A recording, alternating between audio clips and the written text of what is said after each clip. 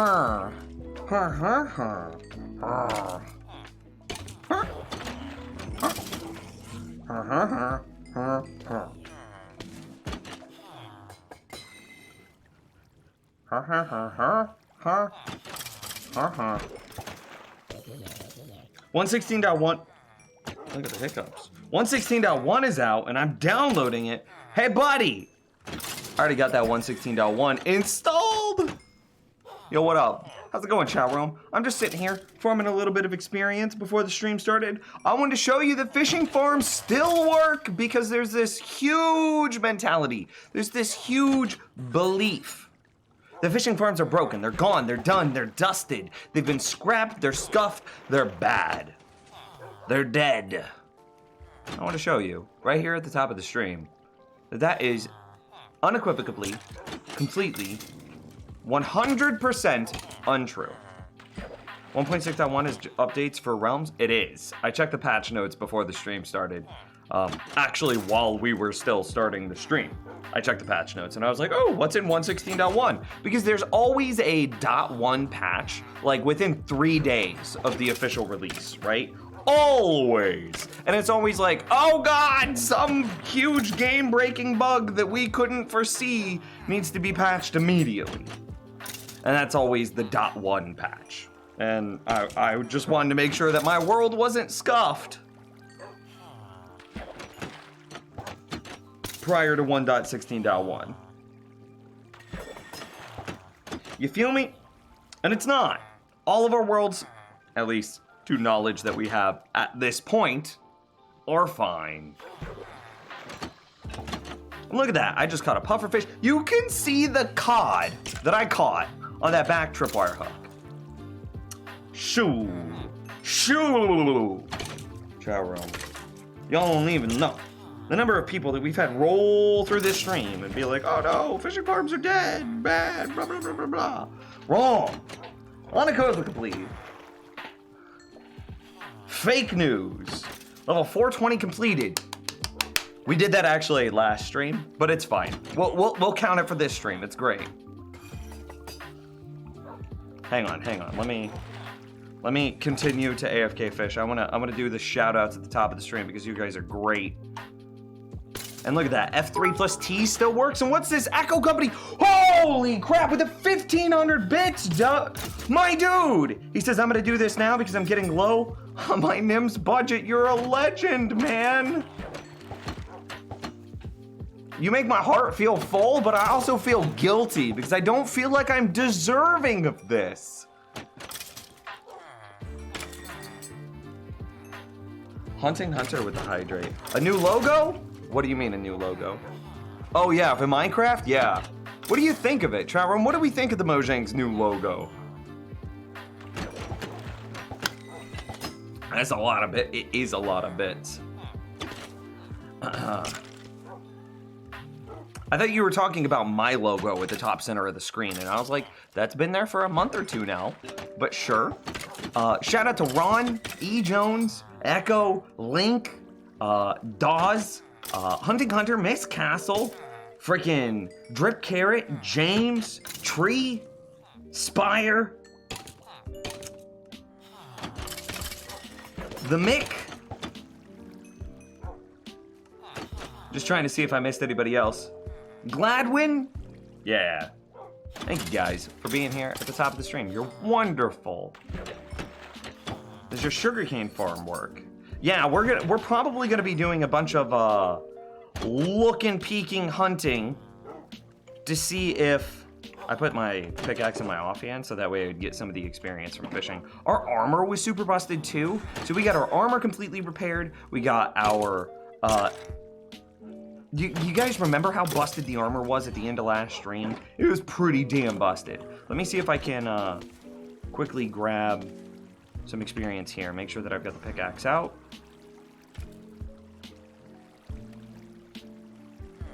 Come on, give it to me. Okay, it was a little bit. We haven't been letting this run for very long. It's one experience per cactus, so it's a bit of a. It just gotta go. The sugarcane farm doesn't work for me. We'll give it a peek. We're gonna give it a peek today. We're gonna see what broke and what works. We're gonna see what is and isn't. I fully expect, because of the redstone change, I fully expect a number. Do I have the pickaxe out? I do. I fully expect a number of things to be broken. A number of things to be broken. Oh, look at that. My pickaxe is already almost full.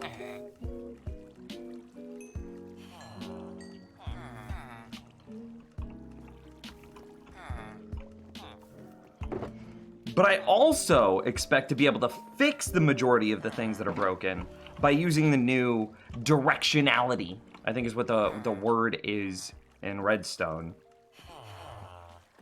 The directionality in Redstone in order to fix a lot of it. Have I found an ocean monument yet? Yes, I have. That reminds me, today we're also going to need to go establish some of our new nether portals, so that way we can start working on a nether hub and like nether highways. My iron golem farm broke. Somehow I was able to get a zombie and kill him. Okay. Let's take a peek. Let's take a peek.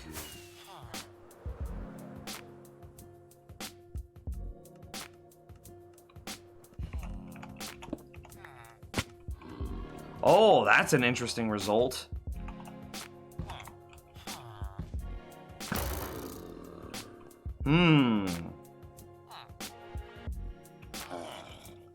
Okay. Well, it shouldn't be able to spawn a zombie here.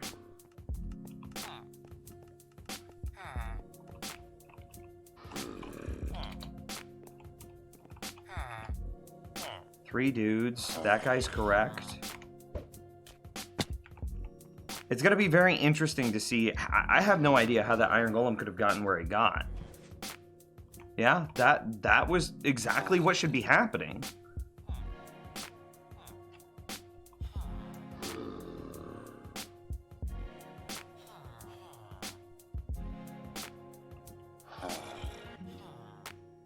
I have no idea how he would have gotten up on that trap door, but if he did it once, presumably he can do it again, unless it was something about updating that allowed him to do that. The iron golem farm is breaking. I mean, James said it did, but we'll see. We'll see. Maybe James built it different than I did. We're gonna have to do some wellness checks today. Wow, that kind of spooked me, because he just spawned right on top of me. We're gonna have to do some wellness checks today to see what is and isn't broken.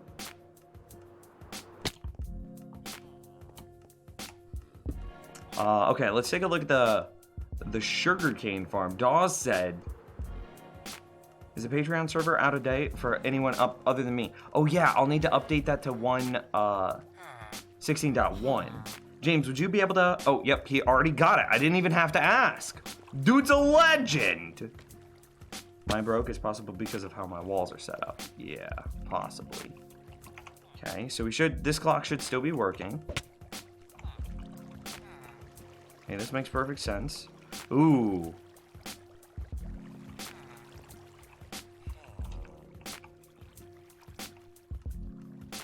No, this shouldn't matter, because this is going to be powering this block. Oop. That is going to be powering the block next to it, which will quasi-connectivity it. But I don't think that's going to be a game-breaking change. Where do you get your XP? I have a super OP pigment farm, and I'm at level 320. I've killed 90,000 pigmen, still only level 320. A skeleton experience grinder combined with a fishing farm. So the skeleton experience grinder is this. So we have and the timing of this does look correct. It was very weird to see my armor be black and not bright blue. That was a bizarre experience. Anyway, we have a skeleton experience grinder here, which I have a tutorial for on my YouTube page. So we have a skeleton spawner underground.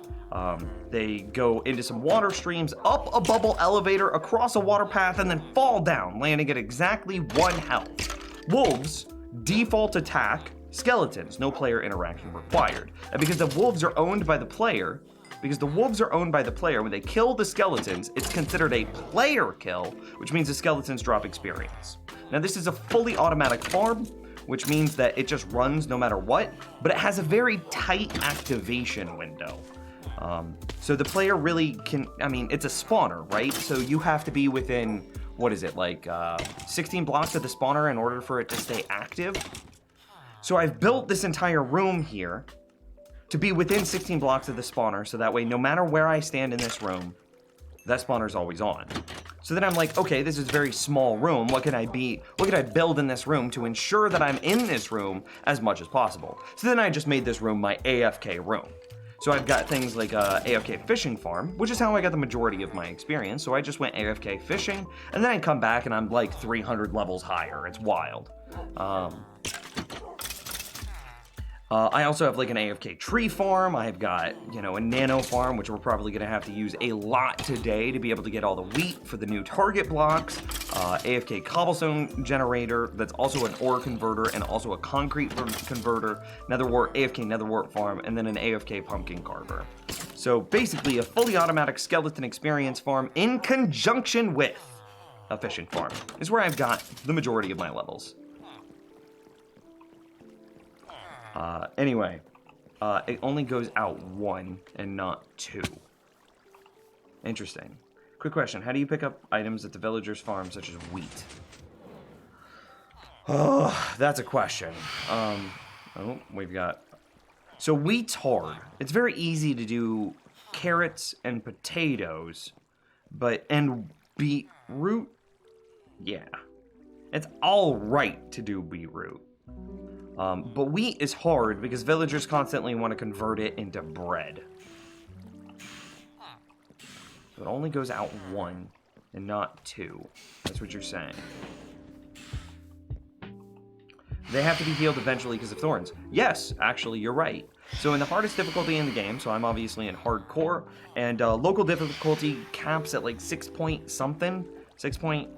I don't remember what it is, but you can see local difficulty right here. It says 6 point something. So I'm in the hardest version of the game with nearly the hardest local difficulty possible.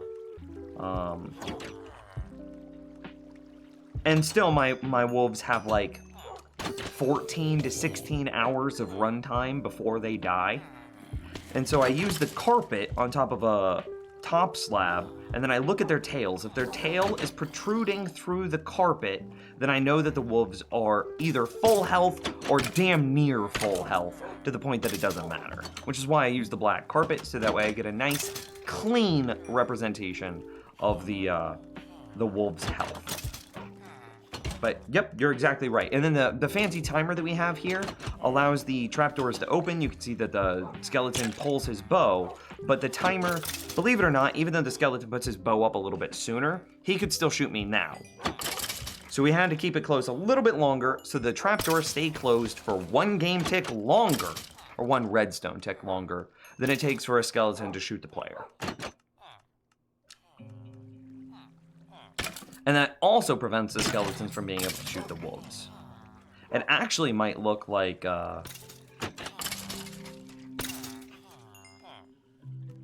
we might not need it to open anymore. Sometimes the wolves are able to see the skeletons. So the problem in the past is the wolves' sightline is this little red bounding box, and then the skeleton sightline is all the way up here. Well, through the trapdoors, the wolves can't see the skeletons because they have to see red bounding box to red bounding box. But I'm noticing sometimes now in 1.16, the wolves are attacking the skeletons before the trapdoors even open. So I wonder if there was some change that, some like hidden change that allowed wolves to see skeletons' feet or something like that. I don't know, it's too soon to say. Are the dogs going to die eventually? If I were to AFK long enough, yes. Thorn's armor on the skeletons will eventually kill the dogs, but that will take a very long time because we've got 4 wolves, and you've got to think that, you know, it's a skeleton has a chance to spawn with armor, that armor has a chance to be enchanted, that enchant has a chance to be thorns, and then thorns has a chance of doing damage, and then multiply that across 4 wolves. It takes a very, very long time for that to happen. It's like 20 hours before you start really risking wolf death. If you're unlucky, you can get your first wolf death at about the 14th hour mark. But again, if you're sitting here, if you're gonna AFK at an AFK farm, which the skeleton farm is fully automatic, but it's got such a narrow activation range that it should really be used in conjunction with AFK farms. So if you're gonna be AFK and leave your computer on, are you really leaving your computer on for like 14 to 16 hours without ever touching it? Nah, dude, you're probably gonna, the longest that you'll leave your computer on might be when you go to work or when you go to bed, which are both like 8 to 10 hour windows, right? You sleep for 8 hours, maybe. And then you think that, you know, it takes you a little bit to get started in the morning, it takes you a little bit to fall asleep, so call it like 9 to 10 hours that you're actually, air quotes here, in bed. So 9 to 10 hours, it's perfectly fine. Same thing with work, right? You're at work for like an 8-hour shift, but then you have to shower before and/or after work. You gotta think that you have food before and/or after work. You've gotta commute to and from work. Think that it's gonna run for 9 to 10 hours during a typical American work shift. And same sort of thing. It's perfectly fine, 0 problems to run for 9 to 10 hours. Okay, anyway. So it extends once, but not twice.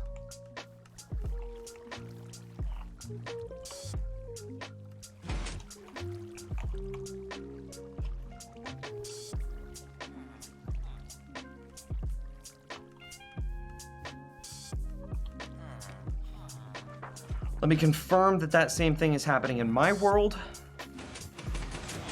Double extension, no problem.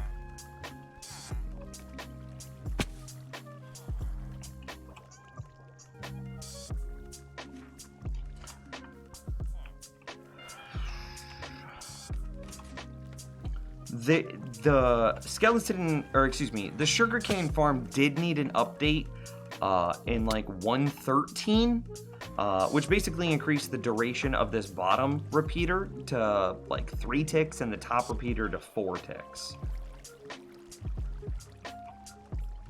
So, and in the original video, those repeaters were set to some lower amount. I don't remember what it was off the top of my head, but that broke in 1.13 and then had to be patched in like, you know, 1.14. But that was in a 1.16 fix.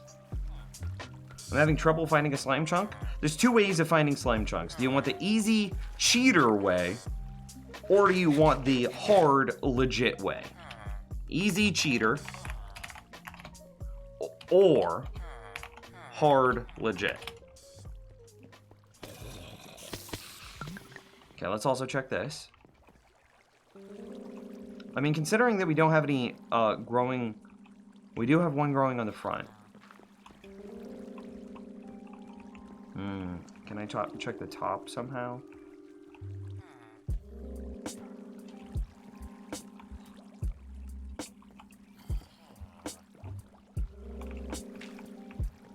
Let me think, Kappa.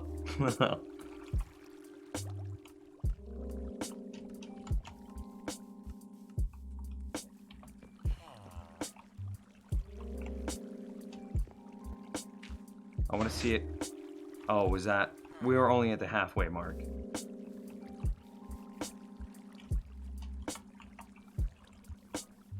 I mean, it's hardcore. I'll go with the legit way. Okay, so the legit way is to build a beacon at like Y as low as possible. So it's like 3 layers of bedrock plus, you know, 4 of beacon.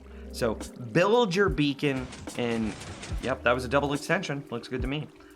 Build your beacon in less than Y10, okay? Make that beacon haste 2, and then clear out the entire area that haste 2 beacon, I'm gonna show you mine.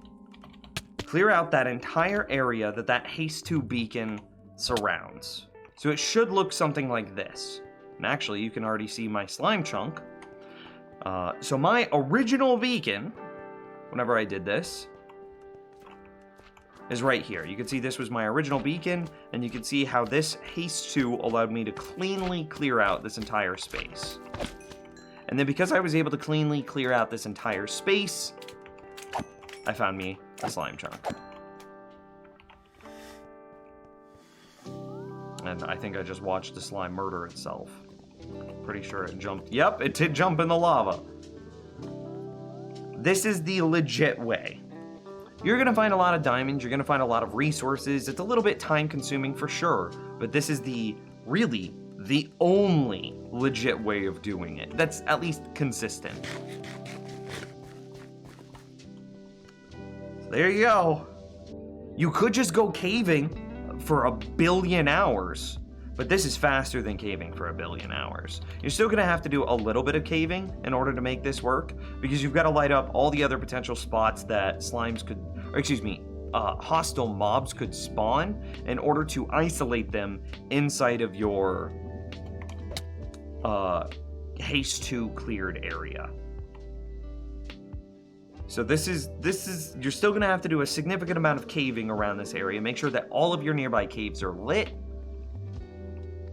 And then you're gonna have to clear, or you're gonna have to light up this area as well, so you can see all of the torches that I put here in order to isolate the mobs, so that way only slimes can spawn. And even then, you still might be unlucky, and you still might be unlucky and not find a slime chunk in that area. If you don't find a slime chunk in that area, move to a new area, do it again. He said he wanted to do it the legit way, so we're not gonna mention chunk base. He said legit, because I gave him 2 options. You either do the easy cheater way or the hard legit way, and he said he wanted the hard legit.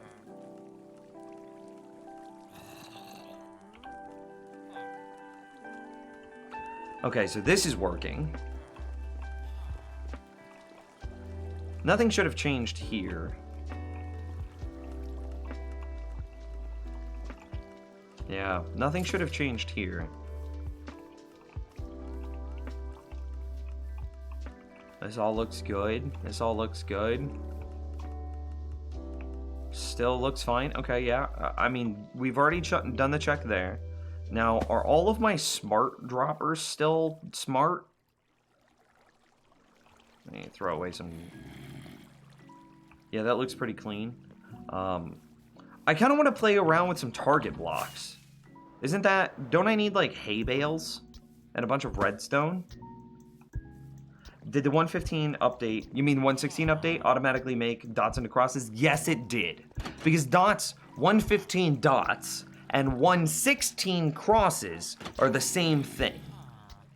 115 dots and 116 crosses are the same thing. However, 115 dots and 116 dots are not the same thing. Do I have a bee farm yet? I don't know. Do I have a bee farm? Chat, I can't tell. Is it the bee? Is it honey that makes the bees make?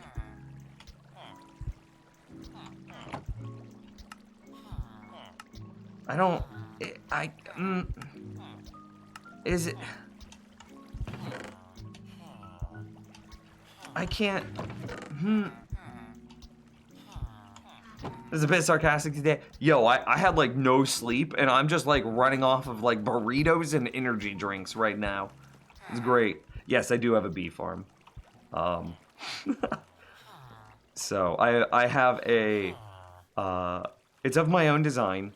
And I've got 4 of them that are comboed inside of a produce farm, because when bees become pollinated, they drip the pollen onto the crops that are below them, onto the carrots and potatoes.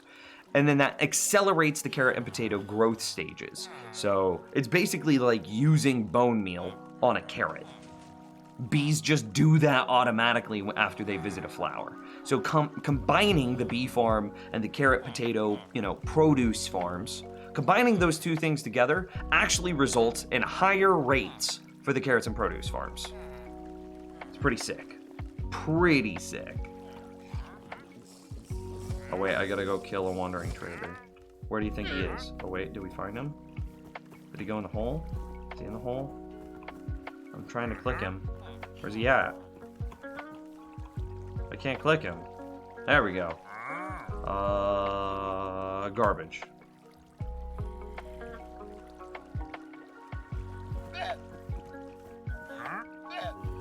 Dude, this is so hard. It's almost like he's invisible or something.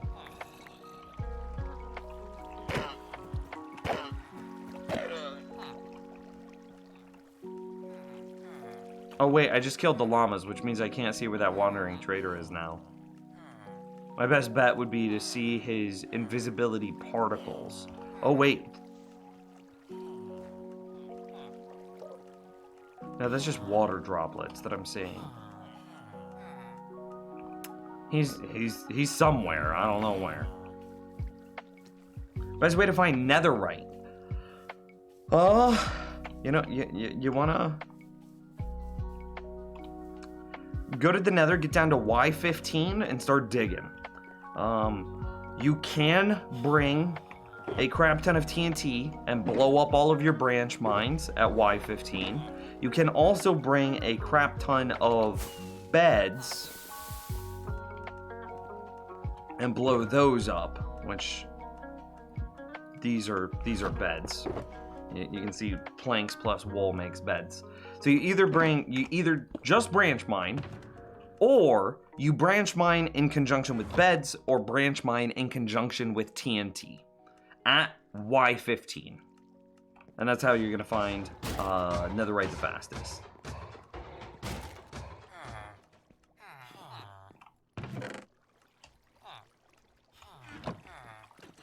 How's it going, Christopher? All right, gotta continue to check on stuff. So it seems like my intelligent glass bottle system is still good. Strip mining, isn't that what we came to? Kind of. I mean, it's gonna be some type of branch mining, but strip mining and branch mining is largely the same thing. Here, let's get a better, let's go to one of the other two for this perfect item distribution system. So that way we can actually see what we're looking at instead of having to deal with the congested redstone.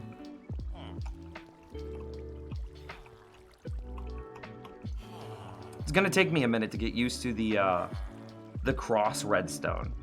Every time I see it, it looks bizarre. But what's interesting is there's some things that don't need to be crosses, like I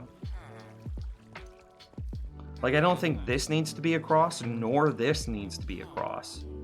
Wait. This one does need to be a cross, because it's powering this block, which the repeater pulls the signal out of. But this one doesn't, because it's powering this block, and this block is powered, which the repeater pulls the signal out of. This one can be a dot, but this one has to be a cross. Very interesting. I'm gonna leave it that way.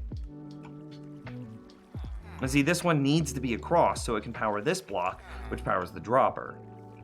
But, as far as I can tell, that all of this looks like it still works. I found slime chunks by caving extensively, and I mean extensively. I guess I had to suppress the usual mobs for slimes to get a chance to show up. I would say that that's the third way. And that's the... I mean, I'm talking about finding slime in a reasonable amount of time. So you're gonna have to go caving no matter what in order to find slimes. And if you're lucky, you'll find the slimes while you cave.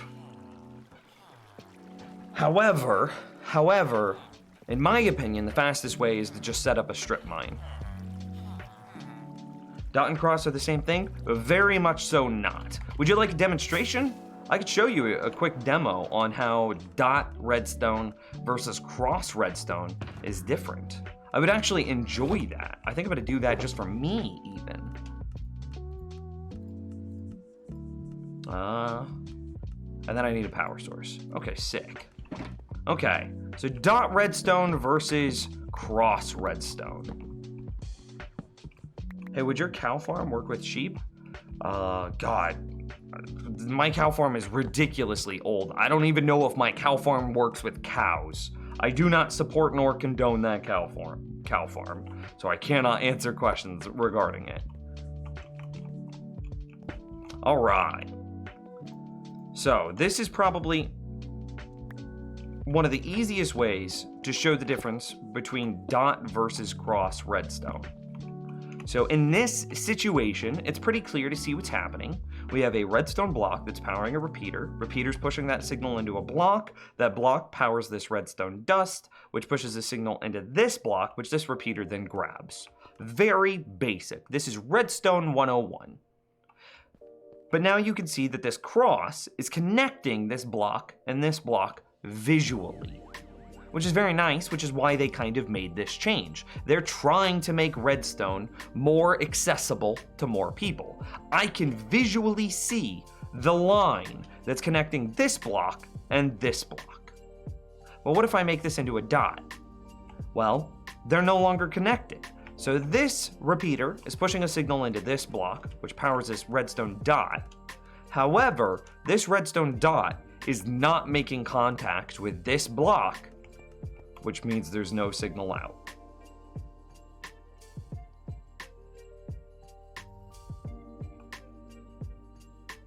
And that's the difference between the cross and the dot. How do you avoid spawning spiders in a mob grinder? I've done the carpet in the middle of a 3x3 area, but I still got spiders spawning on PS4 on Bedrock. I can't help you with that, my man. I'm sorry. My mob grinder is very happy to be spawning spiders and skeletons and spider skeleton jockeys and the like. I use a piston worm, and this is something else that we did need to check and make sure it was still running. And it all looks good here.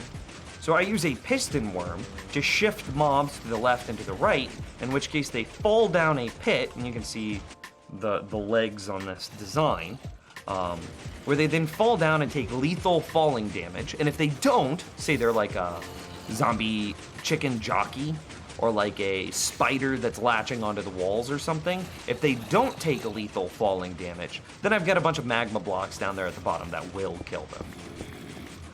Okay, sick. So we do have a stall. This is great. I wanted to find a stall, see if we had one. So in regards to your question, I cannot help you. I do not play on Bedrock.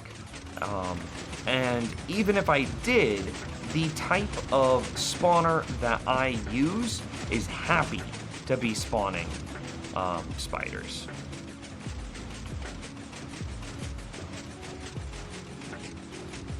Okay, so I gotta fix this. And so you can see what the issue is here. We have a piston stuck in the super position. It is both extended and retracted, which is very clearly a problem.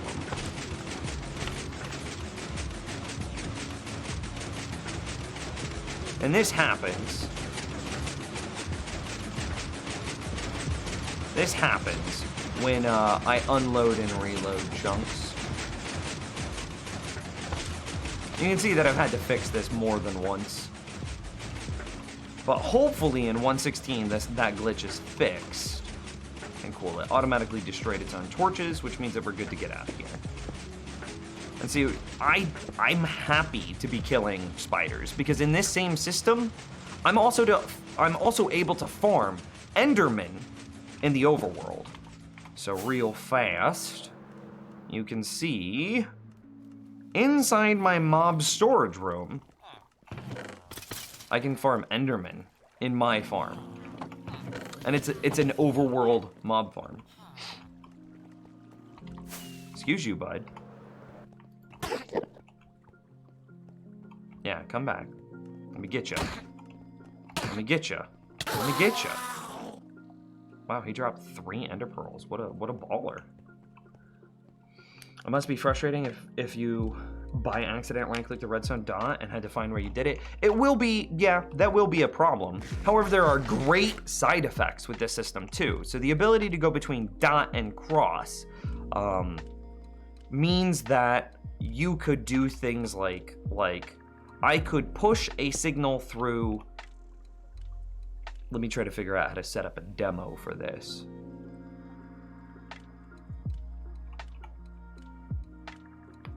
It means that redstone can be a lot more compact in certain instances, because this redstone is no longer powering this guy. Which means that if I had something that was like like this system, right? And I wanted to push a signal in here.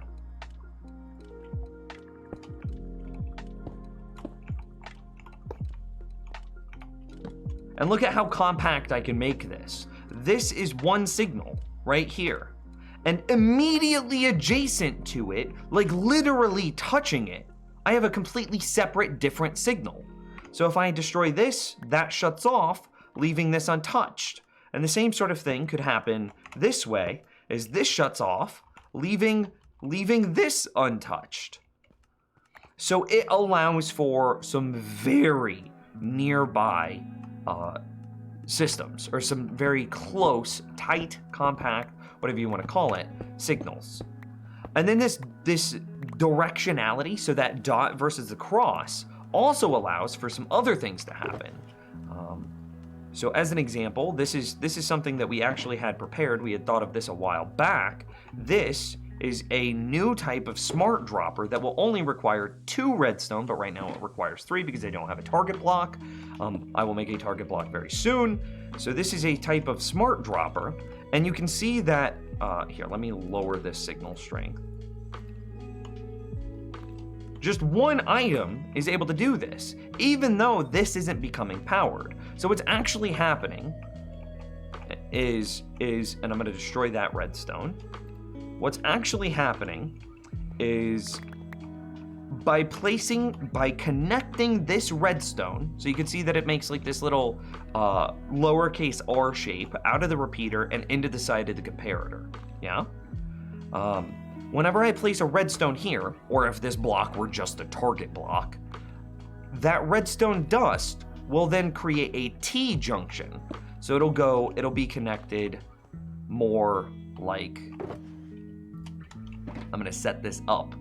So it'll be connected kind of like this. And you can see how there's like a little T here now. So with this point going into this block, it would power the block, which then powers the dropper. So let's actually go get a target block so that way we can demo that. And I believe a target block is just a hay bale with a bunch of redstone to the side of it. So we're gonna have to farm a ton of hay. It might be good, yeah, it might be good to actually invest in some sort of hay creation farm. Does the dot work vertically? Kind of. Will those torches block the hopper system? I don't know if I understand that.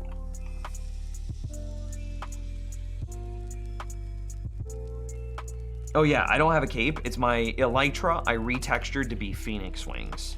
So that way I have a phoenix skin and then I have phoenix wings. So that way whenever I fly, this is ridiculously dangerous. Whenever I fly, I'm actually a phoenix. Does the number on the redstone show its signal strength? Yes, that is a texture pack that I use called Vanilla Tweaks. So anyway, this, which is currently not working because this redstone is not connecting to this block, which means it's not powering our dropper. However, if I place the target block down, we can see that a target block does connect redstone dust. So if I were to make a straight line of redstone, we can see this here. But if I place the target block next to it, it actually connects the dust. It pulls the dust over. It adds a new junction. The same texture pack, Vanilla Tweaks. Here, I'll show you real quick. Exclamation mark texture pack. Get you the link. You'll follow that link, and then it's like a build your own texture pack. Okay. So in here, I have like ore borders, right? Which is something that I use. And actually we'll need to update this because there's a whole bunch of new ores in 1.16. I also use utility, and a lot of the stuff I use for redstone is inside of utility. So like sticky piston sides, directional hoppers, better observers, clean dust, power level dust, stuff like that, right? I might even turn on visual honey stages. That's pretty cool too. And then you can even add more things. So it's like a build your own texture pack. You could say peace and quiet, quieter droppers, quieter pistons, no cave sounds, removes the spooky cave sound. You could do whatever you'd like. right? And you can see that each thing I'm selecting is getting added over here onto the side. What is it? I think it's unobtrusive is also really nice. Lower fire and lower shield are both very good. I recommend those greatly. You can make some of the items in your world 3D. This is also how I have the Rainbow Experience bar for June Pride Month, which I would recommend to all of you in chat. You could also get like a dark UI, which is really sick, which I probably want to do, but I don't know if that would be jarring for people to look at. So anyway, Nims, how did you fix your iron farm? So far my iron farm hasn't broke, unless you're talking about the cat problem. It hasn't, I haven't noticed any problems in 1.16, unless you're referring to the cat problem in 1.15, in which case I killed half of my villagers.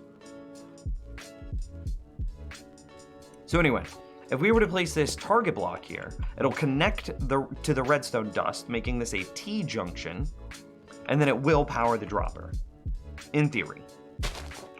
God, y'all, so clean. Look at that. And now we have a smart dispenser that only requires 2 redstone dust. And interestingly, see if I change this from a cross to a dot, it doesn't power this block, which means a repeater never gets a signal.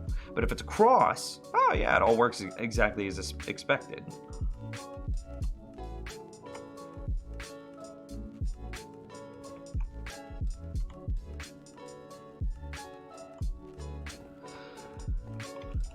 And this will work with even 1 item in the dropper too, which is really clean.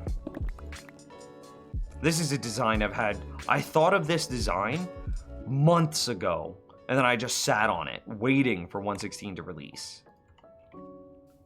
Mine quit working? Made same as yours? Well, you don't know it's made the same as mine. It could be similar. Okay, so we gotta get like target blocks in here. We gotta go crazy today, dude. We've got so many things that we need to upgrade or make sure that still work in 1.16. And then I've got a bunch of things I need to upgrade for the new redstone, which will reduce the overall lag footprint of the world. Because if you don't know, redstone dust is one of the single laggiest things in Minecraft. It's ridiculous. What about the iron golem? Making it to the zombie? I mean, mine didn't make it to the zombie. Mine made it on top of the trap door. Yeah, and see, he's done it again. I don't know how he keeps doing that. Maybe he's spawning up there? I use my bow because it's got punch 2 on it. We'll definitely have to observe this for a bit in order to see how he's able to get on top of that trapdoor. But so far, I haven't had any problems.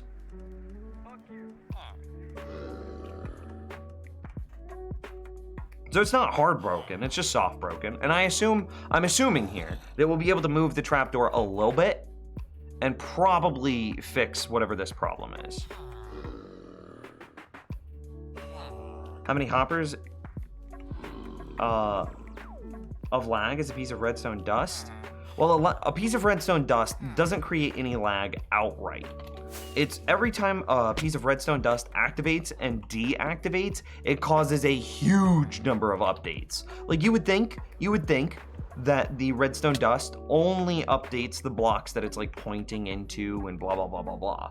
But it actually, and only the blocks immediately adjacent to it. But redstone dust actually updates blocks from like 2 blocks away. It's wild. I might be able to set up a demo of this. Real quick.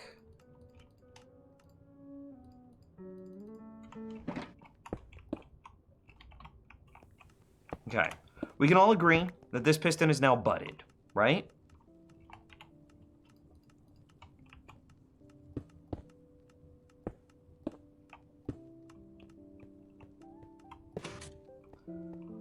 That's what I'm talking about. So, redstone dust, this was in a straight line, and yet it updated a piston 2 blocks away. So first we have a weird state of quasi-connectivity, which is a whole nother thing. However, yes, it's so ridiculous how this works. And then I believe the same thing happens in reverse. Yeah. So redstone dust actually updates an area like, so this is a single line of redstone dust.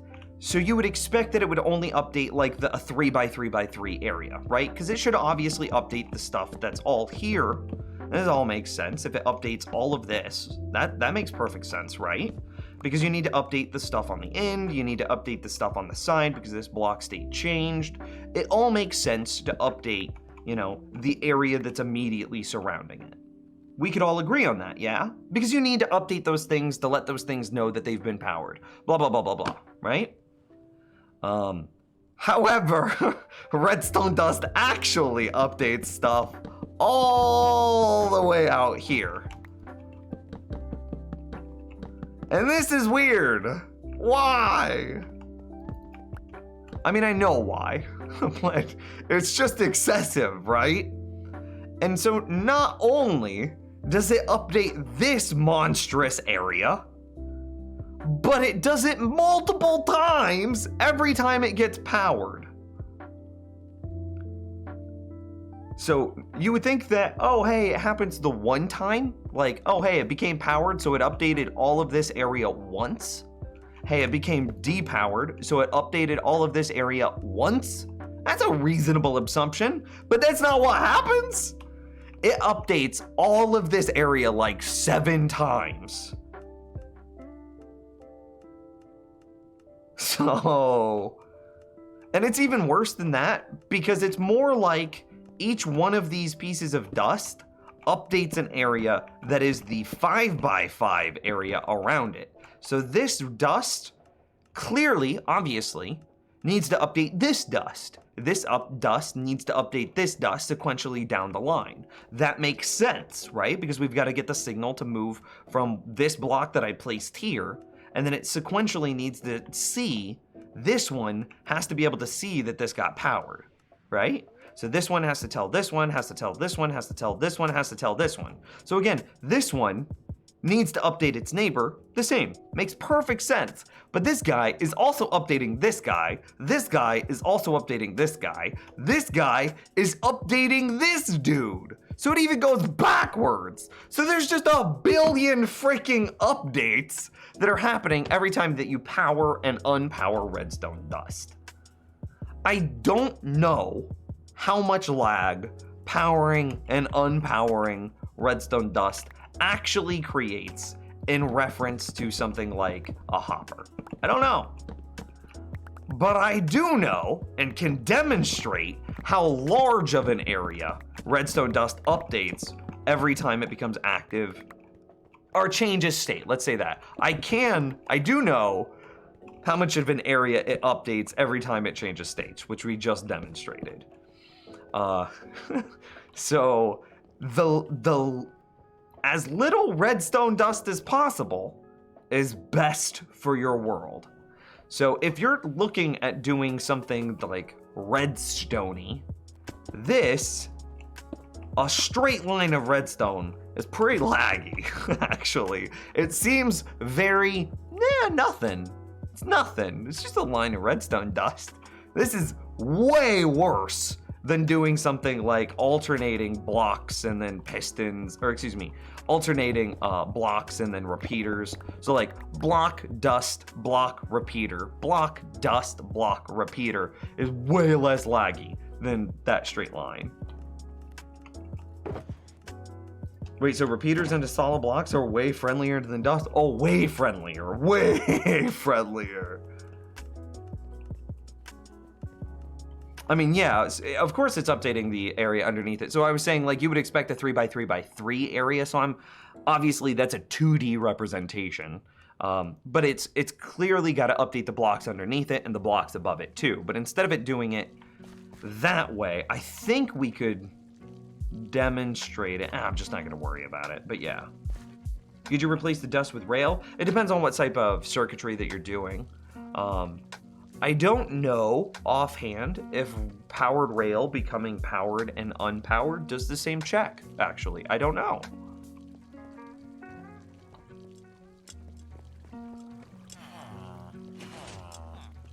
My FPS really increased in the 116.1 update. Mine didn't. My eye itches.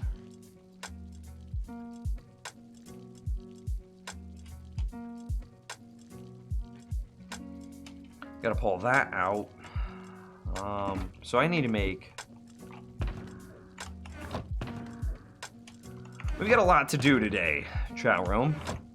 116 is a very exciting time, and I'm very happy. My initial reactions are not a whole lot broke in my base. Obviously, we need to fix the Iron Golem farm and figure out how they're able to spawn like they are. But outside of that, we haven't found anything that's broken yet. I'm going to assume that whatever thing broke with Iron Golem farms is...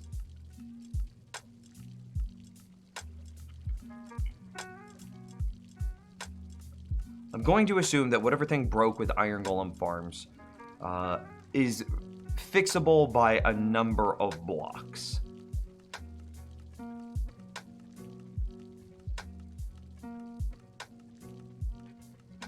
So I need to create a hole that the Iron Golem can't, that the Iron Golem can see through but can't walk on, which is carpet. You know what? I'm actually willing to use pink wool if we had it here.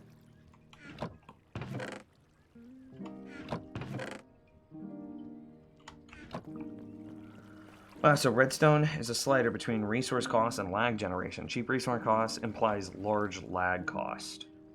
Yes. Kind of. But that's why target blocks, that's part of the reason that target blocks are so exciting. Because yes, this is actually cheaper, because I'm using one fewer redstone dust. But, I mean, I guess by your logic, I then had to use 4 redstone dust and a hay bale to make the target block. So net, this system uses 6 redstone dust, whereas the old system would use 3. So the old system, by comparison, is built over here. So you can see, here's the repeater out, into a block, into a dust, into a block, into a repeater, and do 2 redstone. I'm obviously, both of these designs have 1 comparator and 1 repeater, so we're not even gonna discuss that. So then it really just becomes a cost analysis between 3 redstone dust with no target block versus 2 redstone dust and a target block, which means that the total redstone dust cost is 6 redstone dust here versus 3 there. But because we're not actually placing the redstone dust inside the target block, and it doesn't have like a state change that happens whenever you power versus unpower it, it's just powering and unpowering a normal solid block. It should result in fewer block updates, which means that every time this redstone dust triggers, there's slightly less lag per redstone trigger.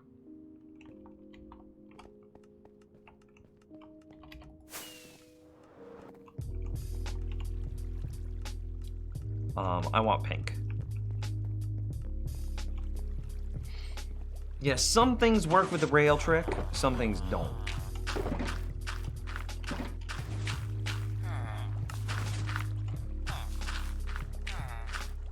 Compost or composts? Oh, it's because I pulled the items out. Sneaky.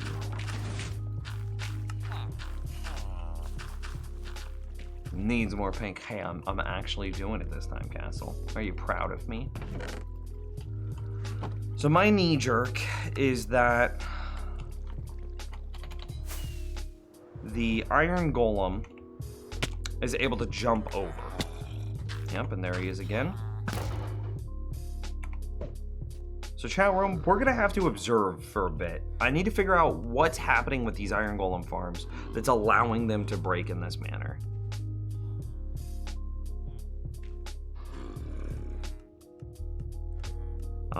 AMA time, if y'all want.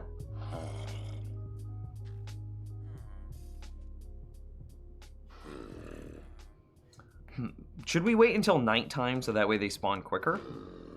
Oh, we got it right off the bat. He just walked right up there.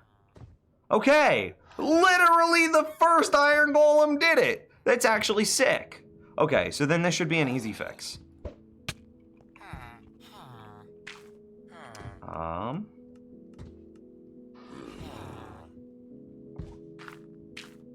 Maybe it's not. Maybe it is harder than I thought. So my knee jerk is that I could place a carpet here, but then the carpet extends forwards, not backwards. I need it to extend backwards, but still cover that trap door. Can you use a fence?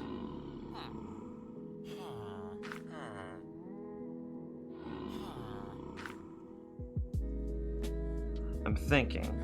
So the big thing that we want Iron Golems to be able to do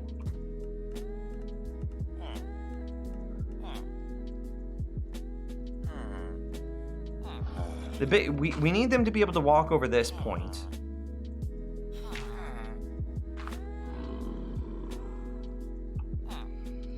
Yeah, because we need them to be able to see the zombie. So again, the red bounding box is the zombie sight line, and we need the Iron Golems to be able to see that here. Let's work on the other side so that way, because we know that we're not losing our zombie. So we need him to be able to see that red line in the zombie in order to see him to path to him. So he's too close right now, and the trapdoor is actually blocking his line to the zombie's line. So the first time he paths, he should see that zombie, and then he should turn around and run. Right now, he doesn't see the zombie, which is why he's holding still. Just move a little bit, and then you'll see the zombie, my dude.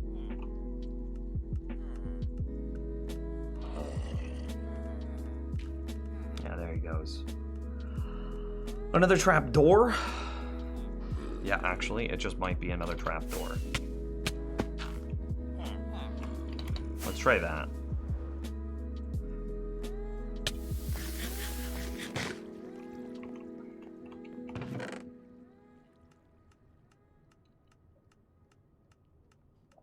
Do I have a trapdoor? Good God.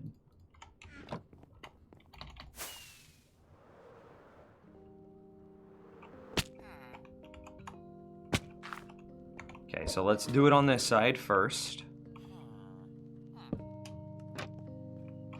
And that's what we're hoping for, right? In order to stop exactly that behavior. I'm happy that we keep seeing it on camera. We've seen it now multiple times.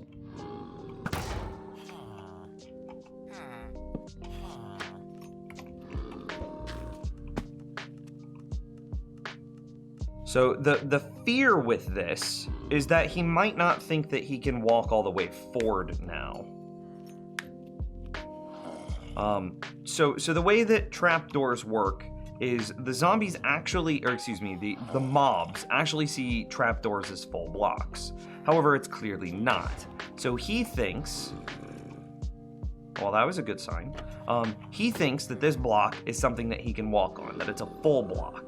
He also thinks that this is a full block that he can walk on, which is why he would walk here and then he would jump sometimes. But they're not. They're closed, which means there's no full block here and there's no full block here, which means he just ends up falling off. But because he doesn't see this as a block that he could get on now, because he sees that there's another full block on top of it, and he can't do this. So this is the equivalent of, let me go, it's so hard to make that. I have to be perfectly lined up. So what the Iron Golem used to see, I'm gonna use some wood here.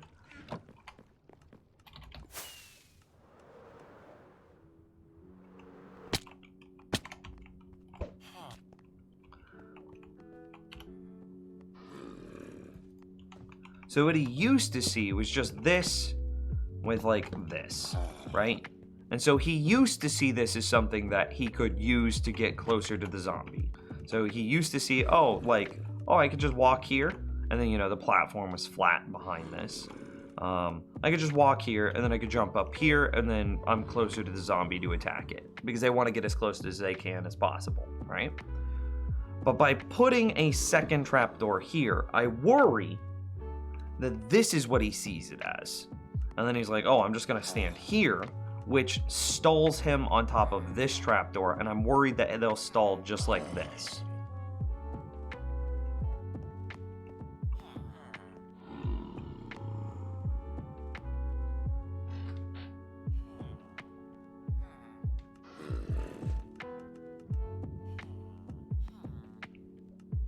That is so strange. I have an almost identical farm, and I've never seen that issue once. Well, I mean, it just came in 116, right? This is a brand new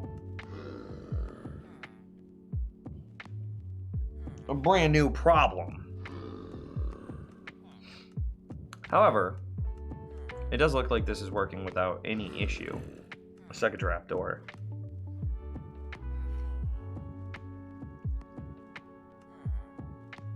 Do you even need the inside trapdoors? Absolutely, you need the inside trapdoors. I don't even want to break it. That's how much you need it. What you making? I'm working on fixing the stuff that broke in 116. Well, that's not the iron golems from wanting to go up there because they can't jump on. Right. They can't path this. They can't path on top of that, so they'll stop jumping. It does look like...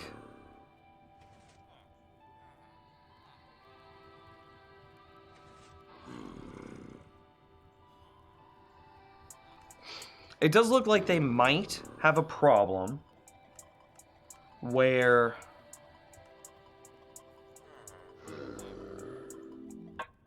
Well, clearly it's nighttime. It just looked like they might have a problem getting stuck on that trapdoor, exactly as I expected. It seems like the momentum of them walking forward is the reason that they actually fall in. Because if you watch his legs, it looks like his legs stop moving right as he gets to the trapdoor.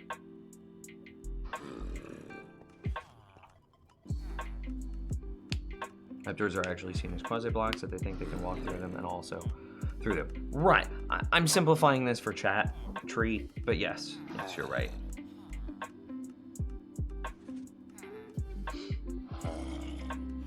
Odd thought, do you even need the inside trapdoors? Oh yeah, I already addressed that. Yeah, without the inside trapdoors, he sees this ledge, and then he sees that there's some fall here, in which case he won't walk off. So if you notice that he never walks off the outer areas. If I were to destroy that trapdoor, the one that I'm looking at, then he won't walk off anymore.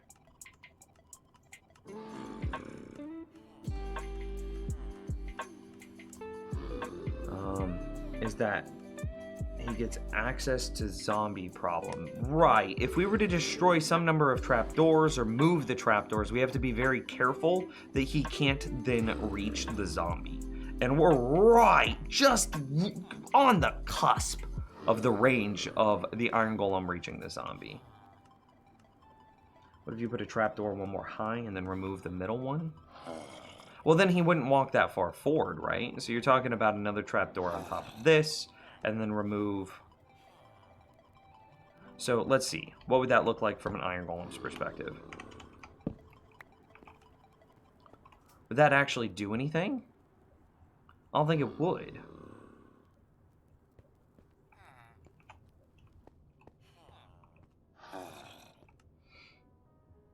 Would they move to the edge of the block closest to the zombie, though? I mean, maybe... I mean, I do think that you need these here still. Because you have to align the iron golem to fall straight, so that way he doesn't fall with the diagonal momentum. Because if he falls with the diagonal momentum, I'm pretty sure he can then reach the zombie. Which is obviously something we do not want. But this does look like it's working, as is. We might not need these blocks here to be pathable. He might be, like Sakino said, he might be so aggressively moving to the edge of this full block that he ends up falling in simply because he's so far forward. So he might see this is a full block, but it's actually not. It's actually just a little sliver of a block. So he might be trying to walk into the equivalent of this position. Yes, I'm still technically, even if I go back to the edge of the coordinates, you can see here that I'm at like 0.013, but I'm still technically on this wood block. I'm not technically above this stone block. So he might be trying to get into the same 0.013 position on top of this trap door, but obviously if you stood at the 0.01 position of this trap door, you would just fall in. That makes sense? Yeah, I can't even dial it in that close. Oh, wait.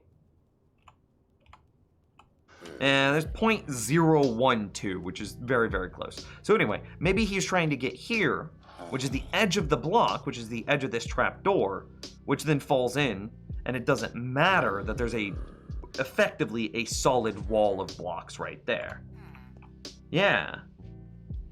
That's a good point, Sakino. That might be why it still continues to work. Yeah, because I do see his legs stop moving right whenever he stands on that trap door, which means that the reason that he falls in is momentum. But because he's so aggressive towards where he wants to position himself on the trap door, that, 1% of momentum that's carried over might be enough to just walk him in.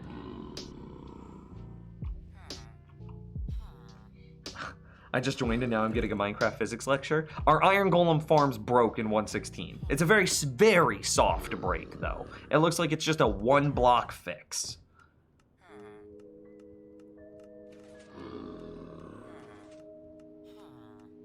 With the trapdoor lower so he thinks he can walk in a straight line. Then we have the problem of if he does manage to jump and lands over here, or excuse me, lands on the trapdoor that's right here, he might be able to then jump from the top of this trapdoor onto the zombie. I think that's a really scary, I think that's a very risky test, especially considering that this test is going swimmingly.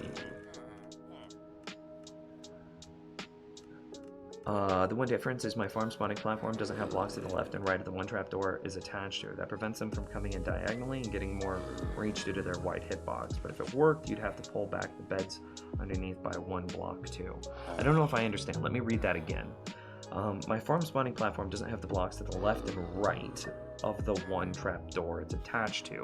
So you're saying it doesn't have this block or this block, like the block under those torches doesn't exist.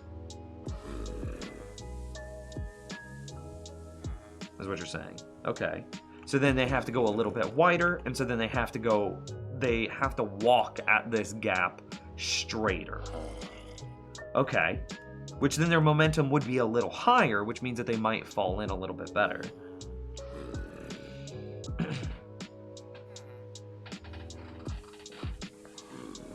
Had a thought about the auto dropper. I have to adjust, chat room. Sitting in this chair already feels like too long. Had a thought about the auto dropper. Couldn't you also remove the repeater by using one more target block? Like have the comparator into the dust and the target block to the side of the dust, comparator into another target block next to the dropper dispenser. Remove the repeater by using one more target block. Comparator into a dust. Into the target block. To the side, into a dust. You can't dust block dust. That doesn't work, Tree. And it does look like what you've described is dust. You say comparator into a dust, into the target block into a dust. So that's dust block dust, and that does not work. I like where your head's at though. Now you're thinking with targets. Looks pretty not broken. I mean, we just fixed it. We're applying our first, well, actually this is our second fix. The first fix was trying to use carpets. Also, Echo, I didn't read it out loud, but I did see your question. Yeah, absolutely, you're allowed to. You can make content on the Patreon server. You can stream the Patreon server. I would just ask that you be respectful to the other people on the server. Maybe that should be a conversation to the other people on the server, because maybe they don't want to be part of content. Yeah, I would say that that's more of a question for I'm okay with it, but you would also have to float that question to the other people that are currently on the server to make sure that they consent to being recorded. That's very important. Anyway, let me catch up in chat. Diamond Dragon, how's it going?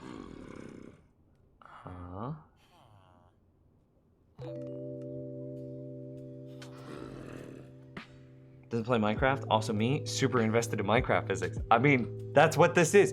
I'm not seeing, so James earlier mentioned that all of his villagers died. So he kind of implied that somehow a zombie got in there and killed him. I think he's still in chat. I can't see a way that a zombie could have gotten in here, though. It's possible for the reinforce mechanic to spawn a zombie where an area is too light. James's Iron Golem farm is built deep underground, so I don't think that it could be lightning, but again, that's a good idea.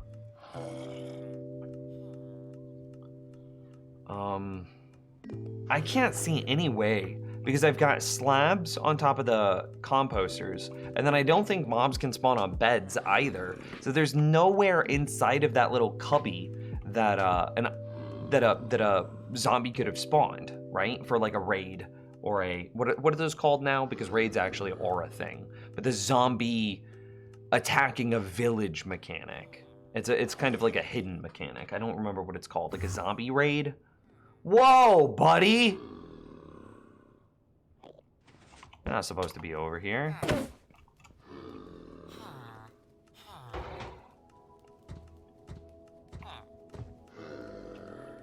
I'm gonna say that this is fixed. Are we all on board? Oh, okay. I was very worried. I gasped.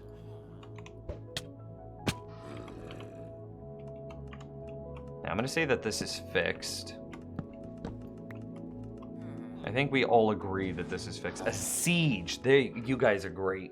So, zombie sieges could absolutely spawn in an area where it's brighter than the minimum. But the only spot that I could see a zombie spawning is the same platform where the Iron Golem spawns. And so they have the same pathing opportunity as the Iron Golem. And they're very directional, so I would think that they would either sit immediately above where the villagers are located, which would be right on top of this pumpkin, or if they had I don't think that they would do this, but they would intelligently walk here, trying to get down. But the only way that they could actually get down before this fix would be if they walked to the edge, parkoured like the Iron Golems were onto the other trap door, and then jumped from the other trap door down on top of the beds. That would be the only way that a zombie spawning up here on the platform could get down into where the villagers are. And I just don't see zombie AI being able to do that. So I'm going to assume that James had built it differently than I did, because mine's not an official design. There is no official NIMS sponsored Iron Golem farm. This design that I'm using hasn't been published. So I'm going to assume that his is slightly different than mine, and that's the cause of his break. So I removed half the villagers? Yes, I did. In order to get cats from spawning, I removed half of my villagers. If I were to build the Iron Golem farm again, I would have built still 2 cells, exactly like I did, but much higher in the sky.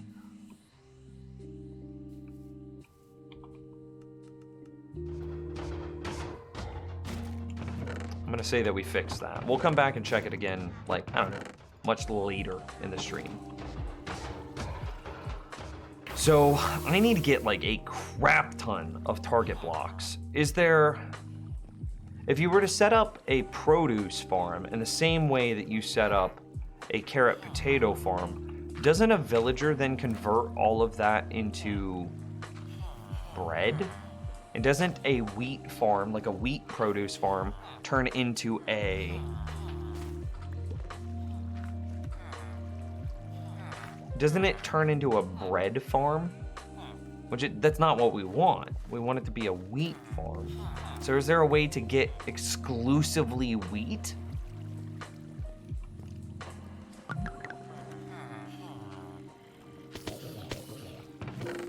Watch the next update be a space update where you travel to alien planets. Okay, listen here. It's not gonna be a space update. We talk about this all the time.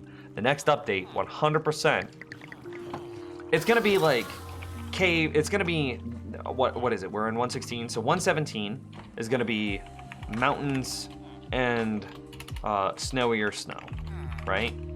We decided that that's gonna be 117 because they've already announced effectively mountains and snowier snow.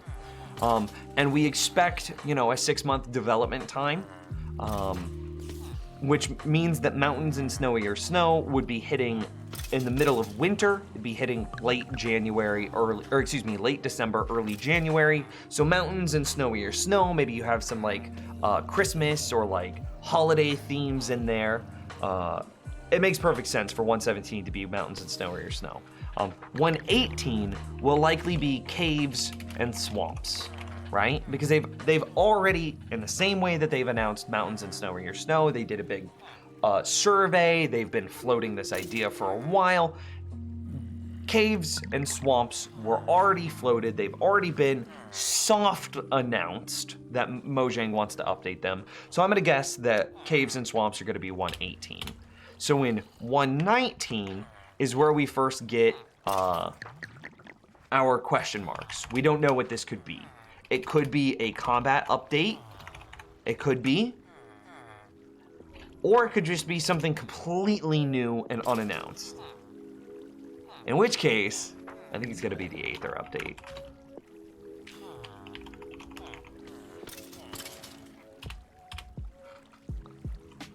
That's what I think it's gonna be. Mojang doesn't want multiple updates that change world generation. I could see it. Maybe they roll 117 mountains and snowier snow into caves and swamps, and they do it all in one go.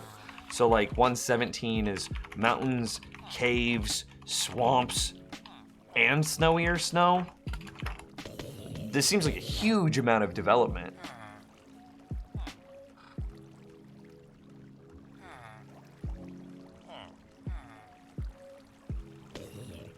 I do have your honey crop farms working on my server with wheat and beets. So how do they make wheat though? Because won't they convert it to bread? Is there a villager cap? Because none of my villagers are farming and sharing in my auto farm anymore. It's possible. That's something that we'll have to keep an eye on. It's possible. So there's not a cap in villagers, but what there is a cap in is if the starving villager somehow gets food. So you have a farmer and you have a starver, okay? So if the starving villager somehow gets food, then the farmer won't hand him food anymore because he's no longer starving. So then the farmer just hoards all of that food to himself, and because he never tries to hand it off, you, the player, can never intercept that handoff, which means that you no longer get potatoes and carrots.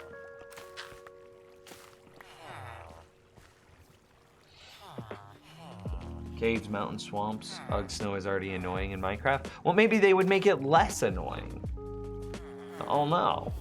We know that they have teased the idea of, quote, snowier snow. We know that they've used that language and that they put out a poll on what we wanted them to work on next. And snowier snow was one of the options. Does anybody else remember what the other option was?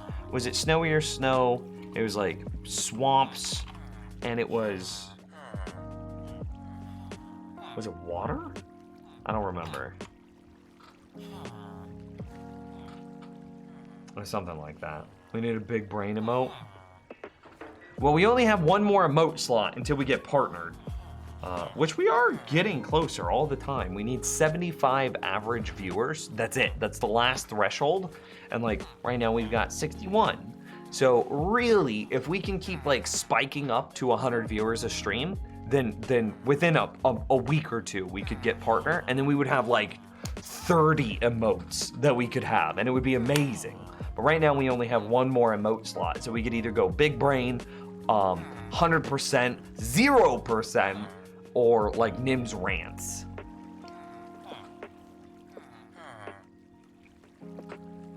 And whether I want chains to turn into, in winter, not wither. Chains to turn into sparkling tinsel or a string of X-Men slides, that would be super cute. If any update changes world generation, it should be all at once to prevent old world glitches. That would be cool. That'd be very considerate of Mojang. How do you get XP so fast? You were like 412 last stream. Skeleton experience farm, a fishing farm, in conjunction with a fishing farm, in conjunction with a furnace experience generator.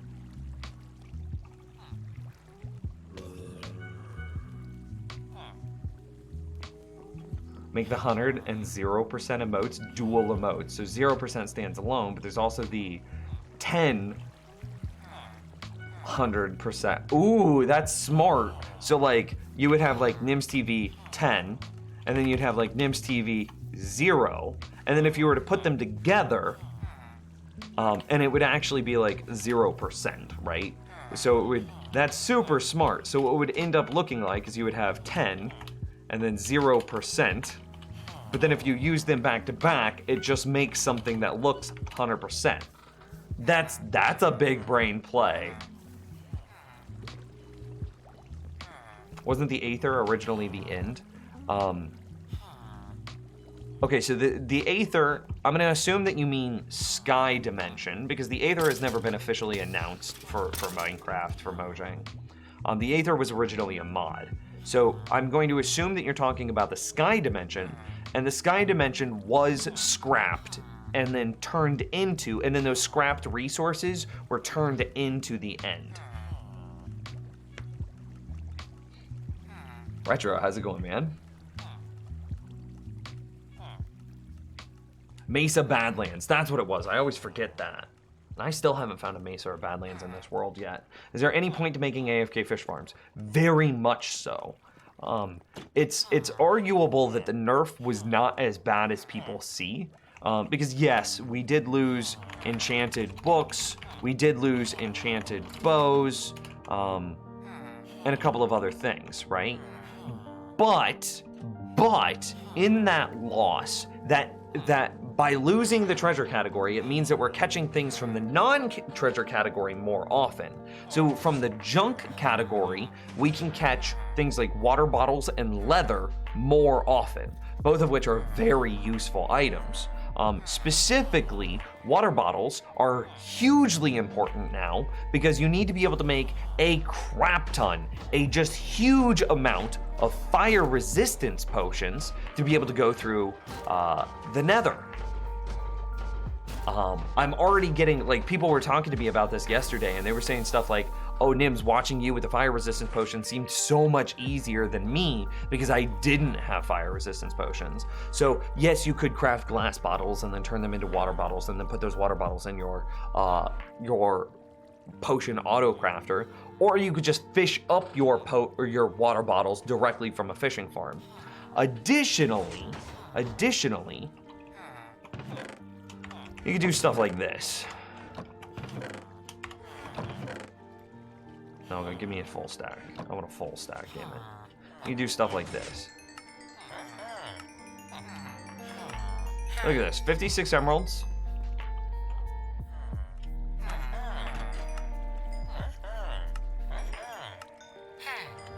And now I just effectively transmuted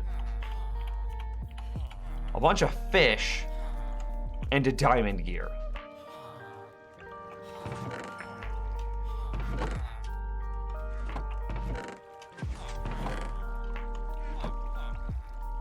So, yeah, it's kind of sad that we lost the ability to make like god bows. So the Power 5. Well, I guess they're not god bows because a god bow would be an infinity mending bow.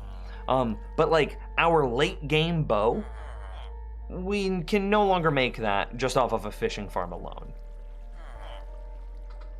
However, fishing farms still have a purpose. It's just not the same purpose that it was before. Witch farm for bottles late game is way better.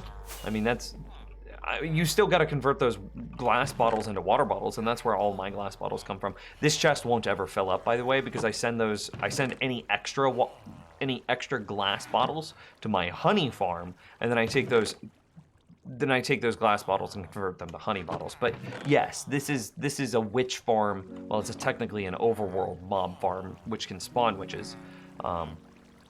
Worth of glass bottles. And then it keeps a signal strength of 2 sets of glass bottles in there. So yeah, I would still say that there is a point to making AFK fish farms because they're not great. They're very slow experience. They are. But if you were to combine the experience that you get from a fishing farm with something like what I just did, my skeleton experience grinder, actually a decent amount of experience per hour. It's something like, this is napkin math, but it's something like 5,000 experience per hour. Additionally, well, I guess, and that's in addition to, might be a better way of saying that. That's in addition to all the fish that you can get, which you can sell to villagers for emeralds. That's in addition to the water bottles that you can get, which you can use automatically send to your potion auto brewer. That's in addition to the leather that you can get, which is fishing farms have a much smaller footprint than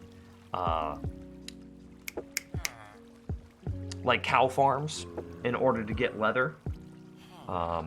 So there's still a purpose. It's just not the same purpose. How did they nerf AFK fishing? Fishing had 3 loot tables. 3 loot tables, right? It had the fish loot table. It had the treasure loot table and the junk loot table, okay? Inside the fishing loot table, you have exactly what you would expect. You have cod, salmon, pufferfish, and clownfish, right? In the treasure loot table, you have stuff like enchanted books, enchanted bows, God, what else was there? Enchanted fishing rods. Those are like the 3 big things, and then you didn't even care about the enchanted fishing rods as soon as you got your Lure Luck of the Sea Unbreaking 3 mending fishing rod. You didn't care about that. So it was really just for the enchanted books, and once you got your end game bow, you didn't even really care about that. So it was the treasure loot table. People only really cared about it for all of the enchanted books that you could get, which you could get everything.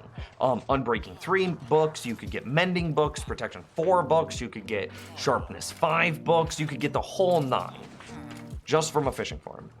And then the junk loot table is pretty much what you would expect. That's where you catch things like string and sticks and rotten flesh and on and on and on the list goes.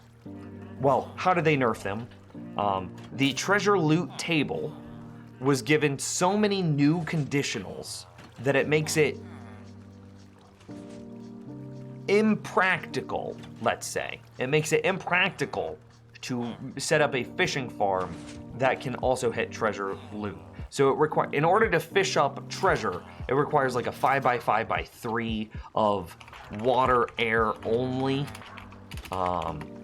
which means that you can't put any of the normal stuff around it to detect the state of the bobber. So you can't put pressure plates in that area, you can't put tripwire in that area, you can't do none of that in that area. Dude, wait, I just noticed something in chat. How does my thing have 3 stars next to it? That's sick. So there were so many new conditionals that were put on treasure drops from a fishing farm that it is now impractical. Still possible, it's still possible, but impractical to build a treasure loot fishing farm.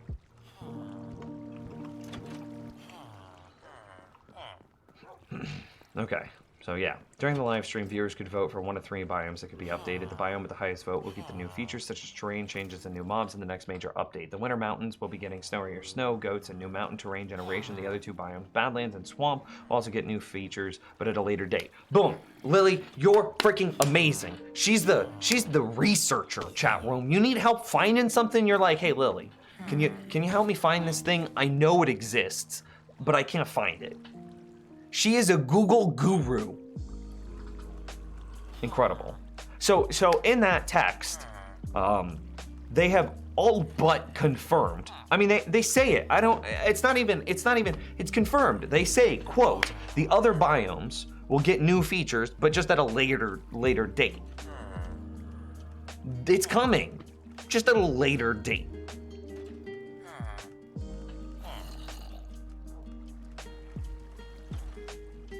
Right? So it's on its way. So if we think that, like, you know, 1.16 just came out, so 1.16 might be like a combat update with all the pre-release stuff that they've been doing, or excuse me, with the forked development with all the combat patches. So if we think that all the combat patches are going to happen in, like, that they're testing those, they'll eventually become happy, and then they'll patch those into the game. It'll probably be a combat update 2.0, right? And then eventually they could bring out all those other things that Lily found, saying mountains will be getting snowier snow, goats, mountain terrain generation, and then it was what was it? Swamps, I think was the other one. Badland and swamps. So yeah, they're absolutely gonna be doing that. I think it's for tiers, so the 5 versus 10 versus $25. Oh, well then why don't you have one? Oh, because you have a first badge. Oh, big brain. But then Alkaline has one. Oh, but he's tier 2, that's sick. Goats will be interesting. Yeah, goats would be interesting. What are you doing today? We're playing with the new 1.16 features. So I guess at this time I should be farming a bunch of wheat. Is that what I want? Is it what I want? Good to see that this still works.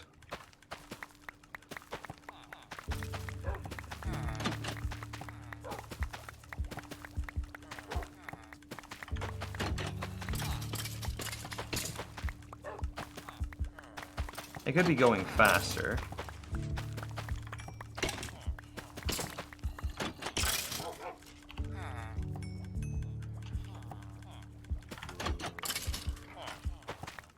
I remember that there was some weird state that it had to be in, like... Yeah, actually this looks pretty good. Because it's just going 1, 2, 3, 4, 5, 6, 7, 8, 9. But it's not noisy, which is nice. We better be able to milk goats. And do what? Make cheese? Are we gonna make goat milk?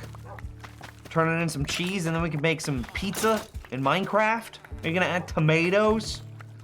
We've already got the bread. You can take the bread and say that's the crust.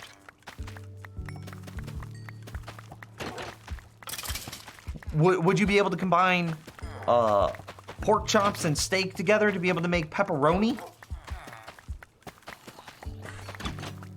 It'll be those screaming goats, screams when they get near the player. Dude, if it was fainting goats would be hilarious if it went into Minecraft. Okay, is this good? Yeah, I'm gonna say that's good. I really need a spot that I can just, like, dump these seeds into and make bone meal.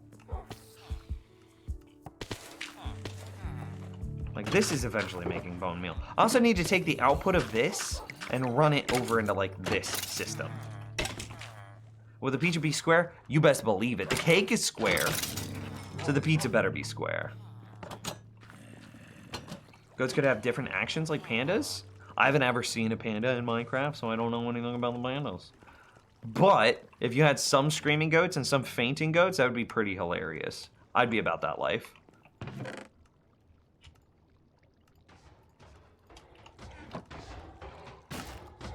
This is now, target blocks need to get added into the redstone shulker. These are huge to the game.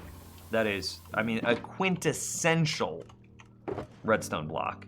You're about to see redstone or target blocks in like every single redstone build. They're about to be everywhere.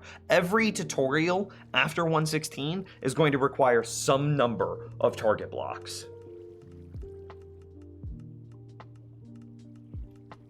Philza likes that idea. Are you dual watching streams right now? Perfect. You should be able to jump 2 blocks high and continually jump off of other mobs. That would be funny. Be able to just walk up like spiders. Dude, goats should absolutely be able to spider climb. In the same way that spiders can just climb vertical walls, goats should be able to just climb vertically up things.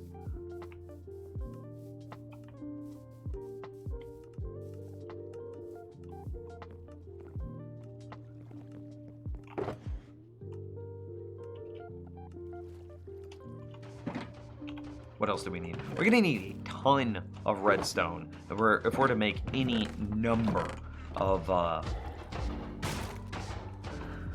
Oh, okay, so we're definitely gonna need to get some sort of wheat farm. So that way we can... So what's the best way to get wheat? Is this, am I really looking at it?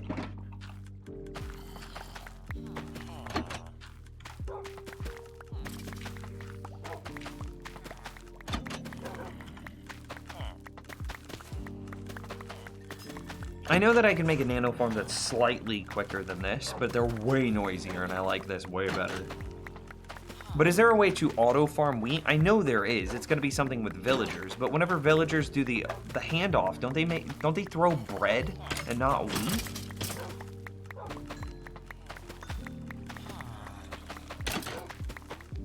I personally want sharks in Minecraft. Have different kinds of sharks too.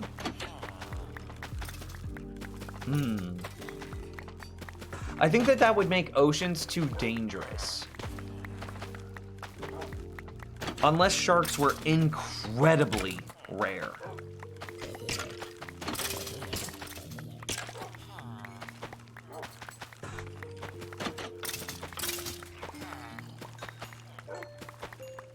Can't you still rely on villagers dropping produce and picking it up with a cart underneath the farmland?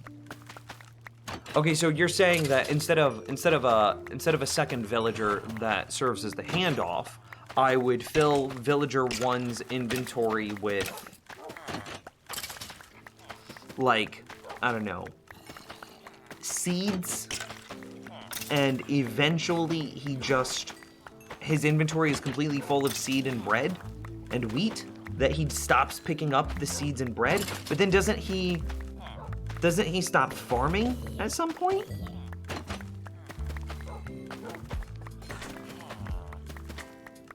They said they won't add sharks. Yeah, I don't think that sharks would be... Because think about trying to move through an ocean if there's sharks. You're gonna have drown chasing you. Presumably, sharks would be way faster. Like at the speed of dolphins. I think that would make ocean travel tedious. And by being tedious, it would be unfun.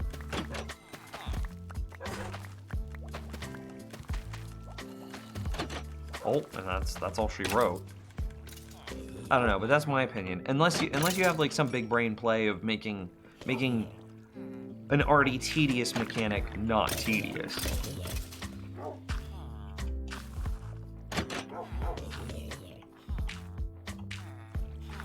I have to be very careful about what I drop here because that just goes straight into trash can.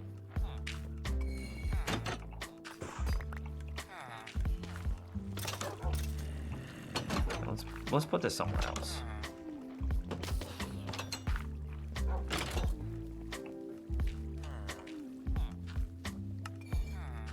Dude, only 52 hay bales after my inventory is completely full. Maybe I should fill my inventory full of wheat. Maybe, is that big brain? That feels big brain. And then just leave like one thing open, right?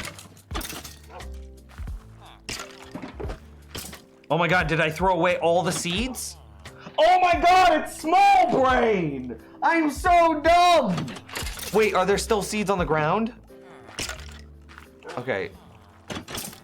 Oh no. Did I pick up seeds? Oh my god, okay. We're not... We are still small brain, but we're not that small of brain. Okay, not all the seeds, you idiot.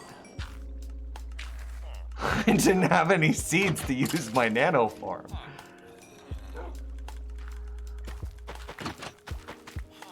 Okay, why is there why is there doggos? It's part of a skeleton experience grinder, so you can see that the doggos are automatically killing skeletons on behalf of the player.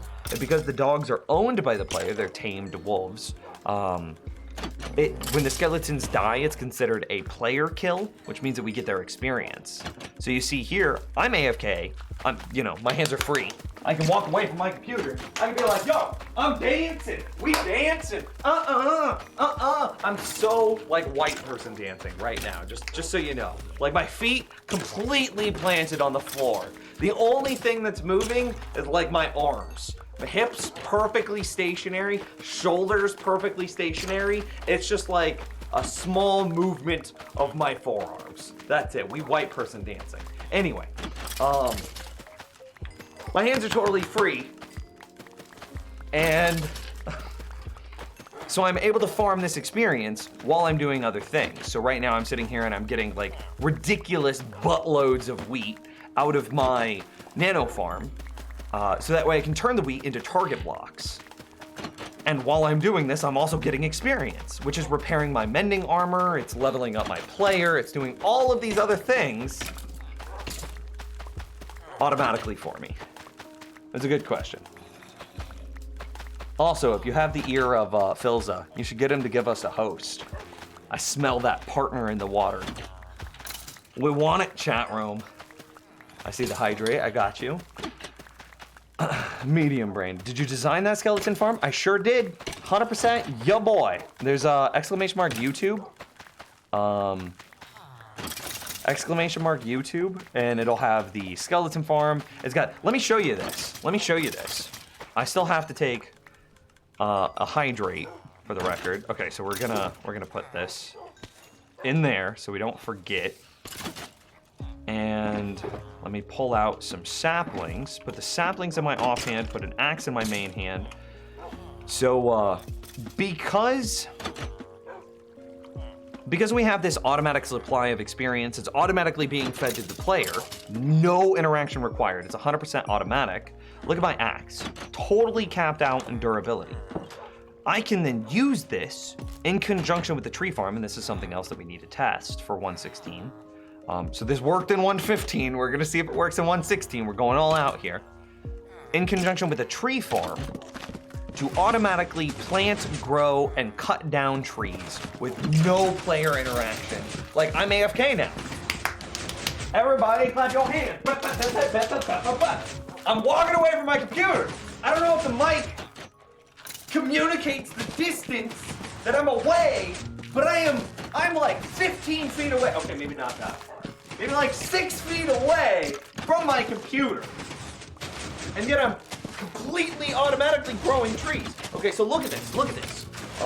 So the saplings in my offhand, you can see that they're perfectly stable at like 63, 64.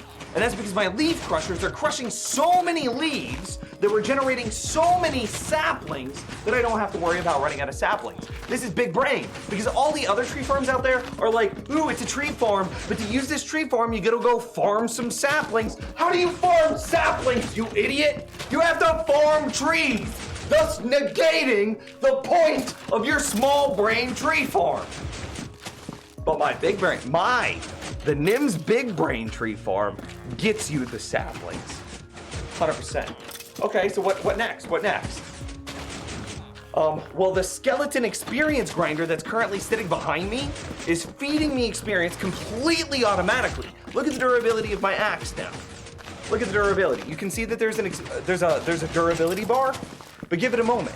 Give it a moment. It's about to disappear. And you know why it's gonna disappear? Because the skeleton experience generator is generating so much experience that our axe is staying topped off. I'm out of breath. So fat. The skeleton experience generator is, boom, it just disappeared. It's disappeared again. It's generating so much experience that the durability that we're using to cut down the trees is being repaired faster than it's being consumed. Big brain!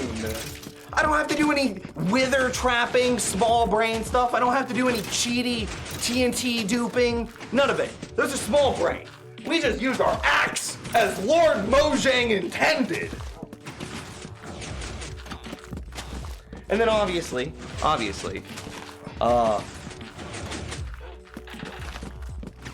the bone meal for this farm is being created by a plethora of farms. So we've got a melon pumpkin farm, we've got the Iron Golem farm's poppies, we plan on combining the pumpkin seed carver, or the pumpkin carver's pumpkin seed output, and sending that all through a composter array, converting them into bone meal, and then pumping that bone meal into the tree farm, so that way the bone meal works into perpetuity.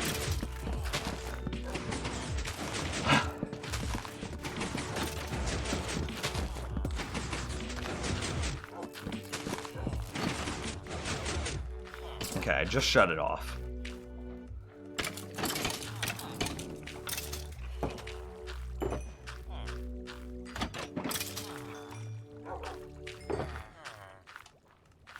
So, anyway, yes, and that's on my YouTube page as well. I just saw a retros thing. Maybe they don't damage the player until the player takes damage, until they bleed, aka take damage. That could maybe work.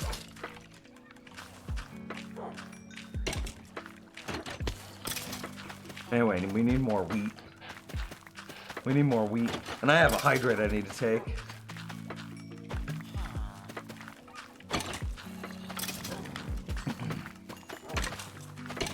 Okay, I belted in my world a while ago and I thought it might have been you. You got me. You got me.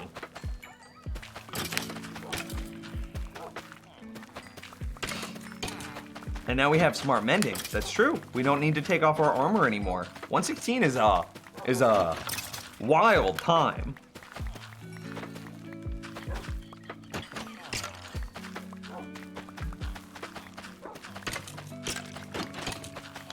Got that hydrate.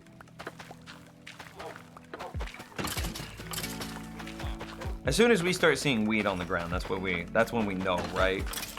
I'm gonna F3T trick this. Look at that new logo, it's disgusting. Make sure I didn't miss anything. So Kino says, to share, a villager finds his first inventory stack with at least 4 bread, carrots, potatoes, and beetroot, or with at least 6 wheat, and then throws half the stacks rounded down in the direction of the target villagers. When wheat is shared, it is first crafted to bread, which may result in 1 or 2 less than half the stack being shared. Okay, so when you make a wheat farm, then you just don't share, so that way they don't craft it to bread first, right? You just overload a villager's inventory with, say, seeds.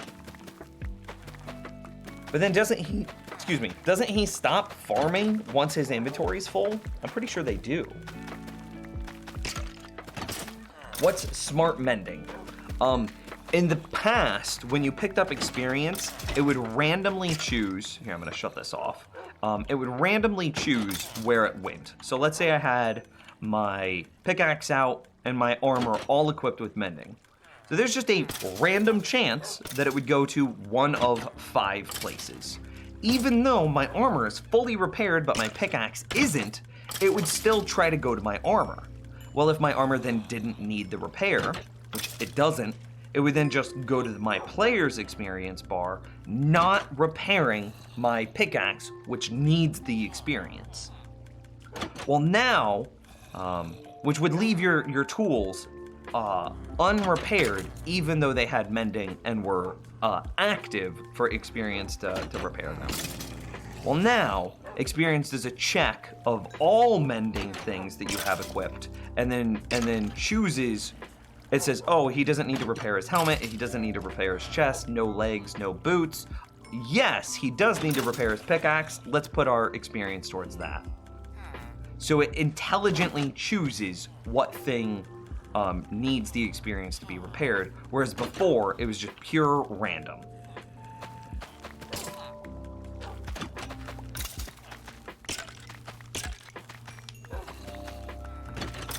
What do you not like about 116? I think that Netherite is too strong. Netherite is way too strong for the current difficulty of the game.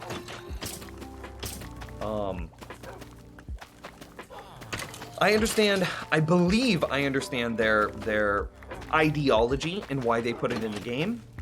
I believe that they are building up to something big, like adding a new dimension. And in this new dimension, there will likely be new bosses, new monsters, new challenges, new everything. Blocks, redstone mechanics. There's going to be something for everyone. There's going to be something for the adventurers, there's going to be something for the aesthetic builders, and there's going to be something for the redstoners. This new dimension will be as impactful as the Nether is. That's my personal belief. Okay? So the netherite armor is likely gearing up for that new dimension to be added. Yeah? The problem, that new dimension is nowhere close. So it's a bit early to add a bunch of new late game armor if there's nothing to use that late game armor to fight.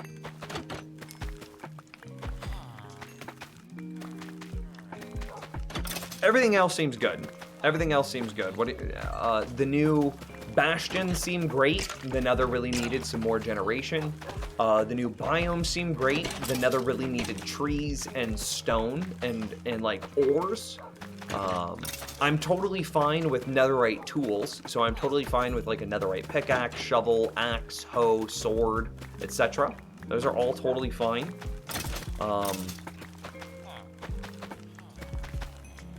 So adding gold ore and netherite ore into the nether, that feels great.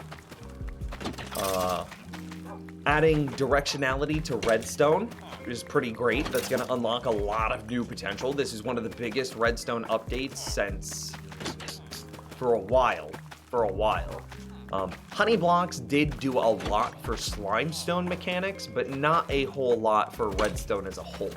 So honey really pushed slimestone into the future, but redstone itself has largely been the same since like, shoot, 113 is the last time I think it got a big update. Maybe since Observers.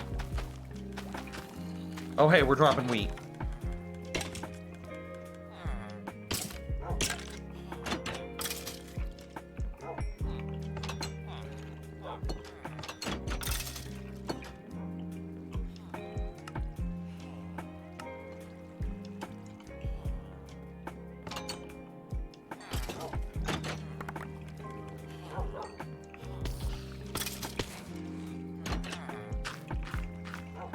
So that's really great. The ability, directionality in redstone, and did I make that a subtract or is it compared?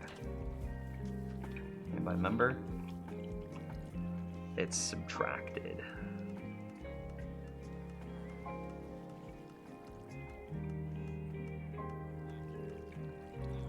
Should be fine. Okay.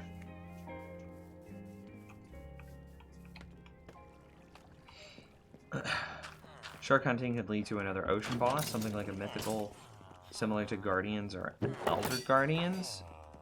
I think that loads the ocean up too much then.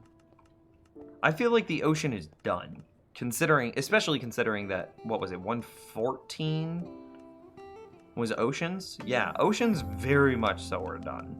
I don't think that they're going to touch oceans for like years, if they ever do again.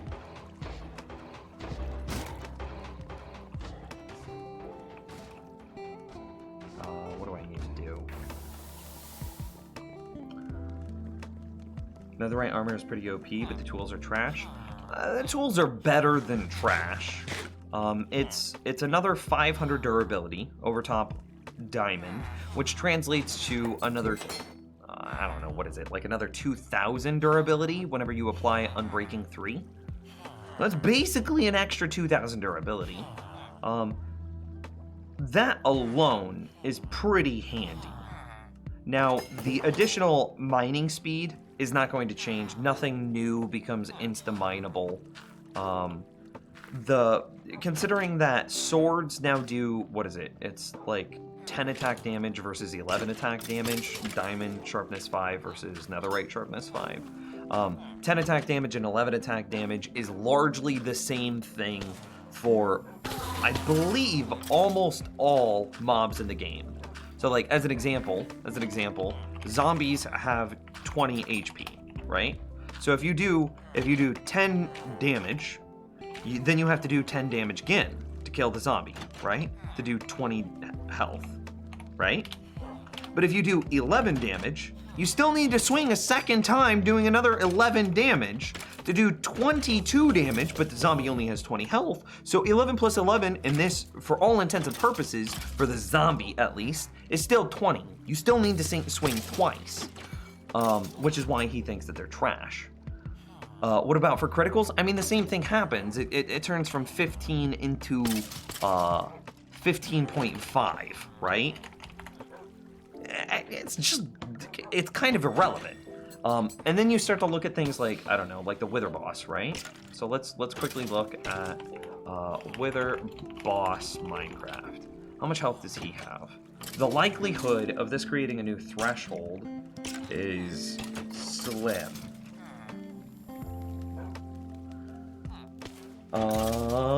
In Java, it looks like he has 300 health. Actually, he has a lot of health, so it would help you kill the Wither faster.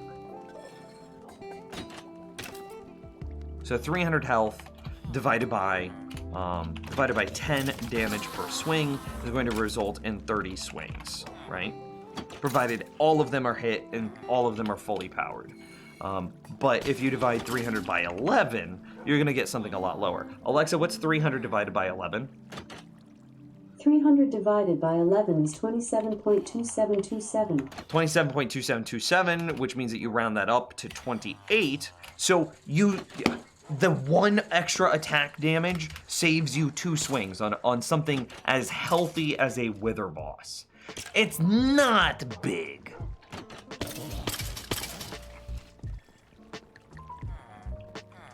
They don't burn up in lava, that's huge.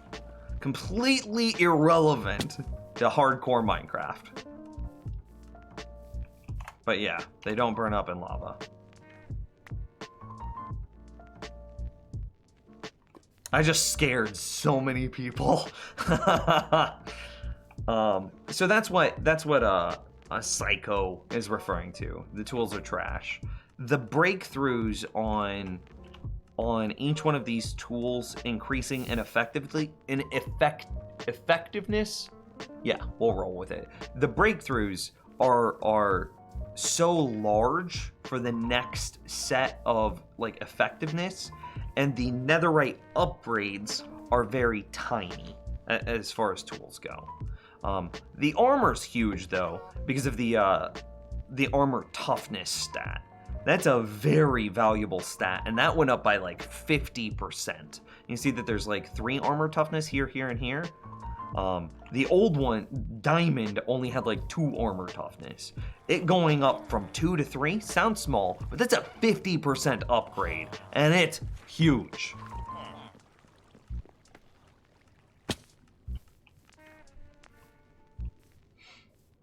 I'm pretty sure that the 1 damage is a breakpoint for one-shotting zombies with Smite 5. I mean, there might be some fringe cases. I could accept that that's a fringe case, but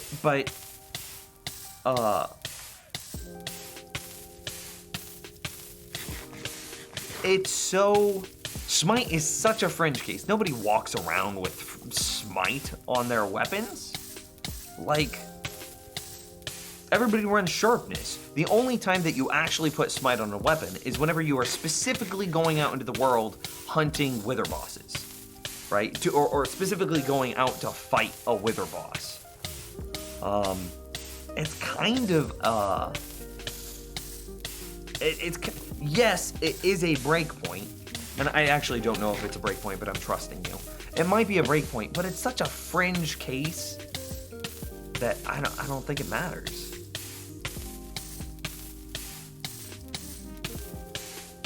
And the knockback resistance is pretty good. The knockback resistance is I. Dude, it hasn't even damaged our armor. We could actually do this for forever.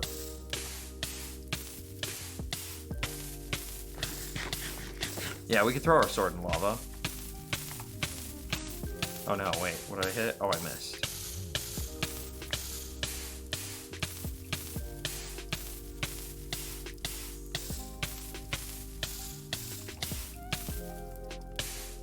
And there's no durability on the netherite. That's kind of wild. Knockback resistance could be for future ghosts, since I could ram you and knock you back. I believe that knockback resistance is a precursor to the upcoming sky dimension. That's my belief. Nope.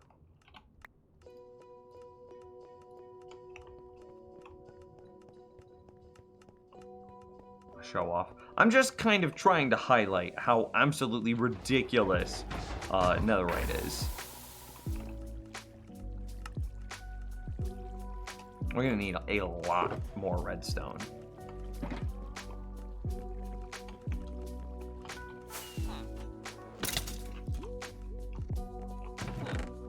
The amount of redstone.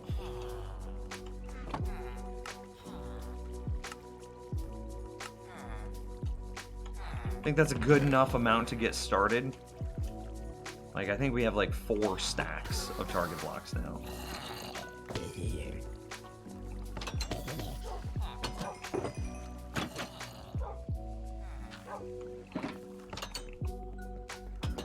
I really want to get back into the nether and see if we can find some more netherite. I think I had a lot of fun doing that yesterday.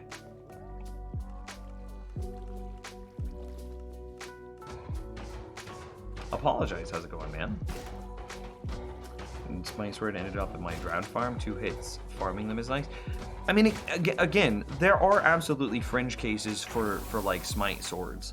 But there is no fringe case for pickaxes, axes, and shovels. There's nothing new that they allow you to insta-mine. The new pickaxe don't allow you to insta-mine cobblestone. They don't insta-mine blackstone. Even with a haste 2 beacon, even with efficiency 5, it just doesn't happen. So the tools are, I mean, it's literally just a durability upgrade and not burning in lava. But the not burning in lava is 99.9% of the time completely irrelevant. So really, it's a 500 durability upgrade, which turns into I think it's like a 2000 durability upgrade whenever you add Unbreaking 3. So is that worthy of a new tier of tools? Probably not. Because look at the upgrades between like wood to iron, iron to kind of gold, and then gold into diamond.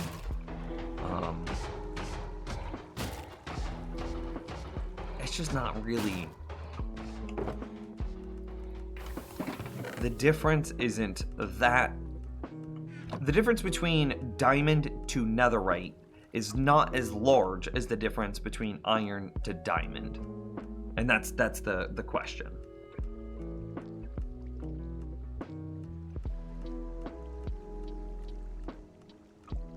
I may need a counter for how many times Nims brings up his Aether theory.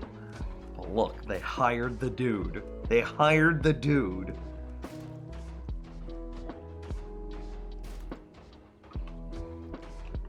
I really want to go into the end, or excuse me, to go into the nether. We got to do some more testing though. We got to make sure that we've got more, or all of our farms continue to work. Okay, so this looks like we've got plenty of water bottles.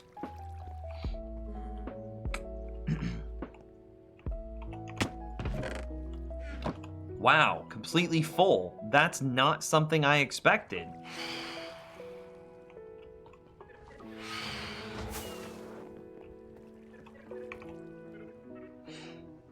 Adding more lore type things, items, mobs, dimensions could make Minecraft more enjoyable. I mean, I agree. I agree. Let me tell you about my Aether theory. Okay, so we got that. We want them to be extended duration. Oh, it was the phantoms. extended duration, and what else? I don't think we want anything else. So let's turn it on. Okay, that emptied nicely. These are getting brewed.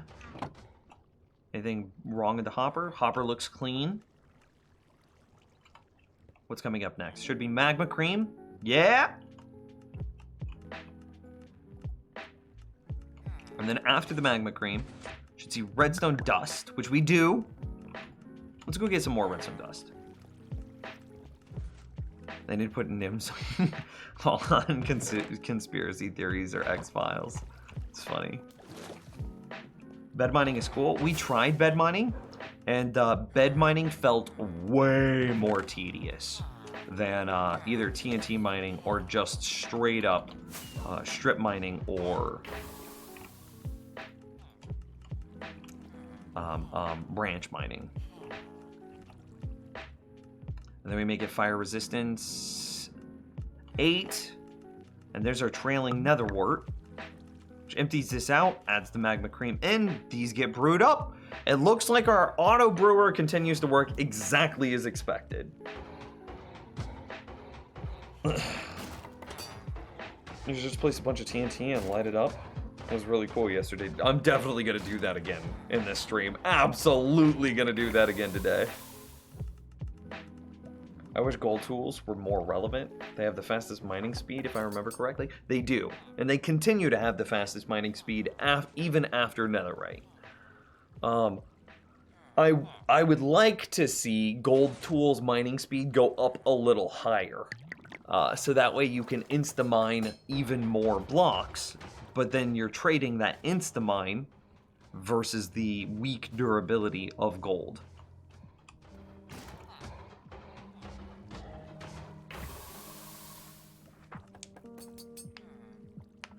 Yeah, bed mining in the net. I knew what you meant. You can only bed mine the nether, right? Well, I guess you technically could bed mine the end, but there's absolutely no point.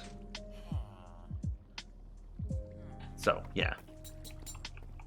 My wheat farmer has bone meal in his inventory? That's so strange. That's something else that we're absolutely going to need to look at, because we're going to need to get a realistic... I guess we should add that onto our to-do list.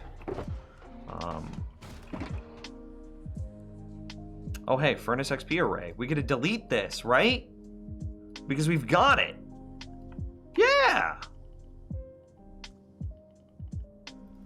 Add that to the done section. I think that we can also say that prevent cat spawns, we've also succeeded at as well. It's been a while since I've looked at my to-do list. I think we can also say that we did our cactus farm,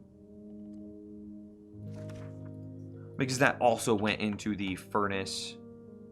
Oh, I accidentally pasted it twice. That also went into the furnace experience array.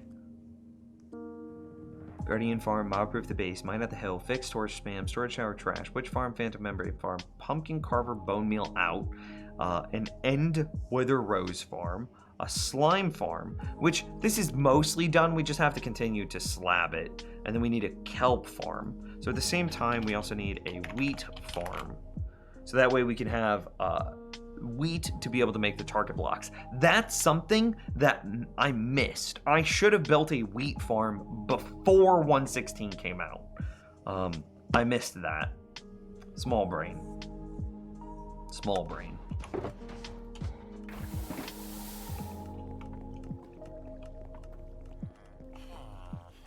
Wheat farmers can use composters to convert excess seeds to bone meal and use it. There's one of the bullets in the changelog. That's kind of wild, actually. Oh, so I have no idea how to make a wheat farm. Because normally, all of my knowledge is done with the handoff mechanic. Is done... Oh, no. One turn too soon. Is done with this. I know how to make this type of handoff farm where they're trying to feed a starving villager. But I don't know how to do it with wheat. Do we just let the item sit on the ground? Eventually his inventory is completely full, and then he just leaves the wheat on the ground, and then we just hop our minecart underneath the thing. Someone said that they have handoff working with wheat, that you could try it. I guess we could. We could. What did I need? Oh yeah, I'm gonna go shut off the auto brewer. Yeah, that's still working amazingly. So we're just gonna go ahead and stop it.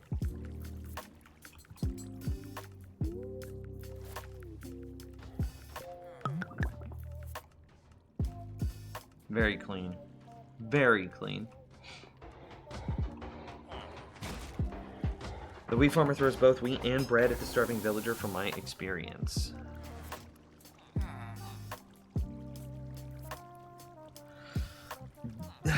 I just, it's my, again, it's been years since I've played around with wheat farmers.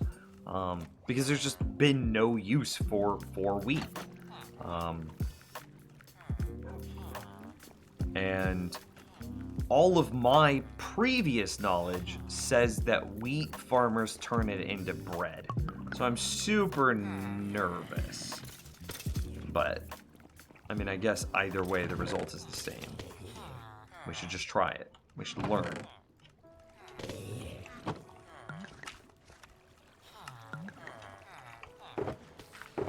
We still have so much TNT.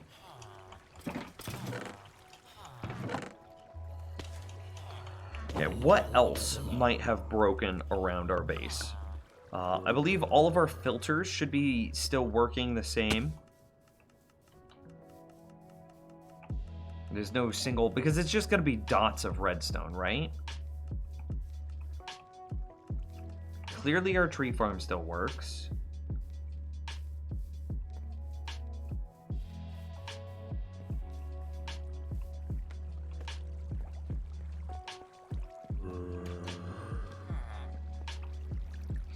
Maybe there might be stuff in here that breaks.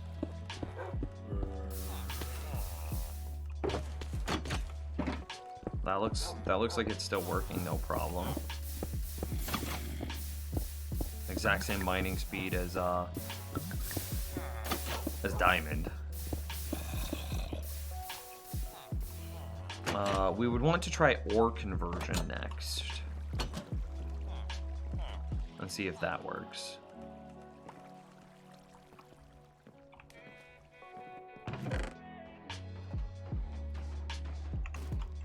Got to do it with fortune.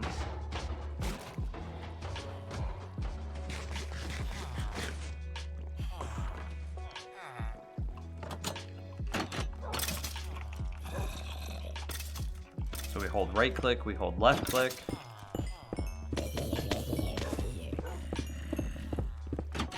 Oh hey, I'm kind of dumb.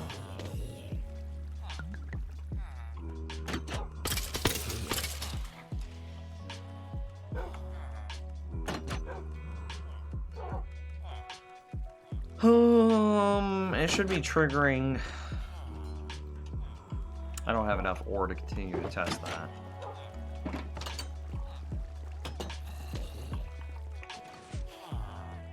What's a different way that we could do this? Considering it just wasted all of my coal.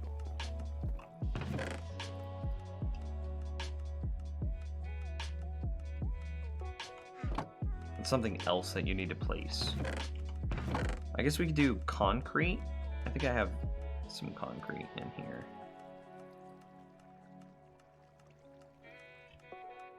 Not that much, though. Things that you can make with wheat, bread cake, and hay bale. You can put the composter as a 65% chance of raising the compost level by 1. Not sure if anything's are useful in your setup. Sadly, no.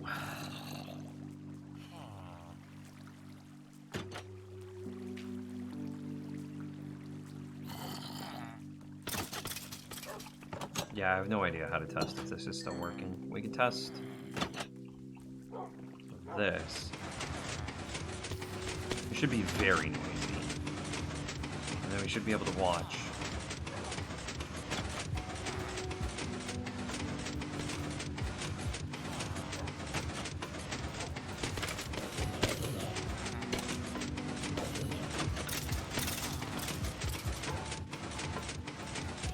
is like a 7 game tick clock. And with a 7 game tick clock, moving this number of items should take like 35 minutes. Because it only triggers this dropper, you know, it's basically slightly out of sync. Because I believe that this hopper's run at a 8 game tick clock.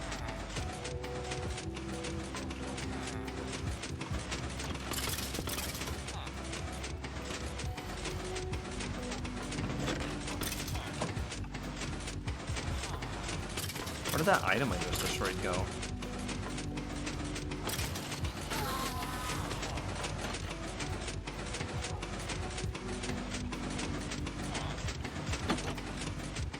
Actually, I have no idea.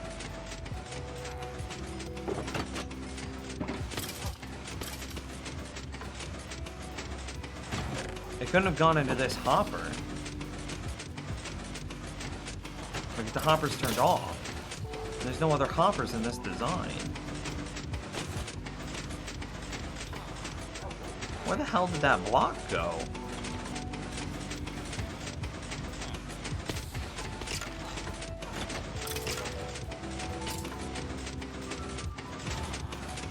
Wasn't this the clock that James was running last night? Yeah, it's basically a long form, one wide clock. Into the hopper? It couldn't have, because the hopper shut off because it's got the chest above it.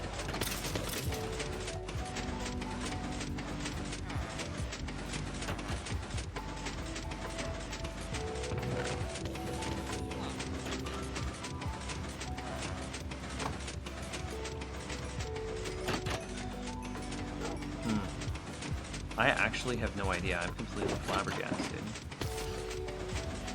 Not in there, not in there, not in there. Not in there.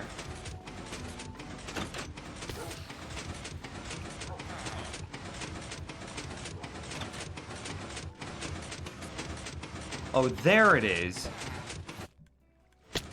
It's still on the roof. It got me. Okay, yeah, that's fine. So that's clearly still working.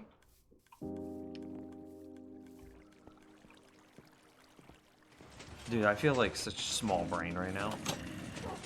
That clock is clearly still working, which means that our nether wart farm should be good. Is our pumpkin farm still good? Main hand shears, offhand pumpkin. You walk up, you hold right click.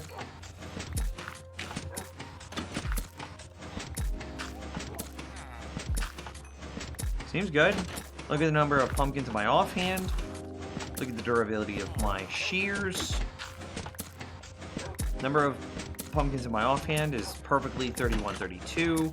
The durability of my shears are enchanted with unbreaking and mending, so they're being repaired by the skeleton experience grinder to my right.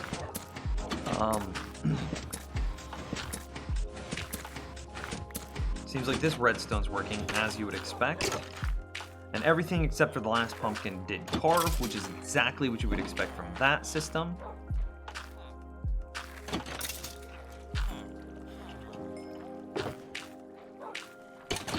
Good. It looks like all of our pumpkins did end up in our chest. And then all of the seeds ended up in the hopper to be converted into bone meal down below. Which this is, whenever I say the pumpkin farm bone meal out, something like that, it's inside of our to-do list. This shulker is the bone meal out that we need to take into the rest of the farm. Anyway, at this point, we've now tested the tree farm. We've now tested the pumpkin carver, the netherite, or excuse me, the nether wart farm. We've tested the cobblestone generator. The tree farm's clearly still, or excuse me, the skeleton experience grinder is still working. The tree farm is clearly working. The nano farm is clearly working. I think the furnace experience array is still working.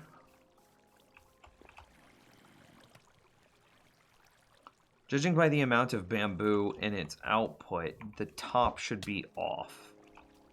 And it is. So by this being on, it powers this block, which shuts off this hopper, which stops new cactus from entering the farm. So that's definitely shut off.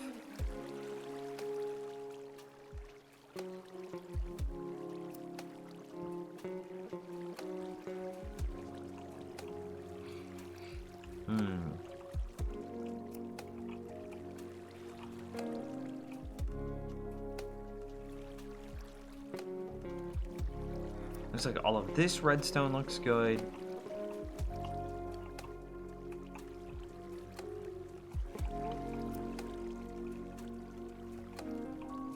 Do you have a tutorial on this iron farm? I do not.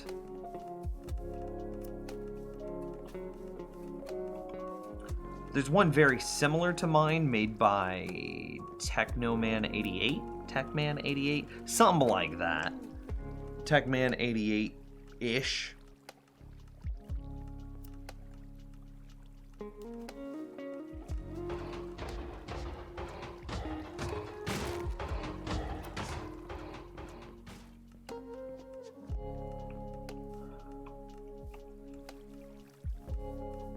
So it does seem like there's a bunch of upgrades that I need to go through in my world, and there's a bunch of upgrades that I definitely need to do with things like smart droppers. Now that I can use a target block to make a less laggy smart dropper. So this one uses 3 redstone dust, which is, 3 redstone dust worth of lag every time it turns on. But I can make one that has a 2 redstone dust worth of lag, which is just that much cheaper.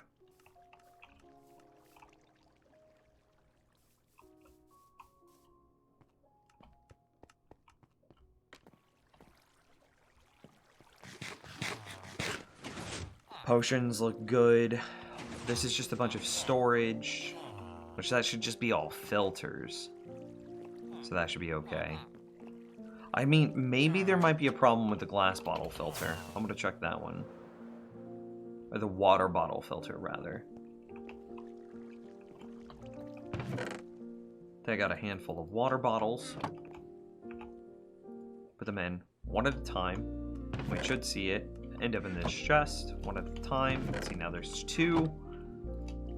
And there's 3. And there's 4. Okay, cool. So the water bottle filter still works. And if we put in something that's not a water bottle, that should go into the dispenser, in which case we should see that dispenser trigger. So watch this comparator right here. And it did trigger. Perfect. And that should be set to subtraction mode. Okay, so our water bottle filter looks good, including our smart dispenser item overflow destruction. Filters down here, how you doing? Still looks stable. I know the smart droppers, the old smart droppers that we used are still good. Is my portal setup still okay? Walk into the nether, and it turns on, and then I go in, but then I come back out, and it shuts off. Looks clean to me.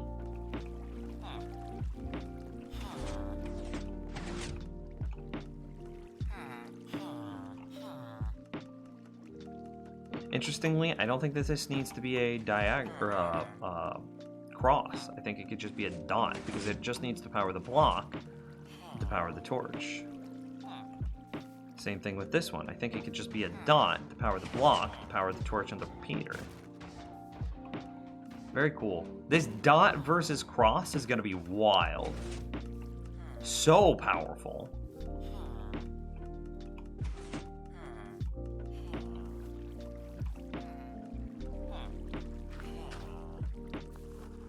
I wonder if there's a way that you could set up a...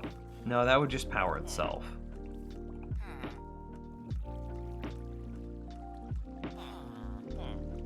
Yeah, that would just be like power. I was like, what if you set this block here to be a target, and then you extended this redstone by 1? What would happen? But then you would just take this redstone, and you would end up powering this block, which then loops the whole signal back around on itself, which would not work. Do you have any ideas of what the builds dot cross may enable that you could not build before?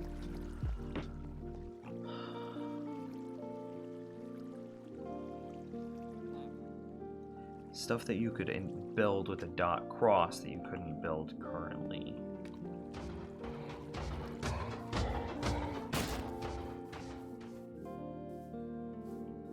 Nothing off the top of my head. I don't think that's the power of it, though.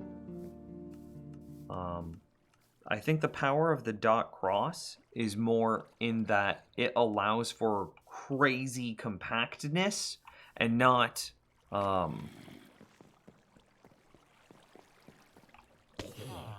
Yeah, it allows for crazy compactness and not necessarily new builds.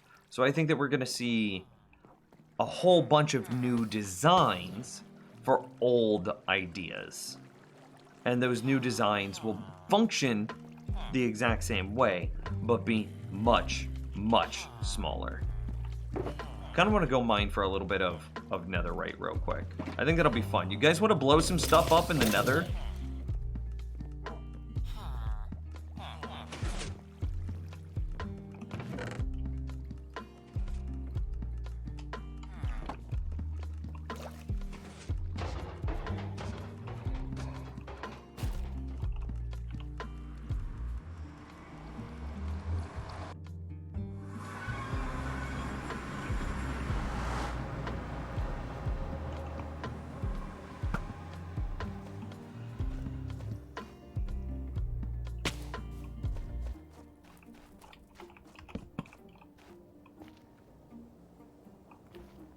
I should have brought some stairs with me, and then we could have staired this whole area.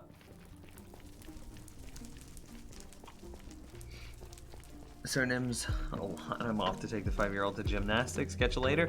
Hey, we should message soon. Yes. See ya, Retro. I'm back. Welcome back, Double A. It'll be a while before the big brain builds from the cross-dot update come along. Yeah, there's nothing immediate that I can be like, oh yeah, no, it's immediately gonna do this. I absolutely see compactness coming. There's going to be a brand new level of small builds that we just couldn't do previously.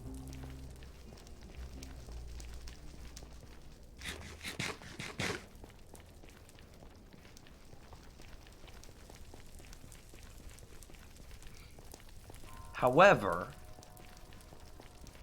I'm going to go all the way back to the beginning.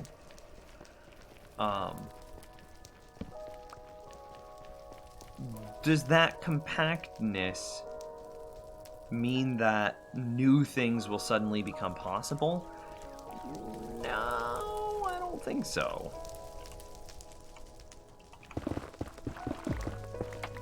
Let's go ahead and preemptively pop a... But I have a second totem. Oh my god, because I don't have my totem in my offhand. I was vulnerable at death right there. I'm so dumb. Oh god, we also need to look at the growing mechanics for the fungus.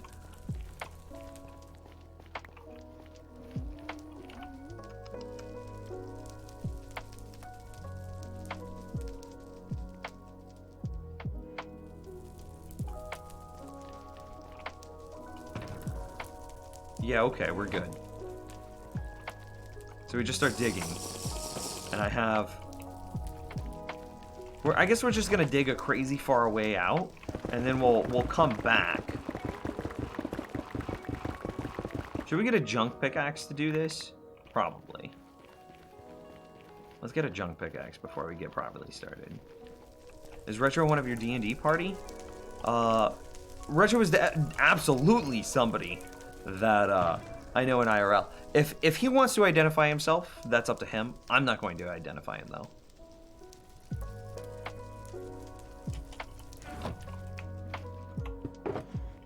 I will say that he is not in my D&D party. But speaking of which, I do have D&D tonight. After the stream, we know each other IRL. You know, I think they figured as much of that out, but yes, we do know each other IRL.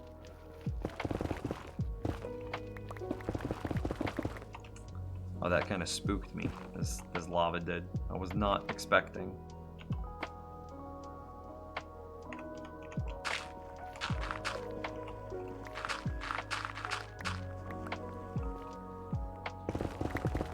Speaking of D&D tonight, I do have a session tonight where I play a bard. And we just finished a pirate heist, something like that, whatever you want to call, what would you call, like, raiding a pirate's hideout? What would you call that, chat room? And then we stole the pirate's treasure map to his booty. To his loot. Is that a heist? And we did it sneakily.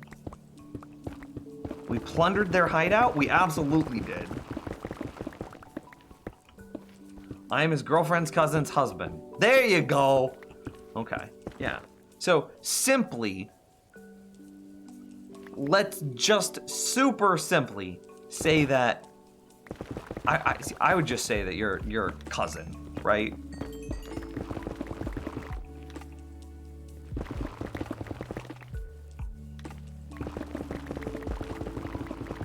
That's what I would say.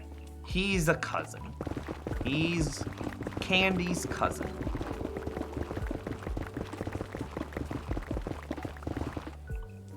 Essentially bro cousins. I like that. That's good. Yes. Technically, that is a heist. Yeah, so it happened while all the pirates were sleeping, except for the big boss pirate. He was still awake. And then, so I'm the bard, except sneaky, nobody knows this. I'm actually a bard warlock. Ooh, I sold my soul to a devil. Actually, it's a celestial. I'm a good warlock. Anyway, I sold my soul to some higher level being. I sold my soul to some higher level being in exchange for bardic powers. So my character was okay at being a bard, but he wanted to take it to the next level. He just couldn't get there of his own will, of his own volition. He wasn't good enough. He was just a regular street performer. Good, but not great. And then he came across a book. That offered untold power at a slight price. And he made the deal. And with that, he unlocked the true power of bardism. And he could then weave magic into his songs, into his words, or I said that right. He could weave magic into his songs, into his poems, into his lyrics. At the small price of his soul. But nobody knows I'm half warlock. Nobody knows that. That's sneaky.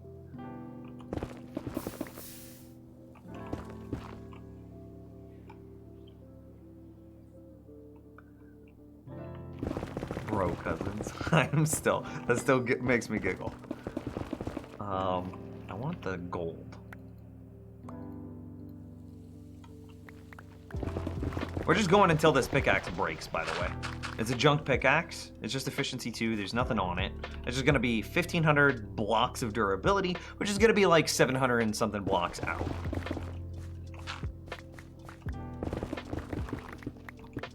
Pirating. We pirated the pirates. I'm off DME later. See ya, Retro.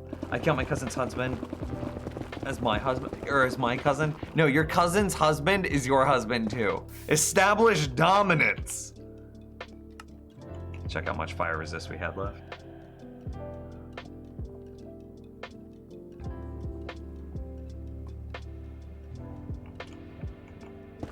Nim's reacting to every soul sand. Hey, don't make fun of me. I'm looking for amazing, we haven't found any, by the way. I'm looking for some amazing netherite. Yeah, there's me getting juked by soul sand again. I need to get the new texture pack that outlines netherite. Oh, this is a big one. This one's a thick lad. Oh lordy. Oh lordy, this is some thick lava. Buck 48 of fire resistance left. this in a bit.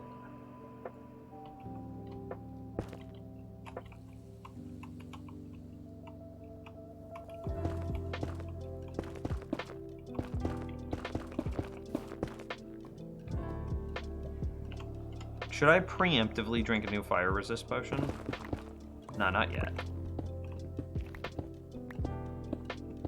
Is this just gonna be slow ascend now? Digging through this? And this has a higher blast resistance. Does it ever get better? Does it stop?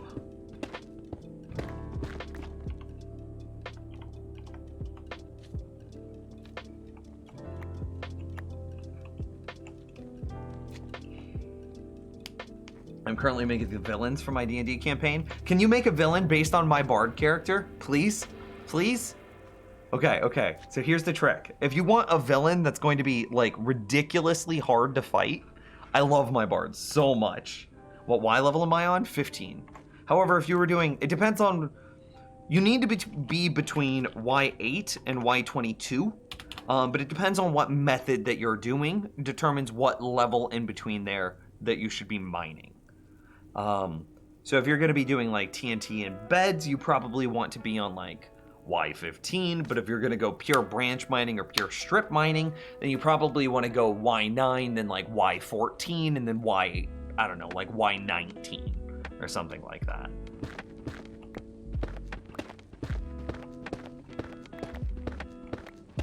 Does this ever get better?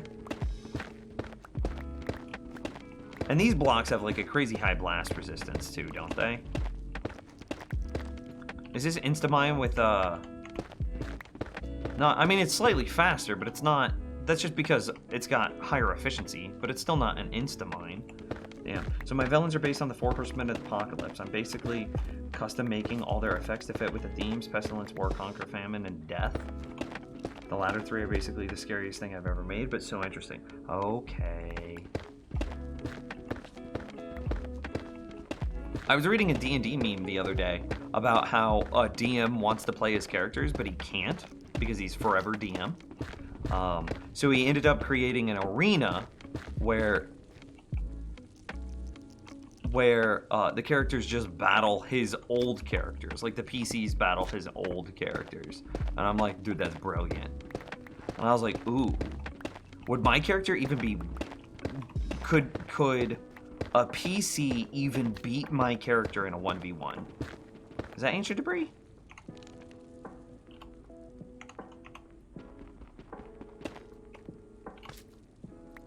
I don't know if a PC could even beat my character in a 1v1.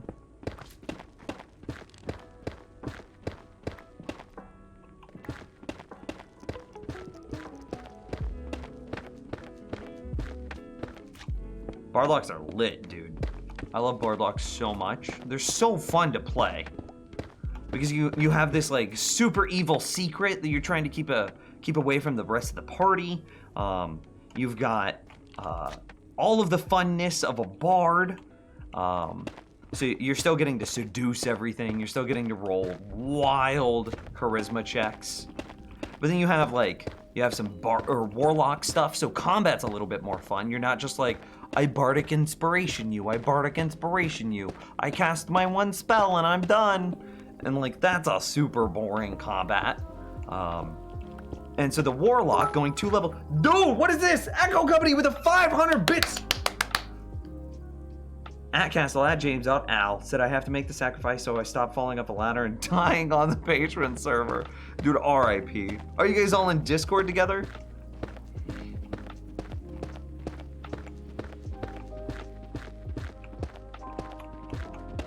Tell them I said hello. I had to itch. Sorry, I couldn't hold my left hand. Does this ever stop? Nims didn't see my joke. Wait. Phenomenal cosmic powers, itty bitty living space. No, I had to ignore it because it made me sad about Robin Williams. I did see it though. Oh.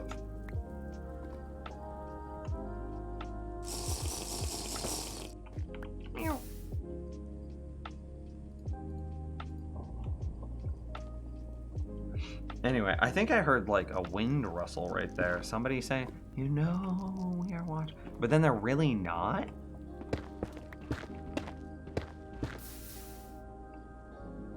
Booskull. How are you? Nothing. Please tell me that this has, like, a really low blast resistance, because this is gonna make me so sad if all of this stone that I'm going through has a billion blast resist.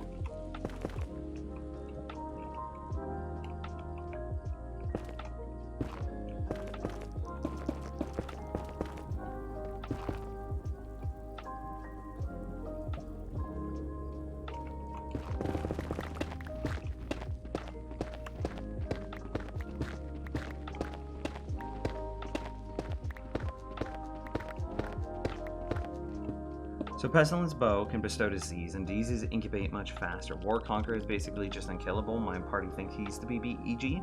Famine advances starvation, and Thirst to deal damage. Dude, that would be wild. Famine would be scary to fight. This dark Blackstone is like really hard to see. Pretty sure it's the same as Cobble, so it's gonna have a really high blast resistance, is what you're saying. Well, I made the commitment that we're gonna dig through it until my pick breaks. So we're gonna keep going.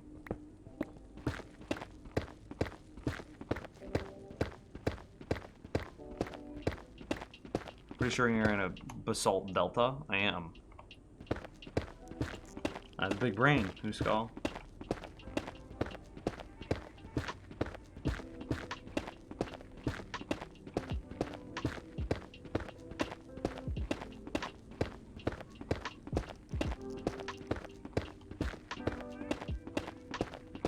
That was such a dumb joke, Double A. Such a dumb joke. We're almost out of durability. And then we're gonna find so much ancient debris. You best believe. What is that? What is that? Oh my god, are we out? Oh Lord, praise. Praise!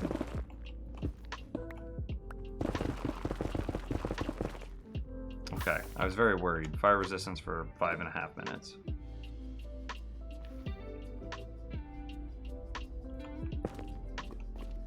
Oh, is that the only block? Okay, cool.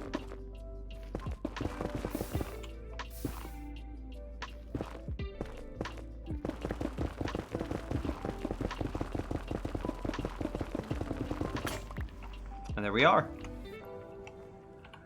So at this point, we go something like this. Something like this.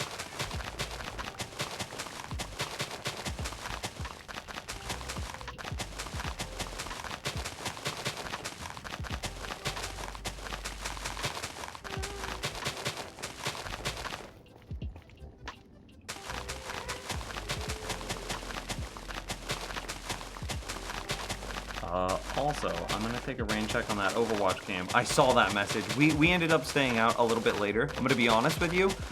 We hadn't seen the sun in days. And then we were both feeling pretty anxious. So a little bit of context here, chat room. 3 days ago, girlfriend lost her sense of smell for just an afternoon. It was only an afternoon. And then, oh, did I not bring enough? I feel kind of dumb. It's not an efficient use of TNT. Your face isn't an efficient use of TNT. Context, girlfriend lost her sense of smell 3 days ago for an afternoon. And then I'm like, wait, you lost your sense of smell? Immediately go take your temperature, please. So then she went and took her temperature, and she had a fever, 100.4, which are all the symptoms.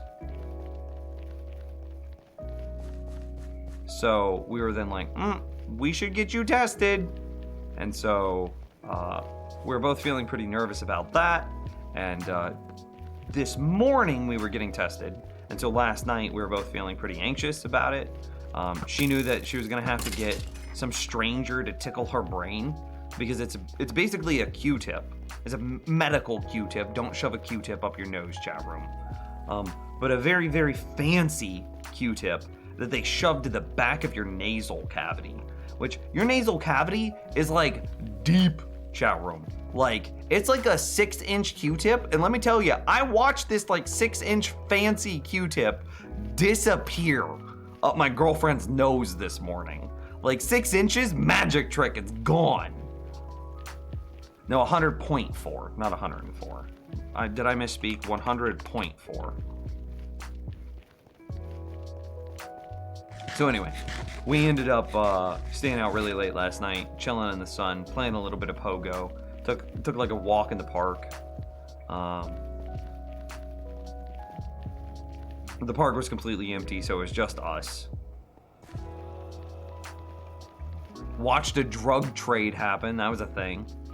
And then she got catcalled by the same dudes that were doing the drug trade. So like, you know, just a classy set of individuals there.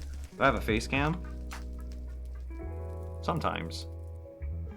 Oh goodness, I'm like so far away. Yeah, sometimes we turn that on. Most of the time we keep it off though.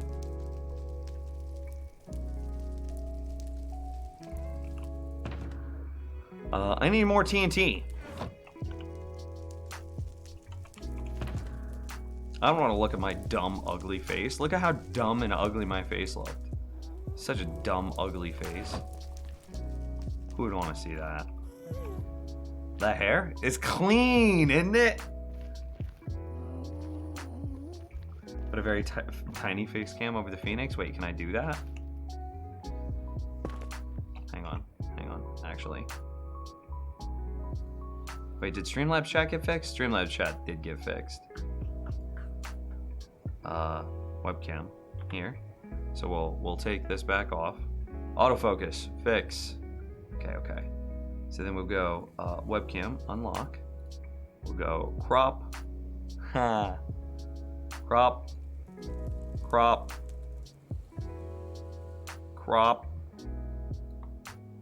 Position. Oh god, the layering's off.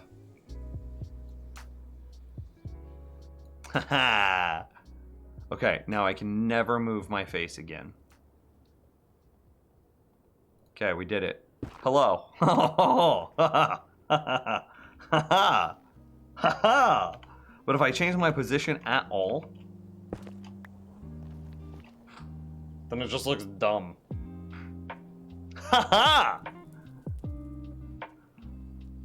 If you're going back, don't forget stairs. That's fair. We're gonna shut that off. That's dumb.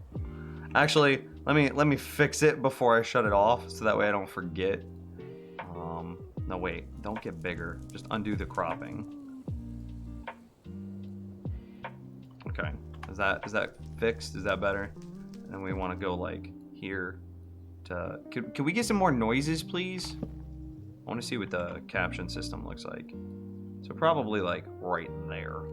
If we ever decide to turn it back on. Which, I don't know. Look at my big dumb face. It's a dumb face, chat room. Nobody wants to see this face, so we shut it off.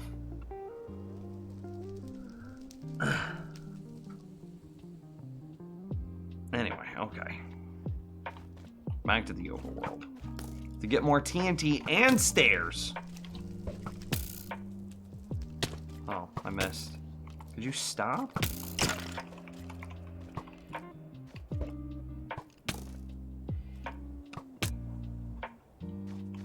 I'll take it, that was a good one. The Phoenix does look better. I agree. I agree. Oh, that was an iron golem dying. I was very confused. Well, we got one more ancient debris. Whoa! I kind of forgot that we put all that in there.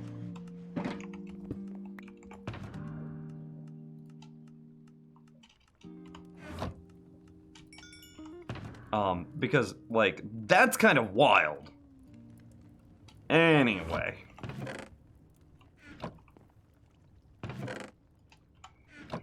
When do you get the result back from the brain swab? 2 to 4 business days. Okay, so there was the context. Wrapping up that conversation. So we didn't, after I finished the stream yesterday, I know that I promised that we would do sub games, but we had to do some errands, like we are out of gas. And the place that was doing the screening for the testing was like way far away from us, so we had to wake up real early and go for a big drive and blah blah blah blah blah. And we were like, okay, we need to get gas, and we don't want to have to wake up early to get gas, so we're gonna get the gas tonight, and blah blah blah blah blah. And then while we were out, we were like feeling really nervous, and we hadn't normal quarantine stuff, right? Like we hadn't seen the sun in weeks, and so we're like, okay, we're gonna go for like a walk at the park, and thankfully we were the only people in the park, and we also filled up gas, and we, you know, again, just doing our respect to society, we disinfected the gas handle pump both before and after we used it, and blah blah blah blah blah. So we ended up skipping sub games last night. That's why. And then this morning we woke up. We drove halfway across town, which Kansas City is a very big town. We drove halfway across town and got her brain swab done, which is a nasal cavity. And then we get our results in 2 to 4 business days. There's the one in Casey proper. It's a combination of it needs to be in what is that? It has to be in network and nearby. And so the one that was in network and reasonably distanced from us was still like a ways away. So 2 to 4 business days. So hopefully we find out the results either this Friday or by next Tuesday. Anyway, I need to finish dumping my inventory, which means I need to shulker some netherrack. Oh, hey, what is it? Echo Company with 100 bits. My man! This guy's wild! Look at this chat room! By the way, I forgot one death. Dude, you're a legend, Echo. I just have no words. Echo is like one man enabling what we do here recently. It's just wild.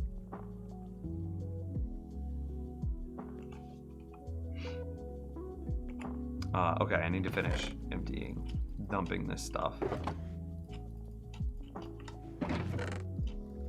Hopefully it's worth it. Did I just do the same thing twice? Am I that dumb?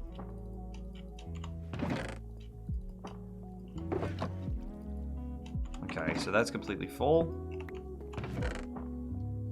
Okay, so it should be... Okay, so this one's not completely full because it should be 22 more. There should still be some room in this one. Okay, so we're good there. Good there. We're probably going to want some basalt shulkers.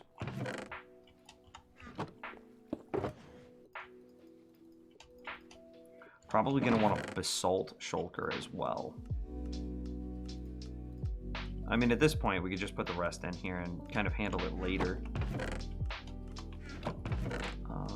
Oh, there's the gravel. It went onto my hotbar instead of...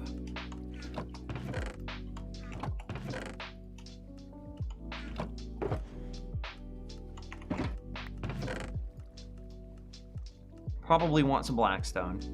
So I guess I'll just preemptively make that shulker, so that way future NIMS... I guess we're going to be nice to future NIMS today. So that way future NIMS knows what that is supposed to be used for. So basalt goes here, blackstone goes there. Anything else that we want a shulker for? Maybe soul sand? Soul soil, maybe? I don't know. The legend that falls off ladders. Yo, where's your feather fallen boots? TNT and stairs. I still almost forgot. My goodness. What do we want the stairs to be made out of? Any block in particular? Probably stone brick, just because I'm a lazy.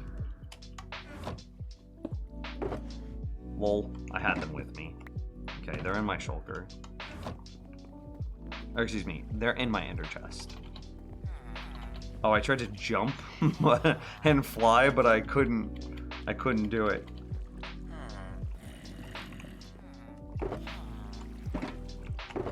This is completely full, so we'll put that in my ender chest. I'll just bring that with me, it's fine.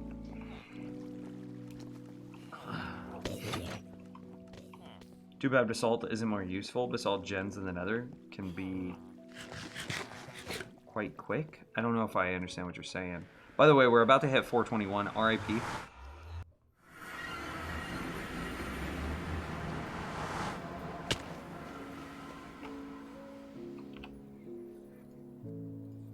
There's an ender chest at the bottom.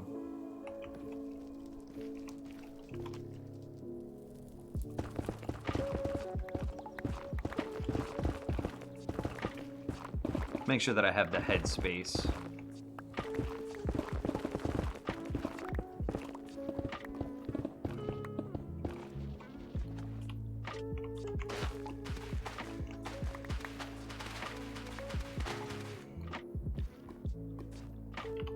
To put the stairs in.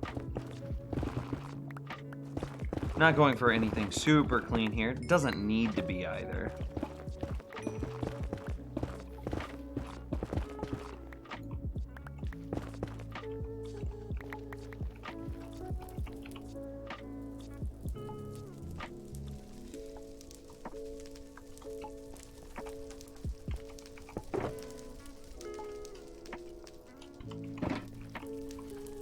I'll worry about the stairs later. Oh, I guess I didn't need to drink that, huh? Because we're going down a known tunnel. It's fine.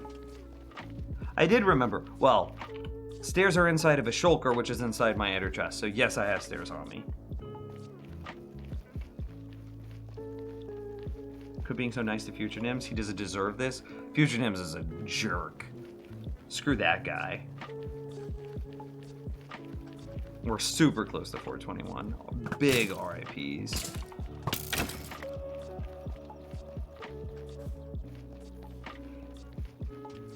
Netherite stairs? Does that even exist? My feather falling doesn't exist because I just spawned in the world. You just started? I mean, that's fair. Ooh, and it's actually going to be harder to get now because you can't fish feather falling up from a fishing farm anymore. Ooh.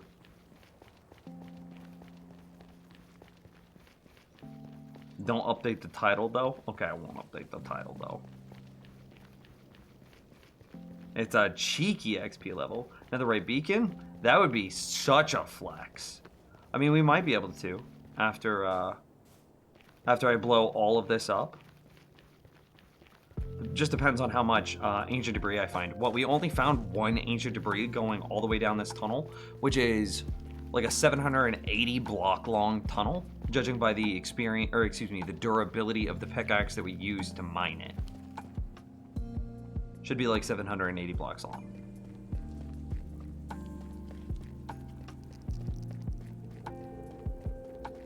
So, diamond pickaxe has a durability of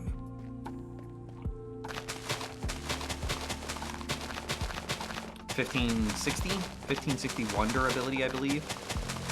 And so then divide that in half.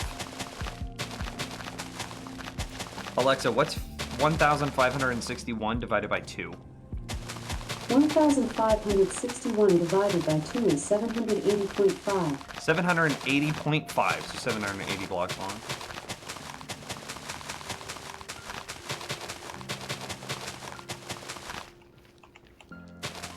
You're a little loud though, Alexa. I'll turn you down. Damn. I still need to rename her. So that way I don't activate all of your guys' devices every time I try to get my device to do something for me. Do you have a story for you? Okay. I'm curious what this story is going to be. A little bit nervous. Dude, this is going to be amazing. Do we just leave the skeleton? No, we can't, because we can't place a TNT inside of him.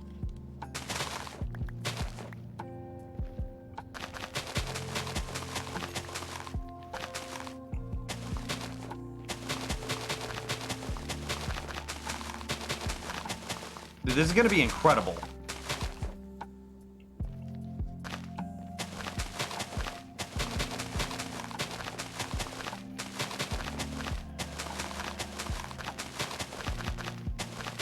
Would have been interesting if he had a flame bow and mist. I had that exact same thought about the skeleton too. Good God. Oh, I'm out of TNT again?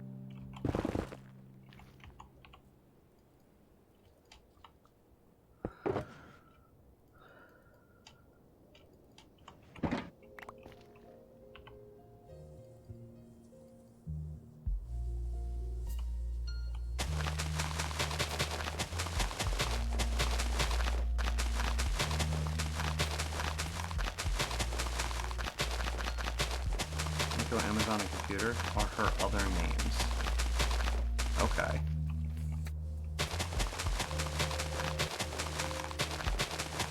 We'll change it to Echo. About the server. Okay. Do you know how I changed that? Do I have to log into the app on my phone? We'll do assume anyone who uses doesn't also own headphones. People were telling me that I was activating their devices the day after I got it, so. I know that they have me on speakers, and then they also have their smart device to the same keyword.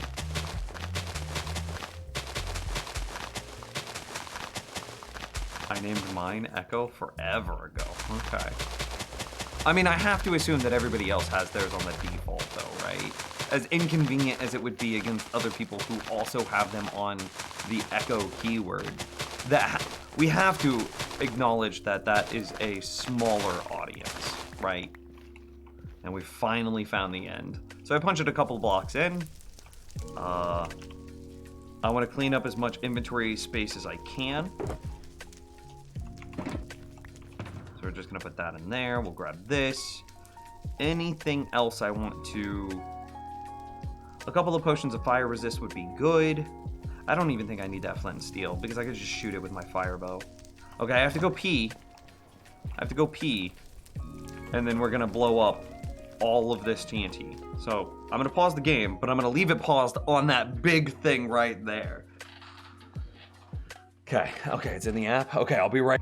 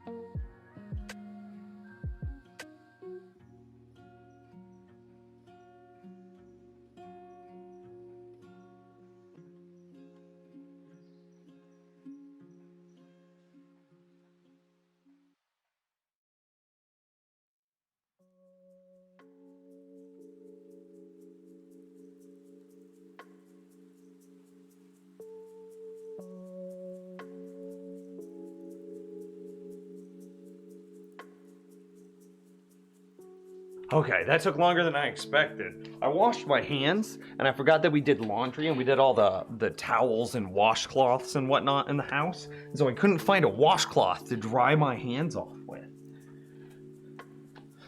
So, took me long, because I had to run into the laundry room and be like, okay, where are the towels? And then dry my hands off in there.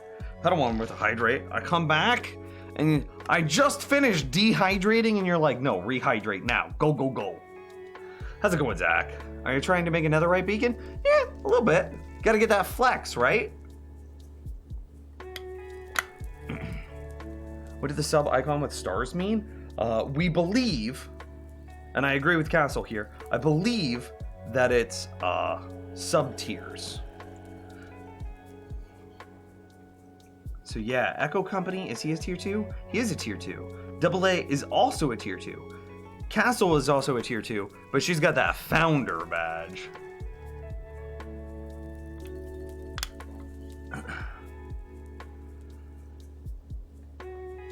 Okay. Nims, do you have any advice for finding the Ender Dragon on hardcore? I'm a bit nervous since I never got this far before. Yeah! Featherfall potions. Or what is it? Yeah, is it Featherfall? Slowfall potions. Slowfall potions, so that way if you get knocked off the edge, you can Ender Pearl back up.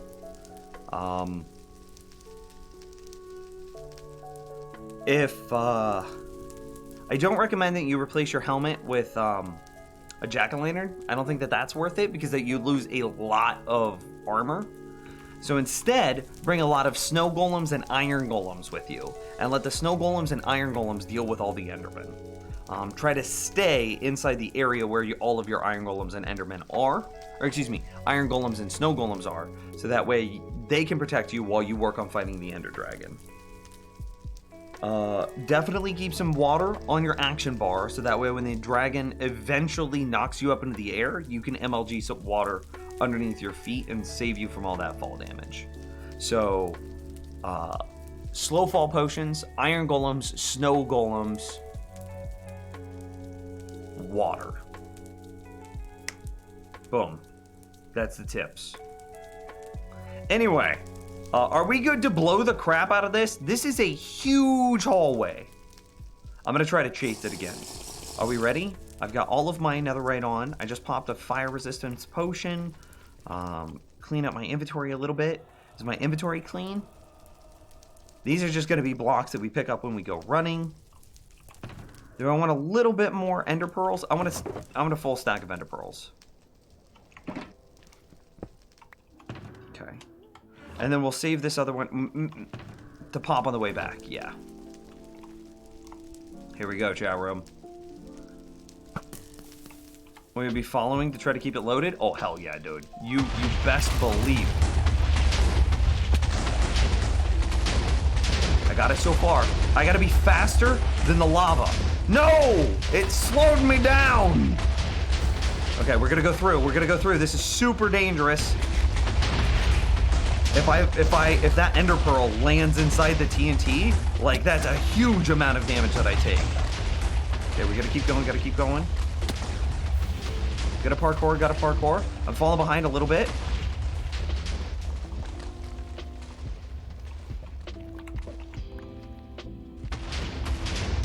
It's alright, I passed some ancient debris. We're going for it.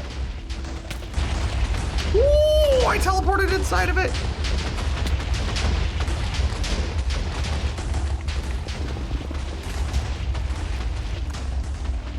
I tried to make a pocket for that lava to fall into. Oh, I just can't see. I should have gone higher. Look at all this exposed bedrock. All of this exposed bedrock is just wasted TNT.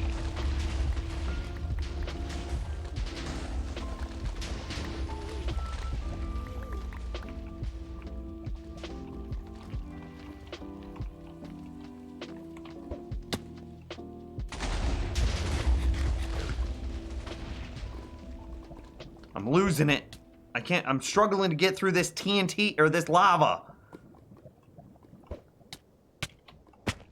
Okay, here we go. Wait, did I finally get to the end? No, this is just the section of basalt. It's still going. You can hear it. Look at it, dude!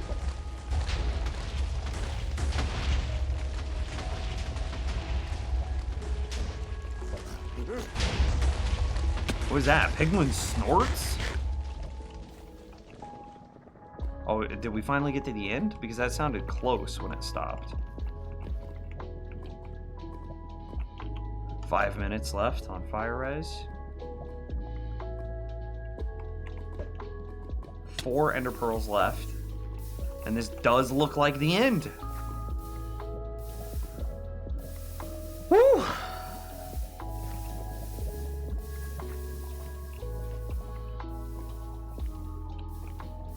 So now we begin the hunt for ancient debris.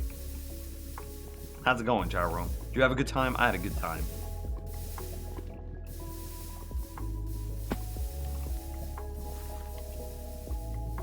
So much lava. It kind of breaks my heart there's so much lava.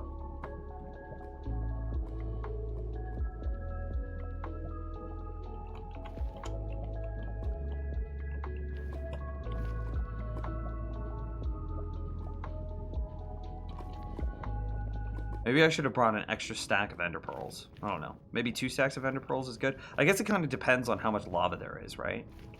More lava means more ender pearls. We're looking for ancient debris. Should we try making an ancient debris texture pack?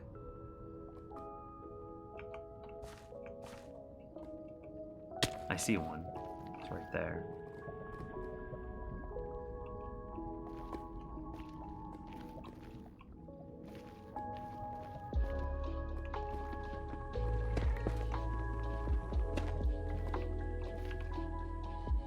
It didn't go into my inventory. I was so tempted to throw that into the lava just to scare chat. Okay. I still might. Okay, so clearly basalt has a higher blast resistance than netherrack does. Because these tunnels are much narrower. More ancient debris. Oh, this was a 3-er. We found 5 so far.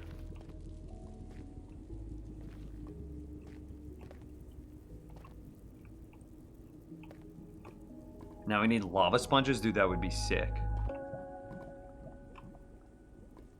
Some way of quickly and easily destroying all of this lava.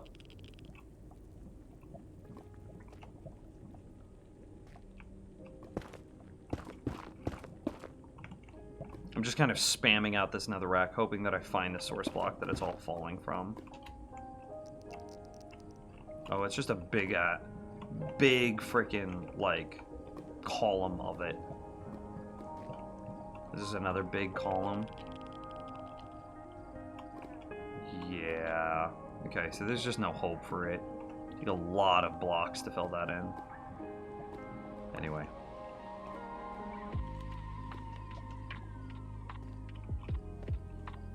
We should have definitely done this, I don't know, 3 or 4 blocks up.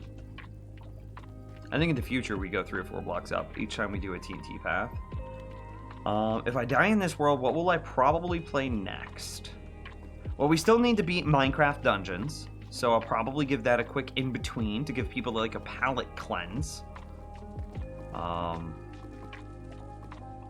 Probably should have checked the duration of my potion before I just jumped in the lava like that. Buck 16.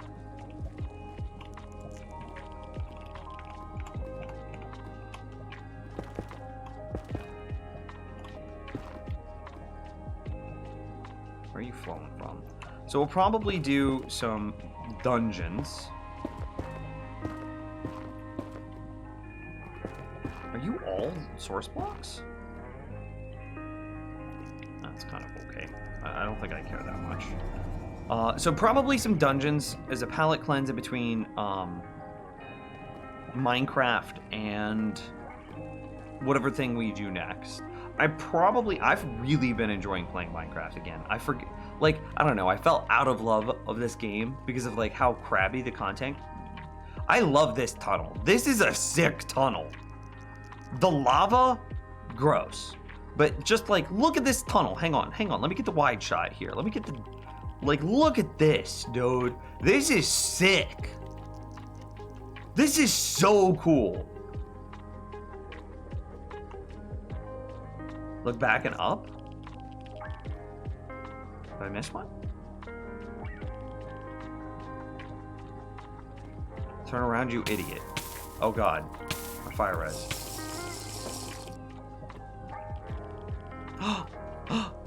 Chow room! Is this the one that you guys saw? That I was really dumb?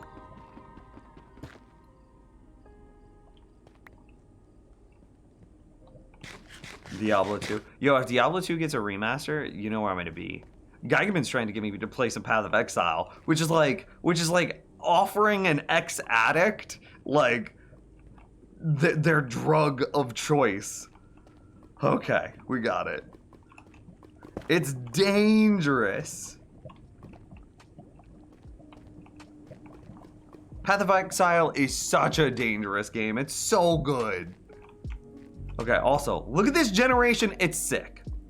Okay, so Minecraft Dungeons into... I probably would want to go back and beat something like... what is it? We never finished Ragecraft, I think. So I think I'd want to go back and beat Ragecraft. That would be really fun. Maybe some more adventure maps. I don't know. I saw a custom map the other day. I don't know where I saved it, but it was on like the front page of Reddit. And it was basically this guy made an entirely custom world, an entirely custom story, everything. And the only thing that it uses is command blocks. And it's like completely custom everything with just command blocks, which is awesome. No mods, no weirdness. That's like, dude, we gotta get some of that.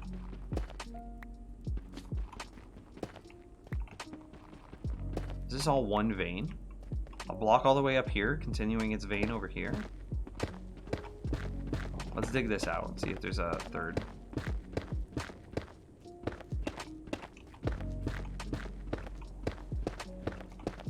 Okay. Well, let's assume that that was one vein, and it kind of gives you context for why I say that you should be digging diagonals and huge diagonals whenever you find one netherite. Oh!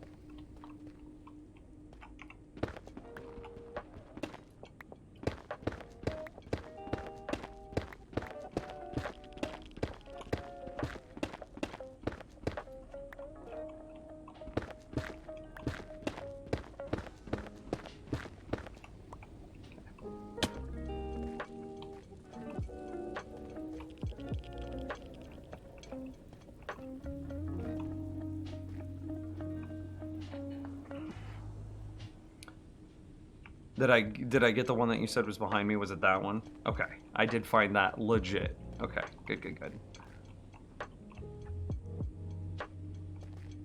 Dude, I love TNT blasting. This is so fun. This is way better than the bed blasting. It's at least way more fun this way. Maybe if I did the bed blasting a little bit differently, it would be more fun, but it's still... I have a feeling that it would still feel just as tedious.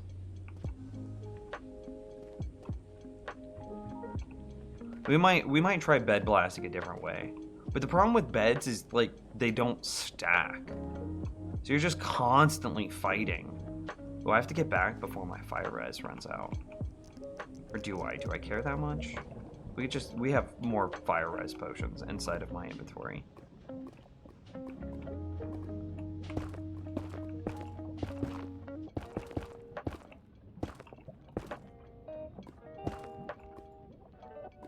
For a moment, I thought that I was building with my ancient debris, and I thought that I was being really dumb. I was like, that's something that I would absolutely do. Is this just all source blocks? Damn, dude. Oh, it is. It is all source blocks. Okay, well, we ride through then.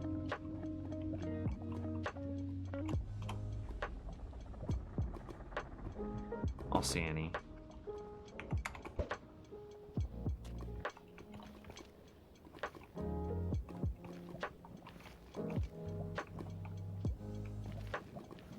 This is a nightmare. Oh, hey!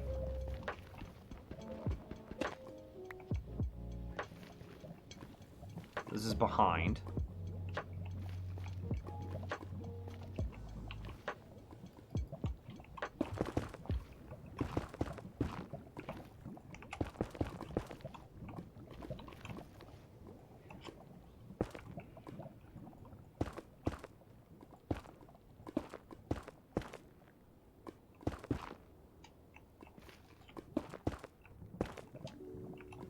That didn't seem like it did a whole lot to stop this generation.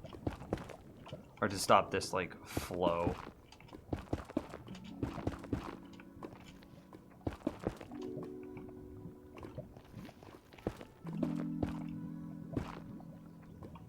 Oh, maybe we got something.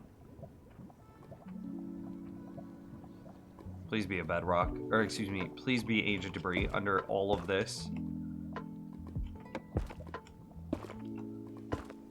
Please don't let this work be in vain.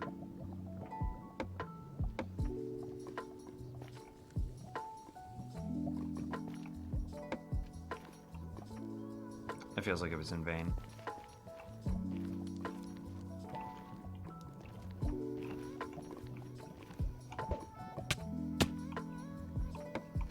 Yeah, we definitely should have got a lot higher. I'm wasting a lot digging this deep. Didn't mean to fall.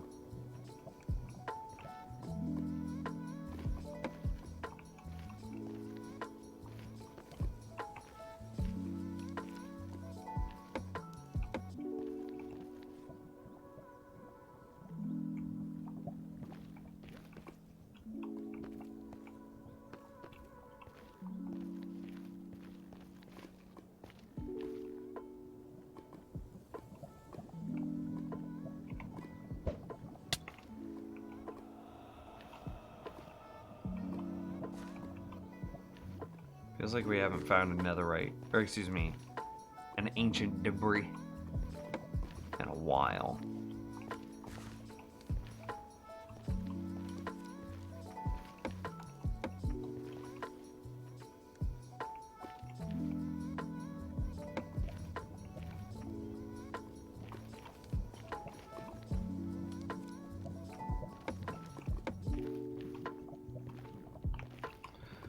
I got nothing.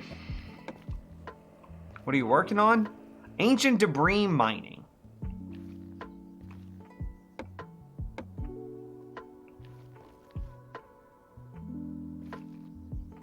There's some all the way up there.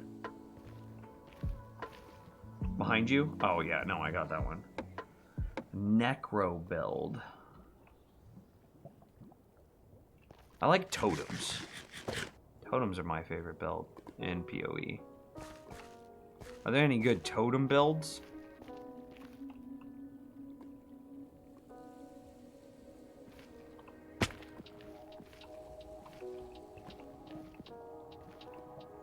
Is it just this one?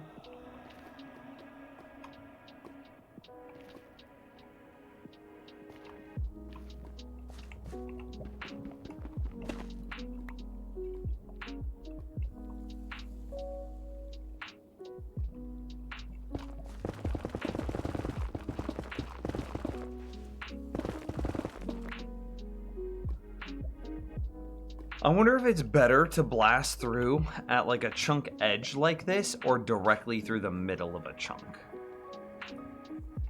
Oh god, don't say that there's a good totem build. Tell me that there's only bad totem builds right now, that they nerf totems into the ground. That's what you should tell me.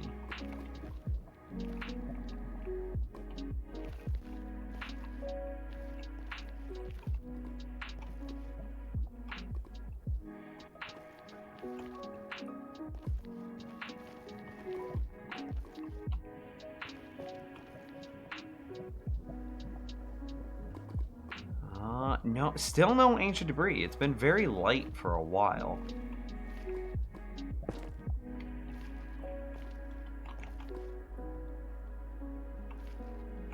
Definitely got to update some texture packs. No ore borders on some of these are breaking my heart.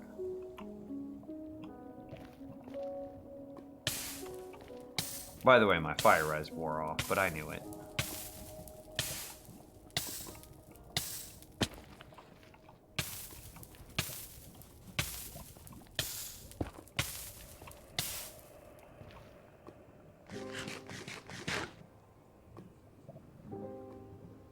If it gives me minions, the build is a good build. I don't like spam casting. I just want to loot things, and then run in circles. That's how I like to play PoE. So like, I want to cast something one time, and then let it do all the work for me. Like, I'll do a lot of work. It's such a weird thing about like my personality and who I am, because think about that same play style. In terms of Minecraft, is like I do so much work in Minecraft, so I don't have to do any work. Like I'm a farmer. I like, oh, is that one right there? Did I find a sneaky boy?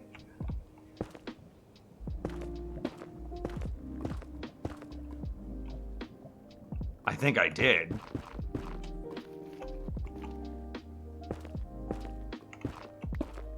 Look at that, dude. That was a good eye.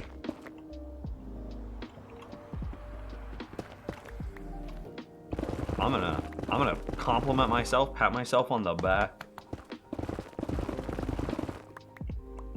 That was a good one.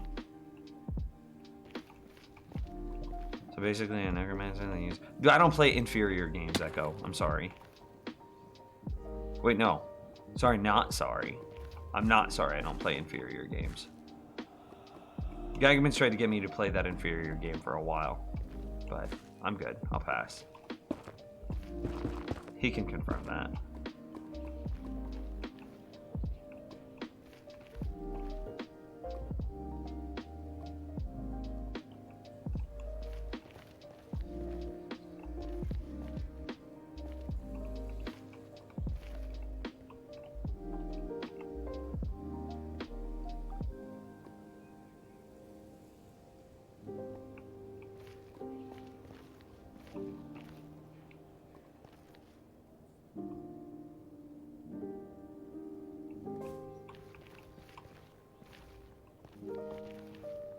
See the one that's right there.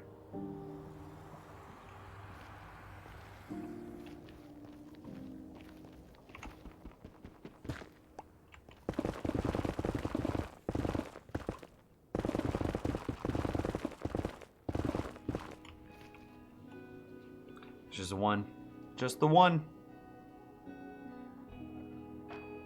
D3 Necro is way different. What do you mean a D3? Oh. Are you referring to me or to Echo? I mean, a similar concept. I don't even play the game well enough to know the concepts of that game. Because it's inferior.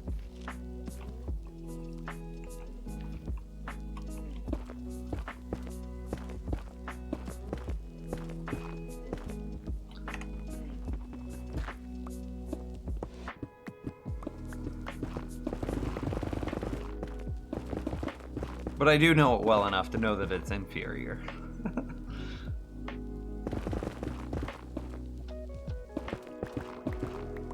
Inferior does not mean bad. I mean, if you've got a limited amount of free time, do you want to play an inferior game? I love Diablo 3 for being a game, not a Diablo 2 successor. And see, that's actually my real argument. I agree with that sentiment completely, Geigerman, and that's why,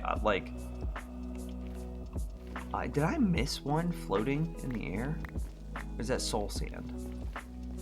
That's soul soil. I'm just so dumb. I'm so dumb, chat room. But not when it comes to Diablo 3. I'm very smart about Diablo 3 and it being an inferior game. I'm very smart in that regard. Diablo 3 was not the true successor to Diablo 2. Diablo 3 is an abomination to the Diablo. Oh, there's another one right there. To the Diablo brand, to the title, to the everything, to the music, to the how the game flows, to the everything about it is wrong. It could be a good game in its own right. It's very much so like a simplified, bastardized version of Path of Exile and basically every dungeon grinder out there. Diablo 3 is more analogous to Minecraft Dungeons as a game than it is to Path of Exile or Diablo 2. It's a very surface level, here's what you got, no thought required, just go kill a couple of things.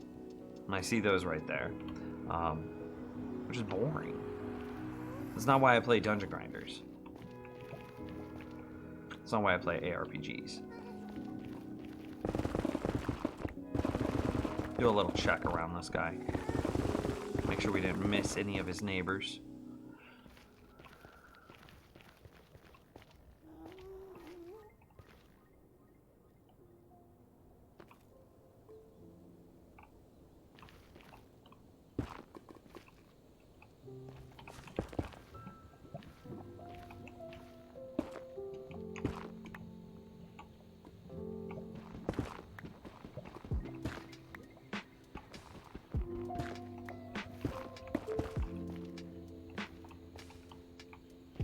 I bet if we went a couple blocks higher, we would have more netherite. Well, more ancient debris. like, I don't know, maybe we're doing this at Y15, so maybe if we did it at like Y20, Y17, we might have better luck because we'd stop wasting all of our blocks exposed on bedrock. Because netherite, if we're at Y15 and we're blasting all the way down to like Y5, right? This is Y5? Yeah, so that's 10 blocks down. So we want to go to like Y18. So that way 10 blocks down is Y8. And Y8 is the minimum spawn that goes from Y8 to Y22. Yeah. PoE is trash. You're trash. Banned. Hey, James, can you ban James _Wargle? And, like, remove it? Oh, God, I almost missed 3. And remove his moddom. See you later, Lily. Have a good night.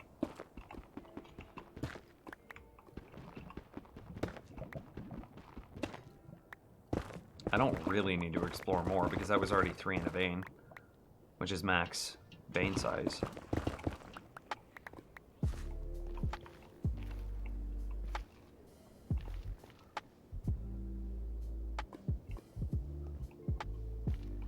I see that one right there.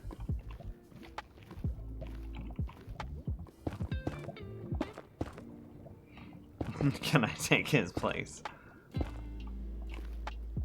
I will say that asking for mod is definitely not the way that you become mod. It gets you put on like the short list of never mod. And so I'd be very careful with making that joke because it's very hard to tell sarcasm from like a real ask through text. But I'm gonna assume that that was sarcasm.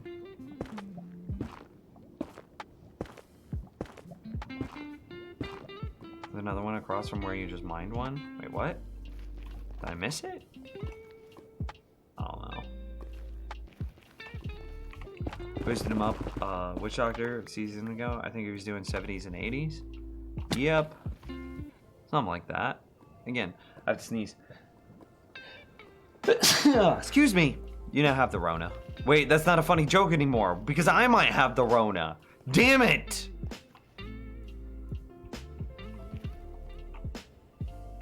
I see the one that's over there. Wait, the yolk had a hydrate. I missed the yolk's hydrate. Do I have to drink like egg whites for his hydrate because he is the yolk?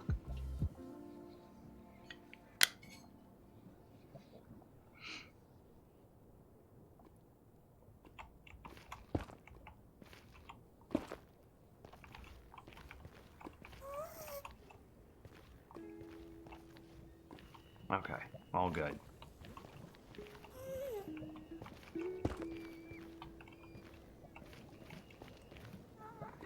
This one's gonna be a little gnarly. I am lava adjacent. Not that I have to worry about the ancient debris, but I have to worry about myself.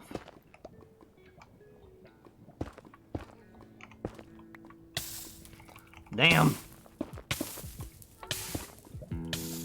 Okay. Well, I YOLO Ender Pearl and see if we make it all the way through this. Or I get out my Ender Chest and get some more fire resistance potions. I think one of those is a lot less dangerous.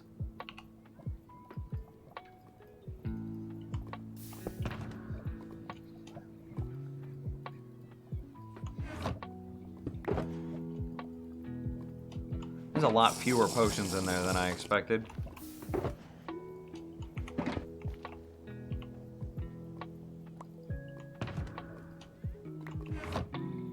Should I get out more Ender Pearls too? Probably.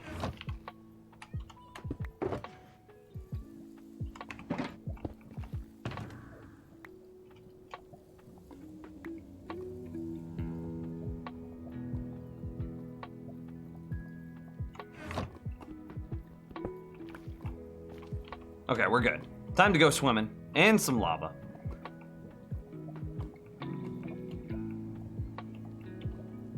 Yeah, this is just a solid sheet. It'd be very annoying if there was exposed debris in there.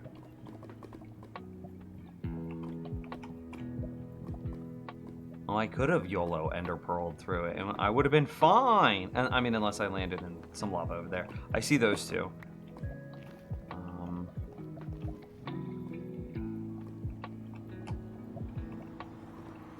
Are we good? Okay.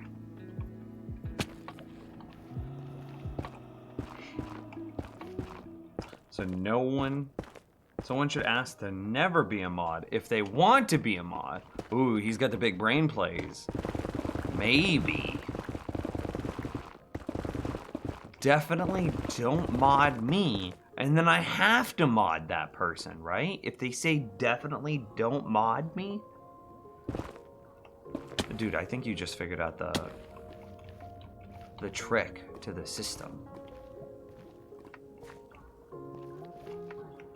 I don't see any others behind us. I see that one there.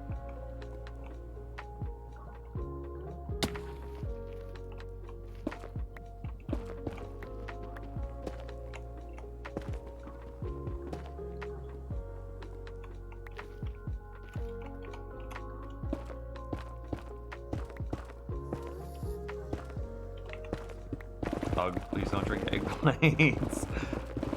Well, what if I want to get swole, like the yolk?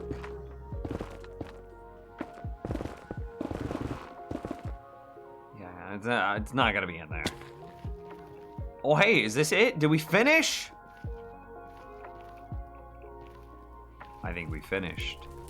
32. We walked away with 32. I feel pretty good about that. How wide is this blast chamber?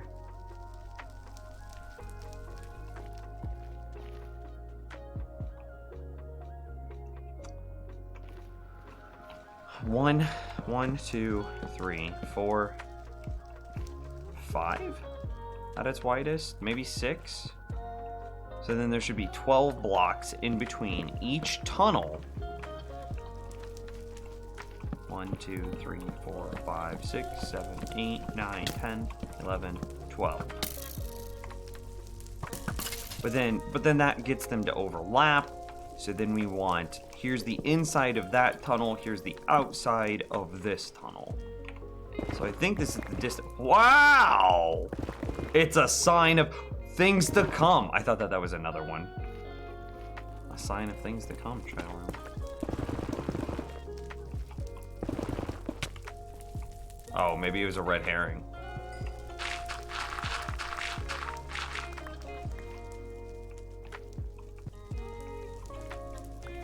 Okay, let's go get some more pickaxes. I want to do it one more time, but this time I want to do it at Y18. So I want to go up a bit.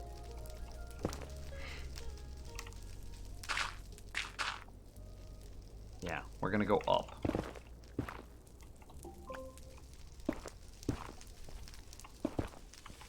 I gotta, like, shut off all the alerts that Alexa tries to give me. It's really obnoxious.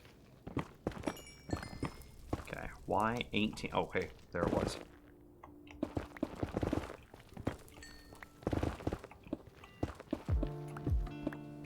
Alexa, clear all alerts. Sorry, I don't know that one. Alexa, clear all notifications. Delete all your notifications, right? Yes. Okay, deleted your notifications. Dude, this lady's gonna get herself fired. She's doing a bad job.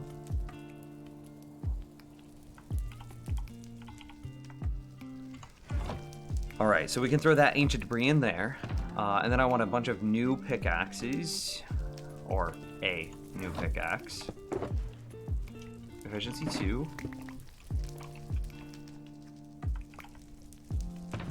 Put that inside of there. We have a bunch of fire resist potions. That goes there.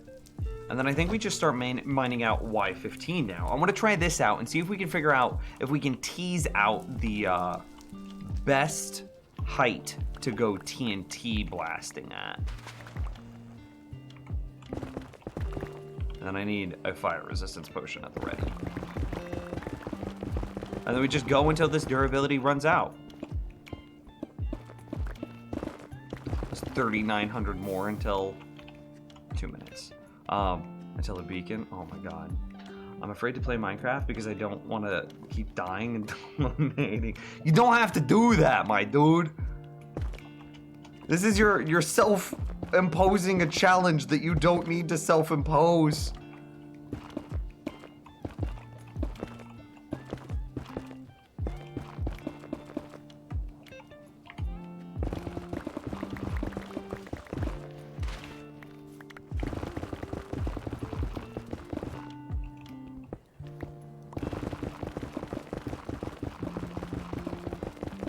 There go the important notifications.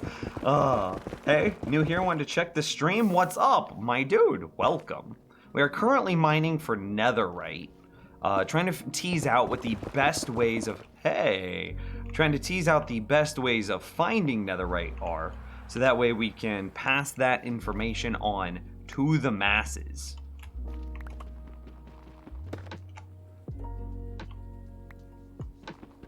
So far,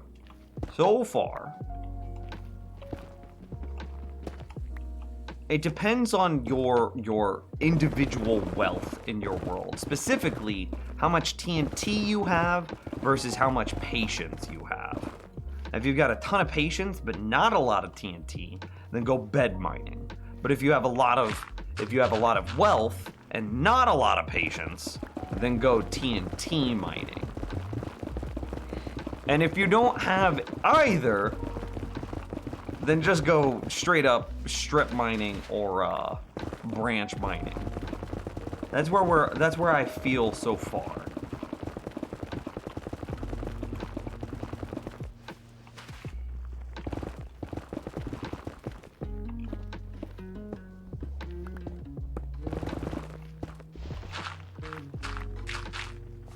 That's my feelings. Those aren't facts just yet.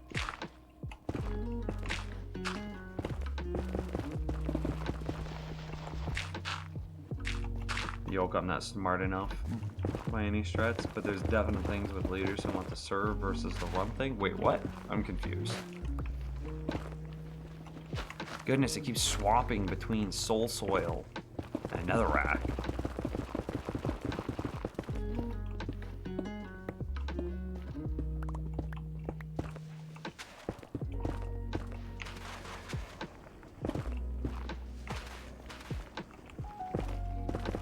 Castle James and Al said that it must happen. So what, every time you die, it's like 100 bits? Is that what you're saying? That's insane, my dude. Always invest for wealth, huge time, and resource saver. I mean, that's my opinion, but some people don't play with, some people don't think, rephrase. Some people think that building farms in Minecraft is cheap. And they're not wrong. But they're not right either. It's just a different way to play the game. Some people play the game like it's a pure adventure simulator. I'm stuck on, there's our invisible block. Some people play Minecraft as if it's like adventure mode only. I'm out of fire res.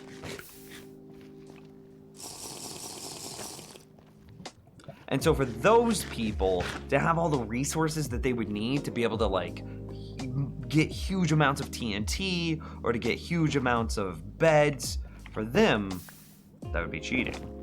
And I do see that ancient debris there. Just like I refuse to use a TNT duper, for them, they take it a step further and say that they won't even use farms at all.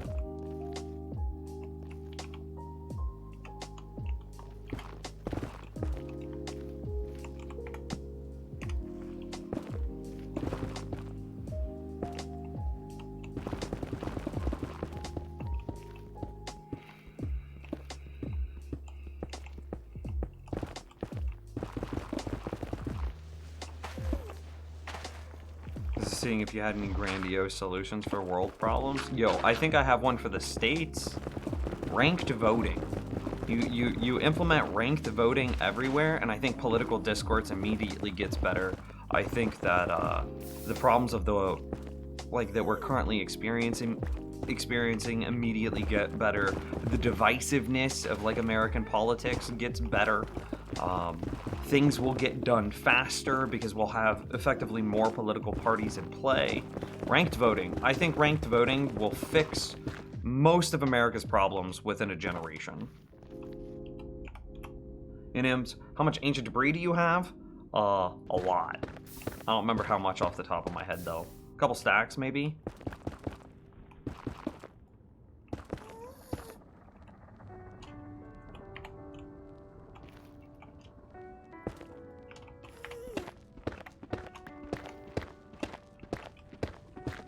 Yeah, so right, ranked voting has been known about and needed for so long. Yep. So it doesn't matter what your political opinions are, but being able to come up with compromises is literally all, that's the name of politics.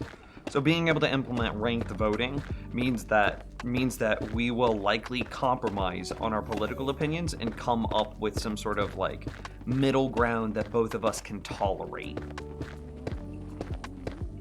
So I firmly believe that if ranked voting goes in, that within a generation, sweeping, of course, across the board, for all different political levels, everything from local sheriffs all the way up to President of the United States. You put in ranked voting across the board, and I think within a generation, most of America's problems will be solved.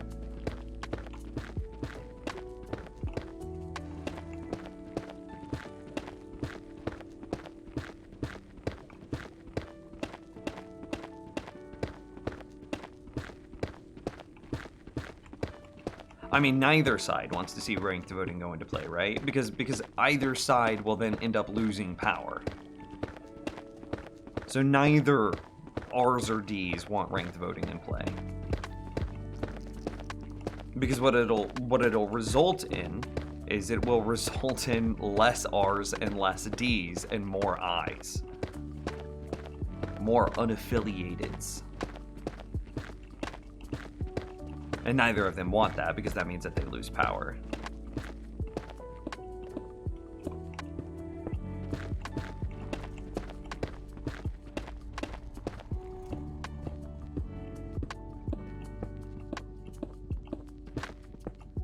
Also promoting more education. People don't research candidates enough. They just vote red or blue. I think that if you put in ranked voting, it would encourage education in political candidates. Yeah, you would be more likely to have a range of knowledge instead of just voting if they're red or blue, R or D.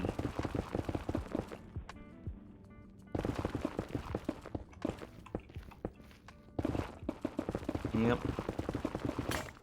And there we go, there's the end. So then I pull out, so in our path down here, we found 4 ancient debris, so then we mine out just a little bit more. And then we want, not that. That's definitely not what we needed. We want all of our TNT. Blah, blah, blah, blah, blah, blah, blah, blah, blah, blah, blah, blah, blah, blah.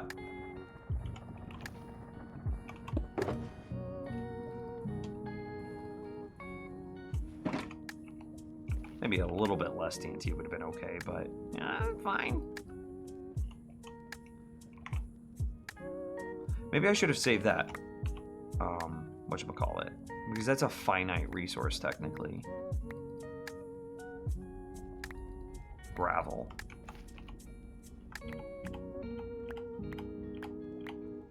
There we go.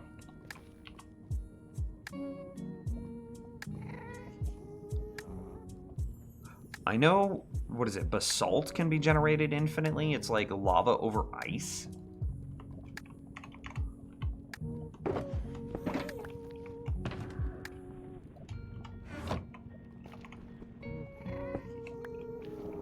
And I think that's good. Dude, I'm excited. there was so much, like the basalt area was so much smaller here. Can you explain ranked voting? Simply, everyone would put down their primary candidate that they want to win. So let's say that there's like 4 people here. Let's say that it's me versus Tail versus Gladwin versus Eyebrows, right? Let's say I'm the Democratic nominee, and let's say that you, Lazy, that feels like a statement, but it's not. That's just your username. So I'm the Democratic nominee and you're the Republican nominee. So I'm gonna immediately get all the Democratic votes and you're gonna immediately get all the Republican votes.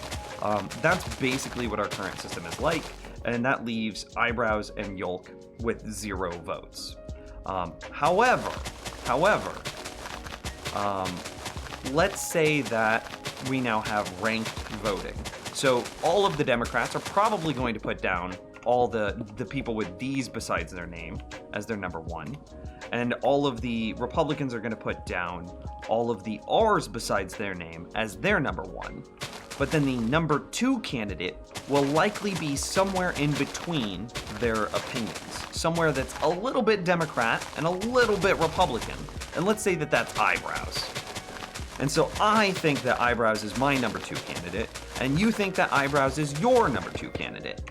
And then we end up compromising on who we get elected. Instead of it being a pure D or a pure R, it ends up being Eyebrows, who's a little bit of both of us, who we agree is our second favorite choice.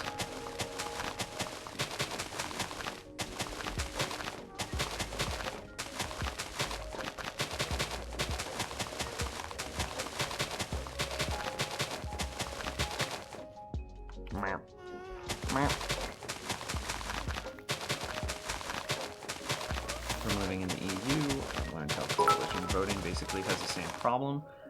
Echo Company! You already know what happened. You died again? Dude, it's only on normal. How do you keep dying? So coalition voting is where, so you now have a bunch of different parties that manage to get into office, which, for better or worse, some people would argue. So coalition voting is where those parties basically all team up and they say, hey, we're all similar, so we're all gonna vote the same way. So then you get a bunch of pseudo-Democrats and a bunch of pseudo-Republicans in our current system that all vote the same way. So as an example of this would be Bernie Sanders was originally an independent from Vermont, but he voted along Democratic Party lines so much, and this is before he ran for president, that he was effectively a Democrat. That's basically what coalition voting would be like. So yeah, you get a bunch of independents in, but because of the number of, you still end up, those independents still end up drawing lines based on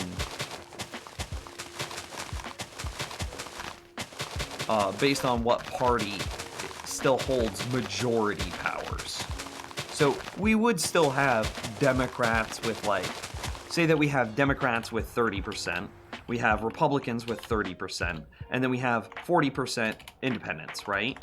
But then what will probably happen, and this is, I think this is a good representation of Grog's point, is that you get, those independents will go IR 20% and ID 20%. So then you have independent Republicans that aren't technically Republicans, but they're so close to Republicans that they vote the majority with Republicans, and then 20% independent Democrats that aren't technically Democrats, but they still vote along with Democrats. So you end up still getting your 50% D and you get your 50 R. So it still ends up with the same stall. That's kind of the point against it. But what I would hope for, and what I would hope to see in that system, is that, yeah, sometimes those independents are gonna team up with the Democrats, sometimes those independents are gonna team up with the Republicans, but hopefully it's on an issue-by-issue basis to break ties. That's what I want to see.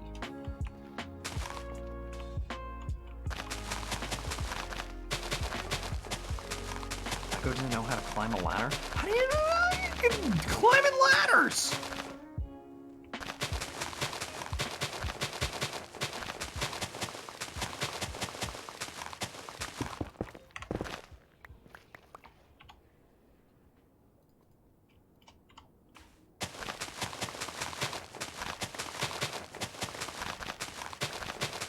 For the flawed situation, see the DUP for Theresa May or SD in Sweden. Oh, I'm not going to say that it's not without flaws. It absolutely is without flaws. But, as an example, like Obama's 7th year, he was unable to appoint a Supreme Court justice because of stonewalling by the Republicans. And the same thing happens for Republicans whenever it's a Senate control, or whenever it's a Democrat controlled Senate. Stonewalling anything is not usually helpful.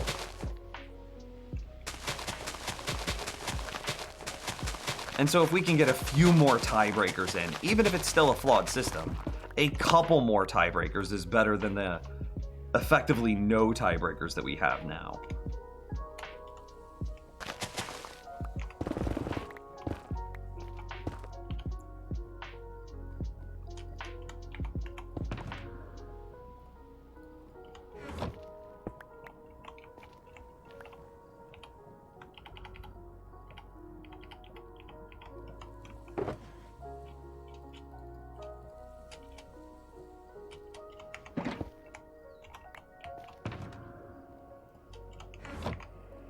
Gotta make sure that it's soak touch before. Yay!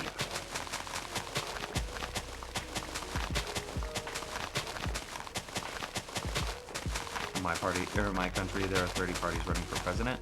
Right, and so going back to like Grog's point, is those 30 parties probably identify themselves by like 3 or 4 groups of parties. So like to apply them, to give them numbers, you might have like, or to give them colors, you might have the blue, the green, and the orange party that are all one big group. And then you might have the red, the yellow, and the pink party that are that are all different parties. The blue party, the green party, the orange party, but they probably all vote together. And then the red, the yellow, and the pink are different parties, but they probably vote together. What you doing? I'm mining for netherite. Can't you tell? Between rank and term limits, we might have something. That's another big thing.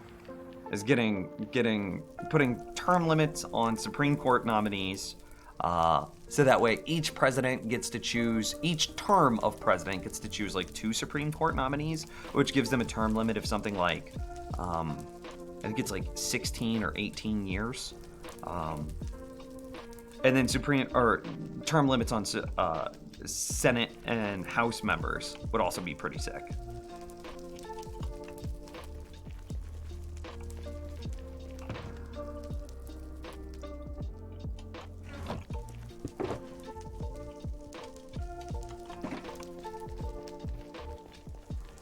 Is this your favorite way to find ancient debris? I would say so. I'm trying out a different height here, so I'm trying out Y18 as opposed to Y15. Y15 ended up blasting to bedrock quite frequently, which was a really inefficient area that it was clearing.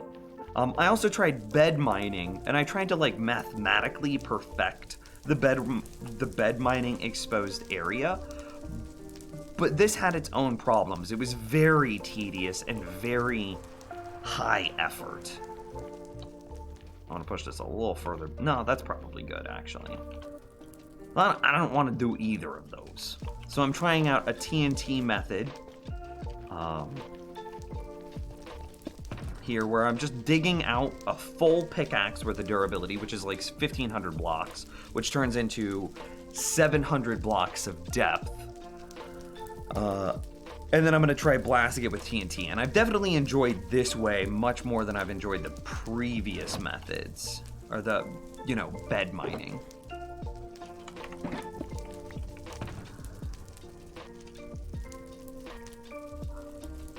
Yeah.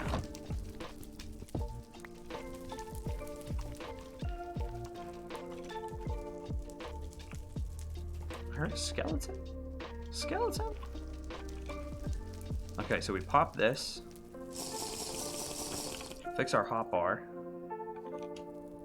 and we run, right? Here we go.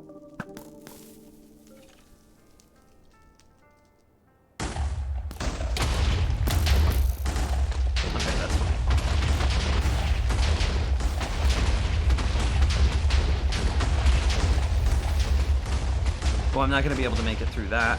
We're just going to portal. Teleport, portal, same thing. Oh, good lord. This is such thick lava. I can't keep up. Well, I ended up blasting into the nearby. So I made these tunnels too close, that's for sure. Yeah, way too close if I'm blasting into the... Look at all this exposed area.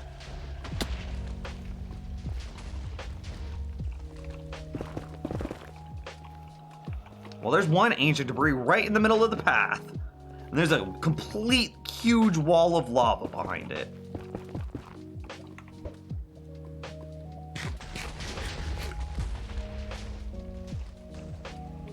Let's see, am I going up? Am I going down? Am I going straight?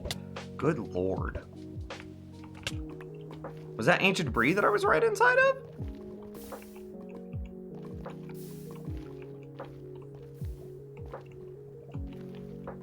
This one's so much more lava than the last one. This might be a downside for going up this high, because I'm definitely not exposing as much bedrock, but I am exposing a lot more lava. Now, more ancient debris. Good God, dude, it's basically non-stop, and I still am getting bedrock.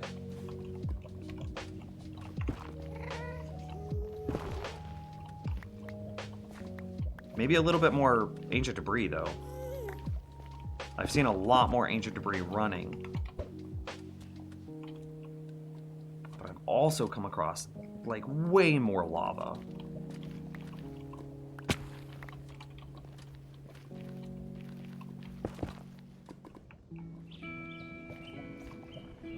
And this stopped. This had to have stopped because I couldn't keep up. I failed. I'm a disappointment. Oh, is it about to explode? It's on fire. Why does that not explode it?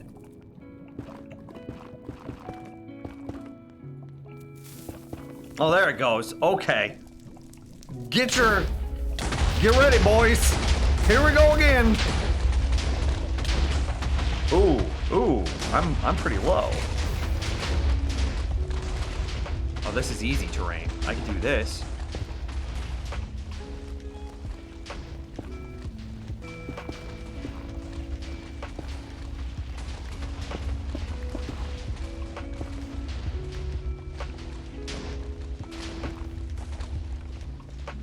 Literally a sheet of lava.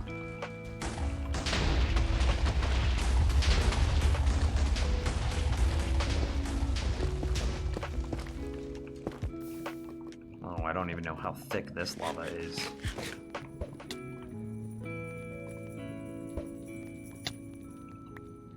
Am I gonna drown?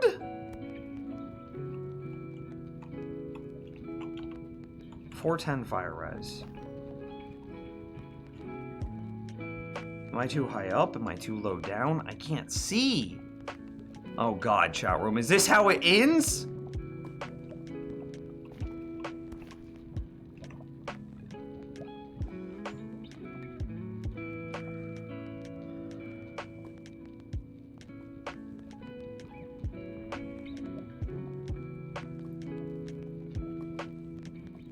I have no idea where I'm at this point. I have no idea which way's back, which way's forward.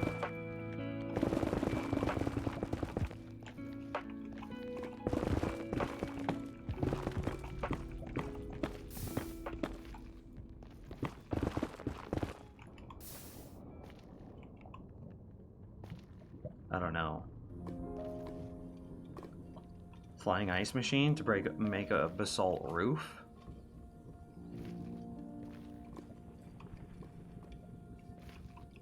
Ooh, that's an idea.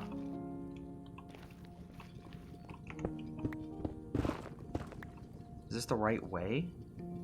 I don't even know. There's gotta be, right? It's so thick! Okay. I definitely don't think that we do this again at Y18. We uncovered so much more lava for, yeah, we probably found a hair more ancient debris. Like, look, there's ancient debris right there. Am I going to be able to get to that? I don't know. You see it? It's right there. I'm going to swim at it. Who knows? I'm moving in the general direction of it.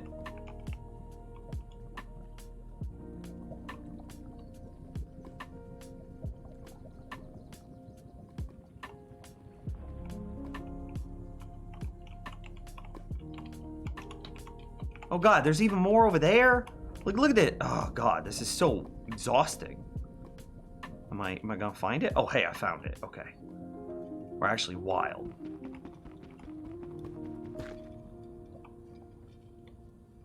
Did it float?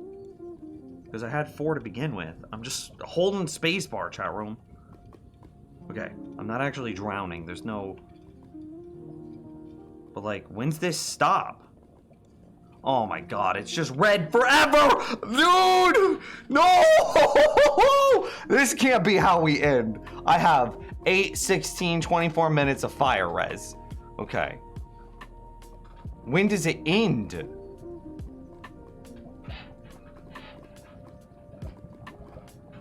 Rip 1/4 netherite? Nah. It doesn't burn in lava. It's gotta be floating. And see, there we go. We just picked it up. We're at 5 now. Oh my god, now we're going all the way back down. What's the duration? 59 seconds. Okay. We're just sinking.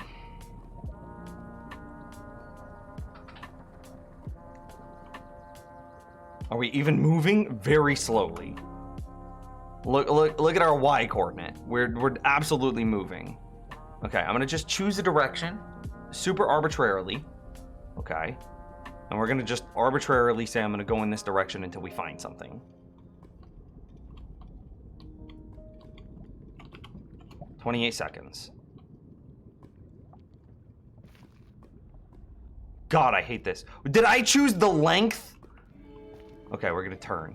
I didn't find anything. Not quick enough. Okay, I found the edge. Blessed be. With 9 seconds to spare. Okay, we dropped that. We don't need that garbage anymore. Let's get another one prepped.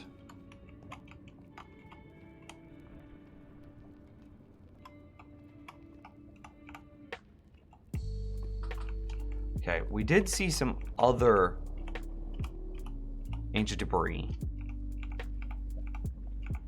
But it was like, I have no idea which way it even was.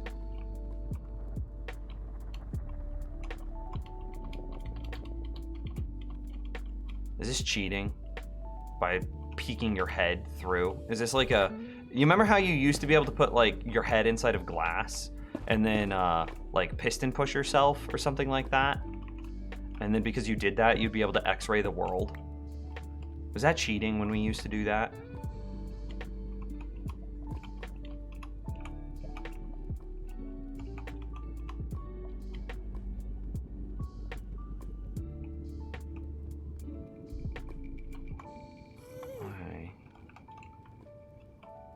Wasn't it inside TNT? It was something like that, right? I barely remember. Okay, so there's more ancient debris right there. God, this is so stressful.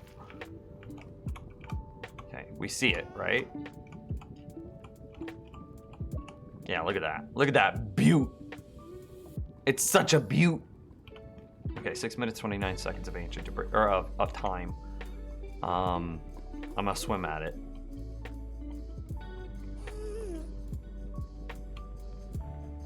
I need to like net gain slightly up. Oh god, look at this. Glorious! Alright. I'm gonna start with the top one. Okay, I went from 5 to 6. Now I go 6 to 7. And now I went 7 to 8. Okay, and then we're gonna use this here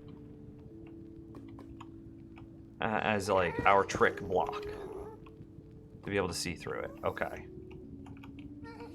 I don't see any more. Do I just arbitrarily throw this and like pray?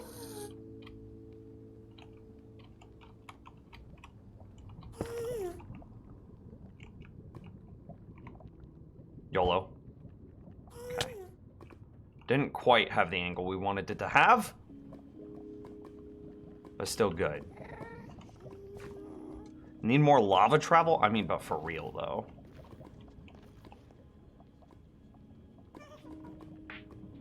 Totally cheating? Worse than duping. Hex, you know how to trigger me.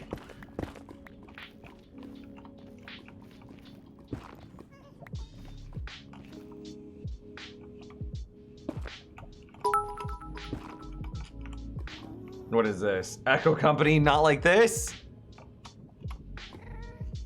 Did you die again, Echo?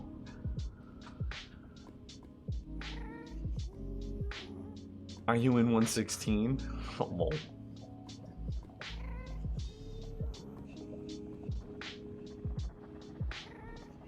Let's get a Strider buddy to help you get out. Yeah, but the Strider doesn't swim. He just, like, floats on top of it. What's the way out?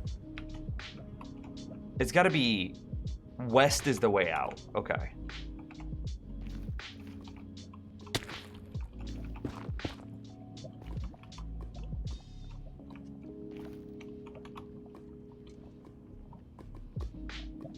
Dies at level 420.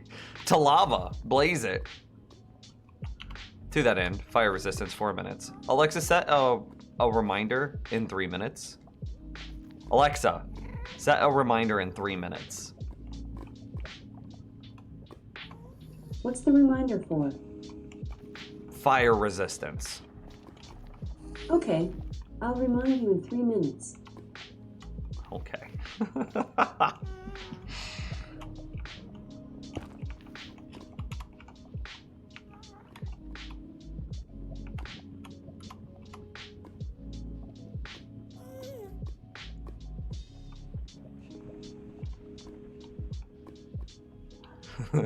No, that was cheating. I have an AI assistant helping me not die in Minecraft.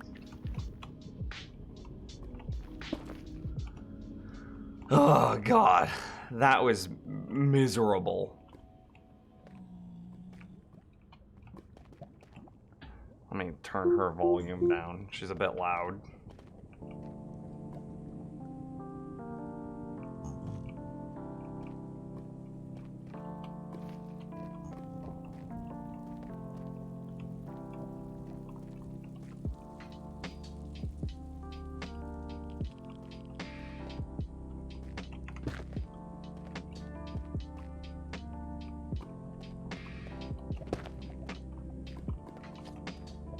Dude, everybody's with the hydrates. Grog with the hydrates. What up, my dude?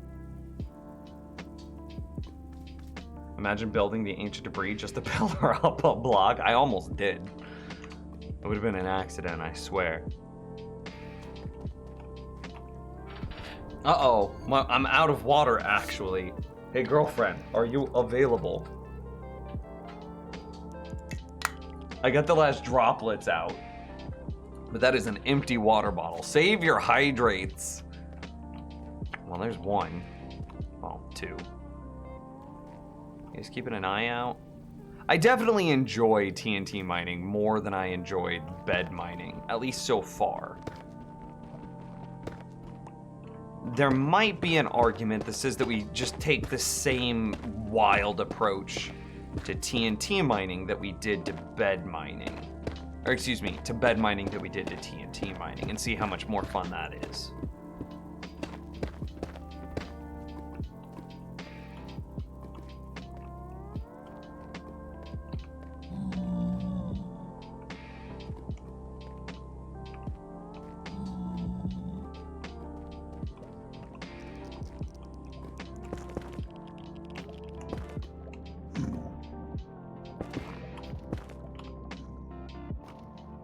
There's some there.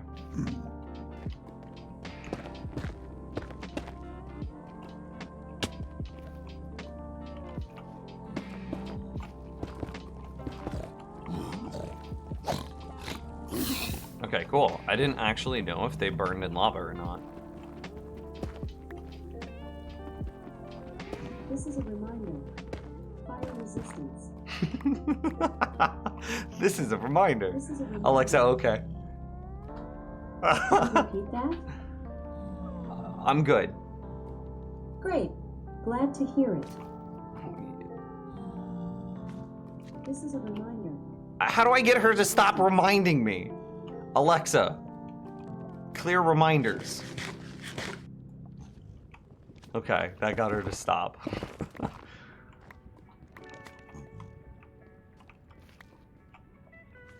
It would be cool if beds had a chain reaction. That would be sick. At least if you're not using a second account, right? I mean, I might. Maybe. Imagine if I just had a second account parked in the overworld right now, AFK at, say, like, the fishing farm or something like that. That'd be cool, right, chat room? Not cheaty at all. That'd be like big brain.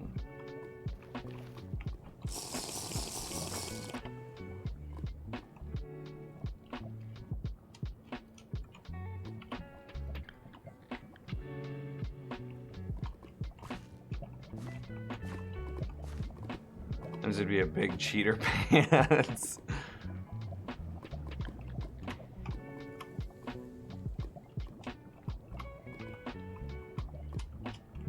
I like making other things work for me. Okay, look. If that means I set up a second account to AFK mine so I don't have to AFK mine, boom, like, I'm all about it. Okay, I don't see anything. How's it going, C. Rogers? How have you been, man? Honestly, think strip mining is the most efficient and easy. I don't think that it's most efficient. I don't know. We would have to do some sort of calculation of like, ancient debris found after, I don't know. You'd have to do a large sample size. You would have to say ancient debris found in 1 hour of bed mining versus ancient debris, how much ancient debris found in 1 hour of TNT mining, and then compare that to how much ancient debris you would find in 1 hour of strip mining. So, and do that against like, so it'd be beds versus TNT versus strip versus branch, right? And then you would have to figure out how much do you find in each hour of each one of those things. And then that's the one that's most efficient. Alexa, set a fire resistance reminder in 5 minutes and 30 seconds. Okay. I'll remind you in 5 minutes and 30 seconds. Oh, hey. Oh, I don't have to worry about this. Because it doesn't burn. And neither do I, because I'm a phoenix. And for no other reasons.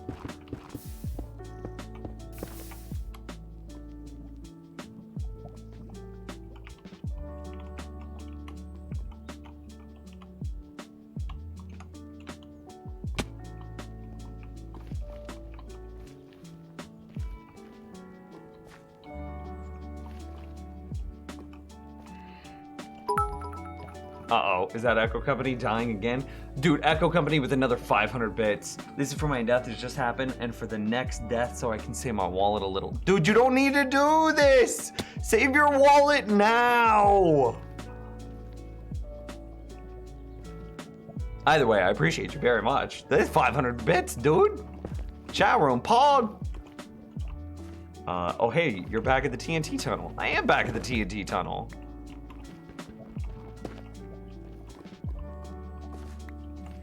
Kind of continuing that same philosophy, you would also have to do it for, it's not just so simple as bed versus TNT versus strip versus branch. You also have to account for the height that you mine at and the resources that it costs. So like TNT mining is absolutely the most expensive of all of these. You have to either set up a sand duper or you have to go strip mine a desert, which is just a huge amount of resources, because then you also need to strip mine a desert, then you are also burning through shovels.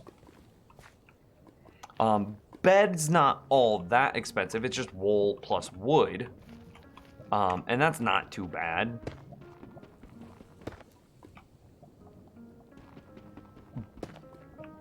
Catch that one before it floats away. And that's not all too bad.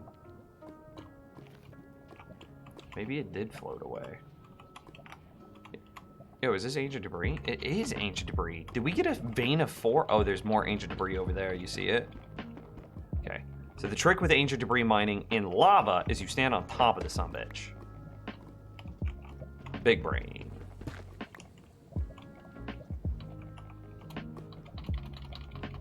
Okay, so I gotta get over there. We ride. Expensive equals fun? It is more fun. Girlfriend? I brought you food. You brought me food? You brought me food? Why would you? Oh, I thought that I needed to. Okay, I see the issue. That's why you brought me food. Chat room, we have plans at 6:30, and I'm a big dumb idiot, and I forgot all about them. And it's 6:28.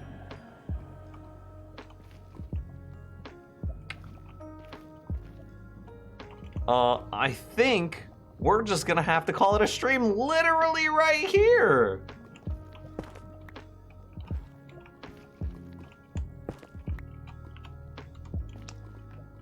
Chat room, you're absolutely wonderful. I totally forgot about the plans that we had at 6:30 and it's now 6:29. You guys are wonderful. Let me catch up in chat real quick. There's been an attempt to patch a lot of dupe exploits. Yeah, I think that they're exploits. I want to see TNT duping and sand duping out of the game. I think that would make the game so much better. Anyway, you guys are absolutely wonderful. Huge shout outs to freaking Echo Company and all of the deaths. You're wonderful, man. You're just absolutely insane. Today, this stream brought to you by Echo Company. Alexa is going to remind you and you're going to be gone. That's true. Feels bad for her.